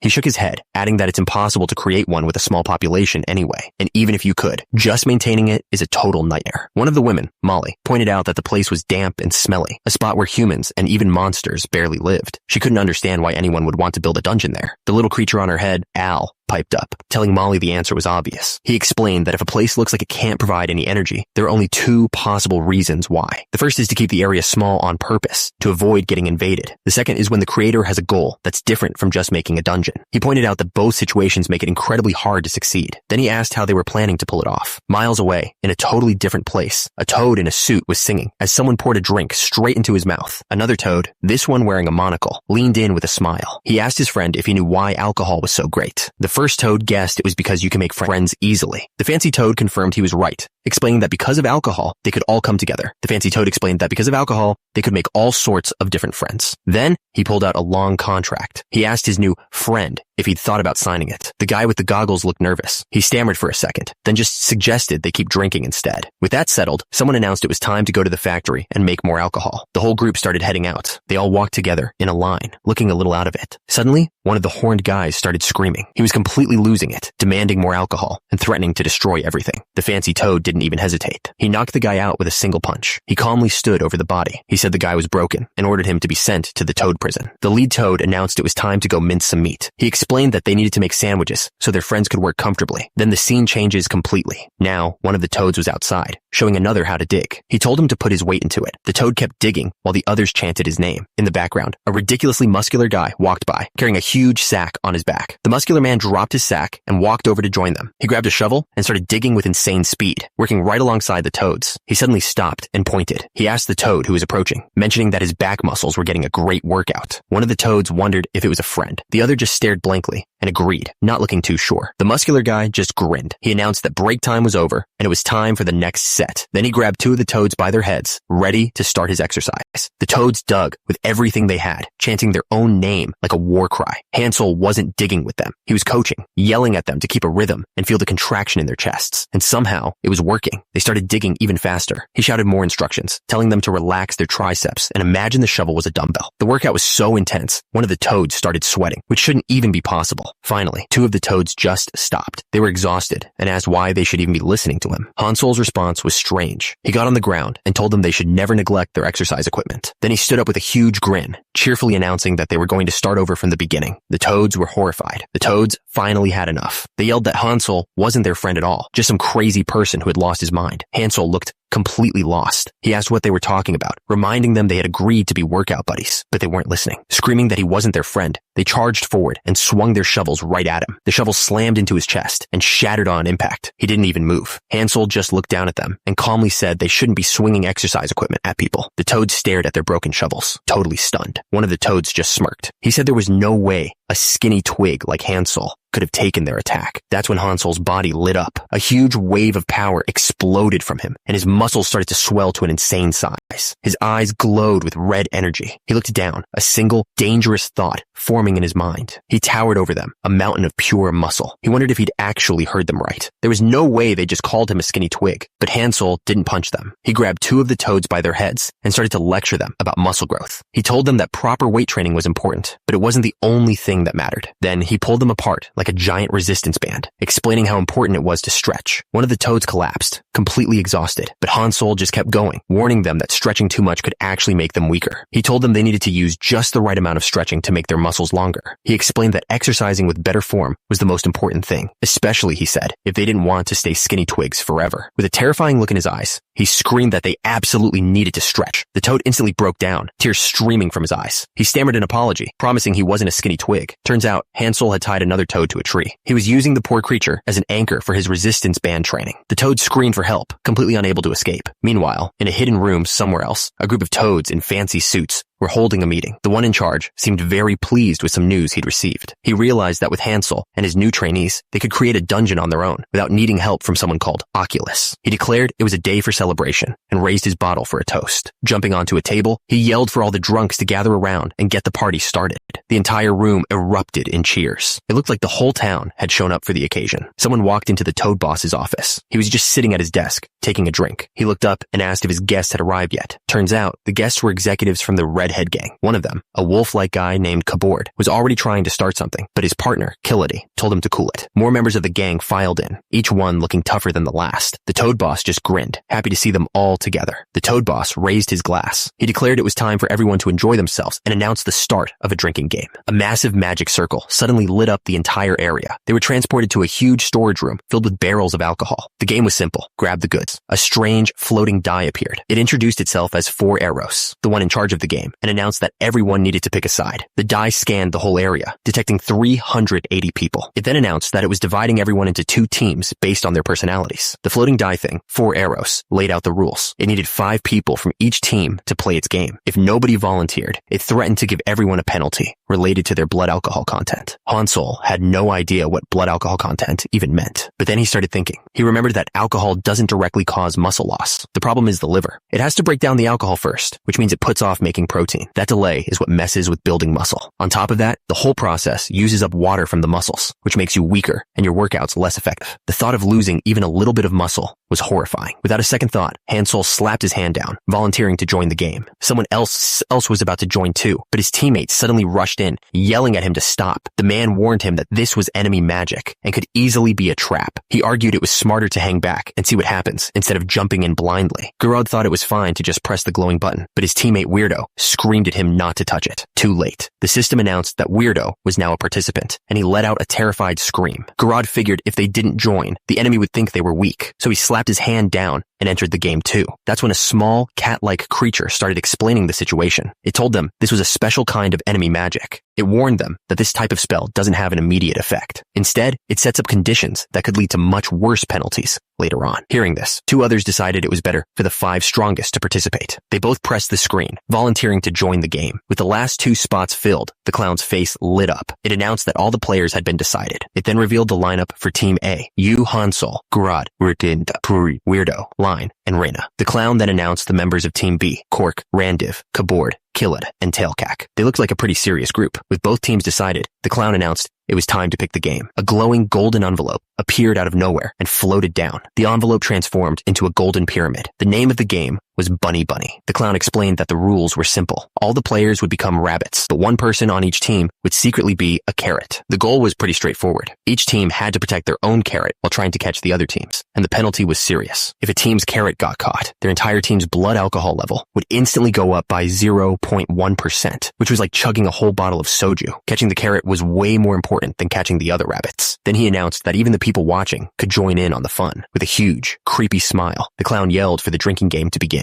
One of the toads on Team A looked incredibly smug. He was sure they were in luck, but then he realized he had no idea who their team's carrot was supposed to be. Just then, a massive explosion ripped through the nearby forest. A moment later, one of his teammates came running up in a panic. He yelled that they needed support right away. The teammate pointed out that over 10 people had already rushed past him. He suspiciously asked if he was even the carrot. The toad just flashed a huge, crazy grin. He admitted he didn't know who the carrot was, but it didn't matter because they had Hansol. He was already going wild, and the toad knew their secret weapon was just too strong for anyone to handle. Turns out, Hansol wasn't fighting to win the game. He was screaming because there was absolutely no way he would accept muscle loss from the alcohol penalty. Yu Hansol and his team were sprinting through the forest, but they weren't alone. From the shadows, figures with glowing red eyes were closing in fast. He completely lost his cool, screaming for his teammates to protect him at all costs. It turns out he was the team's carrot, the one person everyone was trying to catch. One of the ghouls, built like a tank, was leading the escape. They sprinted through the trees as fast as they could, but then Garrod stopped. He looked back, wondering why the enemy wasn't chasing him anymore. Gyod, one of the ghouls, explained that Garrod was sending a Morse code signal. The message claimed that Garrod was the carrot. He realized that's why the enemies had gone to catch the fake target. But Garrod was confused about how the enemy knew not to chase him. Gyod explained that he was just going around shouting it. Garrod completely panicked. He screamed at Gyod, asking why in the world he would shout that. With the plan ruined, the ghouls took off running again. They yelled for someone to stop the dangerous guy up ahead. Suddenly, a new enemy burst out of the trees. He was moving at an insane speed, his eyes glowing red as he charged right at them. The ghouls thought he looked weak, with skinny legs that looked like they'd break easily, but he was way more agile than they expected, dodging their clumsy attack with a perfect side lunge. He easily jumped right over them, calling them slowpokes. The ghouls could only watch in shock, completely unable to keep up. One of the ghouls decided he'd had enough. He started gathering energy for a massive attack, combining his kettlebell swing and heavy blunt skills into one huge blast. The attacker saw the huge ball of energy flying right at him. He warned the ghouls that if he managed to dodge this one, the fight was basically over. But instead of dodging, he reached out to stop it. Just then, a bright blue symbol flashed in front of the blast, stopping it dead in its tracks. It wasn't his power. A woman with a sword had appeared out of nowhere, blocking the attack completely. The green-haired guy was just as surprised as anyone,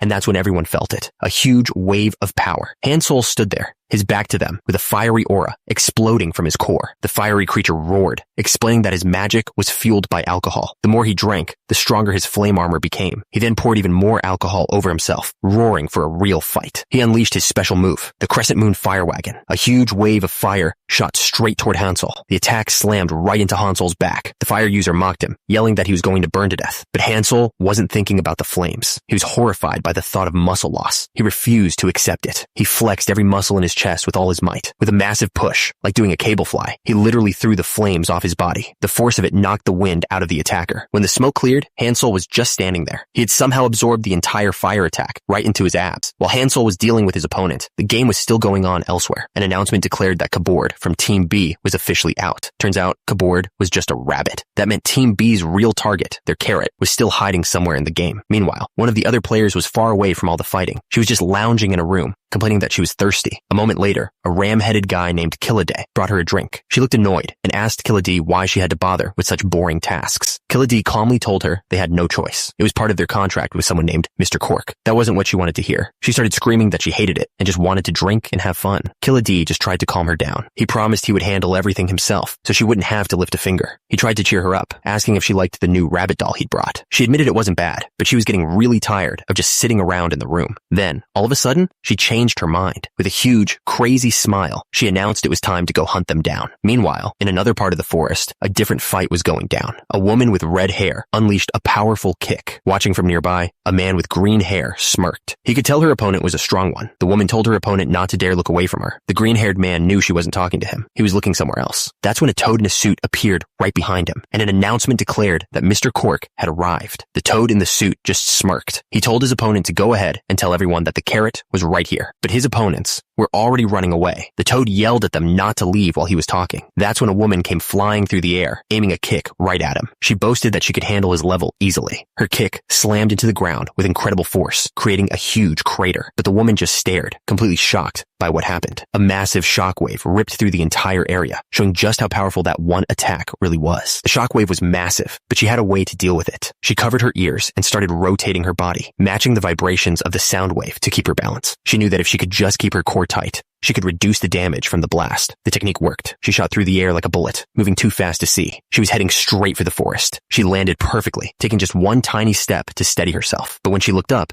she saw someone else was already there. A creature was screaming in pain right in front of her. She had no idea what was going on. In the distance, two figures stood watching from the shadows. They had seen the whole thing. Far away from the fight, two strange figures were watching. The smaller one, a fox-like girl, complained to her tall companion that the hunt was getting boring. She said their targets were all too weak. Meanwhile, back in the forest, the red-haired woman warned her teammate to be careful. She knew these enemies were no joke. That's when she saw it. Hansel was on the ground, not moving. She couldn't believe her eyes. The muscle-obsessed idiot had actually lost. She found Lionel nearby, barely able to sit up. She rushed to his side, asking what was going on. He struggled to speak, telling her to listen carefully. She panicked, yelling at him to stop talking. She was terrified he would collapse right there, reminding him he had promised to help her get revenge. But Line pushed through the pain. He knew he had to tell her something. He had to warn her. She held him, demanding to know what kind of technique had taken him down. She needed to understand what they were up against. With his last bit of strength, Line gave her a strange warning. He explained that muscle growth doesn't happen when you exercise. It happens during sleep. Then his hand went limp. She listened, completely confused. He was telling her that you need 7 to 8 hours of sleep for muscles to grow. He then added that alcohol stops muscle growth and begged her to do something about the drinking game. It was the last thing he begged of her. She was furious. With all that was happening, this was his big warning. She stomped on his face, calling him a crazy idiot. She stood over him, trying to make sense of it. She asked if he was seriously just telling her to go take a nap, but she quickly moved on. It didn't matter. They still had no idea who the real target was. No matter who they managed to catch, it was still just a coin flip. Elsewhere, the ram-headed man was done waiting around. He told his lady that he would take care of things himself. Kilade stumbled forward, dropping an empty bottle. He explained that the more he drank, the faster his magic became. His eyes glowed red with rage. He screamed that his opponents would pay for upsetting his lady. He then launched himself forward in a devastating attack, but the attack missed by a mile. The woman stared in disbelief as the target stood untouched, far away from the massive crater. A small cat-like person started yelling at Kilade for messing up so badly. He could only apologize to his lady for his failure. Kilade admitted that he can't handle his alcohol, so the more he drinks, the worse his aim gets. The cat person was furious, yelling at him for revealing his weakness to the enemy. Looking down at the group of enemies, the woman realized something. These new opponents were on a completely different level than the ones they'd faced before. And there was a reason for that. One of them was known as the greatest of all time. The two groups stood facing each other in the clearing, ready for a fight. Without warning, one of the muscular fighters broke from the line and charged forward. He slammed his fist into the ground, yelling out the name of his attack. He thought he'd taken care of them, but something felt off. It was like he hadn't hit anything at all. That's when one of the ram-headed enemies appeared right behind him and landed a clean punch. But the punch went right through him. The fighter dissolved into smoke, and the clearing was empty again. The whole thing was just an illusion. Watching from the woods, the cat-like woman explained what was going on. She confirmed that it was all illusion magic. She took a drink and revealed her secret. The more she drinks, the wider the illusion spreads, and the real Kilade is hiding somewhere inside it. The woman explained that by the time the drinking game was over, her magic would cover the entire battlefield. There would be no escape. Her leader, the cat-like woman, just grinned wickedly. She wondered how many of them would survive the combo attack they had planned. Then, she suddenly shoved the little white creature forward, sending it into action. The creature sprinted through the forest, calling out for someone named Al. Seeing this, Killadee started running in a panic, shouting for his lady, but he ran right into the red-haired woman. She leaped into the air, calling out her attack like it was just a simple leg stretch. Her kick slammed into his head with incredible force. She told him he needed to learn how to breathe properly. An announcement confirmed it. Killadee from Team B was out of the game, but it turns out he was just another rabbit, a distraction from the real target. The purple-haired woman stood over her fallen opponent, a glowing rabbit symbol appearing over her stomach. She seemed to know what this meant. But then an announcement rang out, declaring that Garad from Team A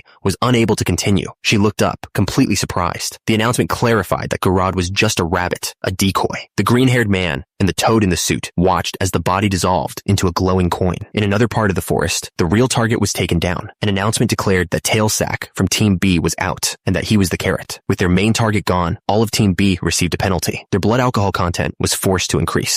Meanwhile, two other players were completely exhausted on a cliff edge. A man named Weirdo looked down on them with a grin, revealing he was Team A's real carrot all along. A final announcement echoed through the forest. The drinking game was now over, but for the toad in the suit, things were just getting started. He gripped his bottle, his voice low and angry. He explained that the alcohol was finally hitting him. With a confident smirk, he gave a thumbs up. He mocked the idea that he was done for. He declared that the entire forest was their territory. All the energy from the fighting they'd done until now had a purpose. It was all being used as the foundation to create a dungeon. With a huge grin, he summoned a dark energy from above. He was creating his own personal dungeon, Toad's house. A massive, glowing red circle appeared on the ground. The spell was complete. With his hands pressed to the ground, the spell was finally finished. The Toad grinned, proudly announcing that his personal dungeon, Toad's house, was complete. The area fell silent. With the dungeon created, the fight was over. But somewhere else entirely, a man named Blog was screaming in frustration, angry that his training wasn't working. It flashed back to a time before someone named Weirdo had left. Blog was pushing himself to his absolute limit. Back in the present, Blog sat there, looking defeated. Hansel walked over, noticing his friend was down, and asked if something was worrying him. Blog looked away, trying to brush it off, and claiming nothing was wrong. But Hansel didn't buy it. He smiled and said he'd heard that Blog's back muscles were giving him trouble. Blog finally opened up. He admitted that he was having doubts because he felt like he was too weak. Hansel was completely confused. He reminded Blog that he was the second strongest person he knew when it came to lifting heavy. Blog explained that when Hansel started teaching him, he focused specifically on powerlifting. Because of that special training, he felt he should be much closer to Hansel's strength, but he wasn't even close. Hansel just grinned. He joked that Blog was pretty arrogant for comparing himself to him after training for such a short time. Blog took it seriously and immediately apologized. Hansel patted him on the back, telling him it was just a joke. He figured out what was really going on. Blog had hit a plateau in his training. Hansel stood up, saying there was something he'd been noticing. He told Blog to raise his arms in a specific way. Blog did as he was told, holding his arm out straight. Hansel felt his shoulder and asked if there was any pain. Blog told him it didn't hurt, but it definitely felt uncomfortable. Hansel had him do it again, this time watching his back muscles very closely. He pointed out that his arm wasn't coming up smoothly. Something was wrong with the movement. That's when Hansel explained the real problem. He told Blog that he hadn't been using a key muscle called the serratus anterior. Other muscles were working overtime to make up for it. He explained that raising your shoulders uses 3 main muscles, but Blog had only been using 2 of them this whole time. With the problem finally identified, Hansel smiled. He told Blog it was time to teach him how to use that muscle correctly. He started with the first exercise, showing him how to use a resistance band with his arms spread just wider than his shoulders. Next, Hansel told him to resist the band's pull while pushing his shoulder blade forward. He had to hold that for a few seconds, then slowly squeeze his back muscles as he pulled his shoulders back. Hansel told him to do about 15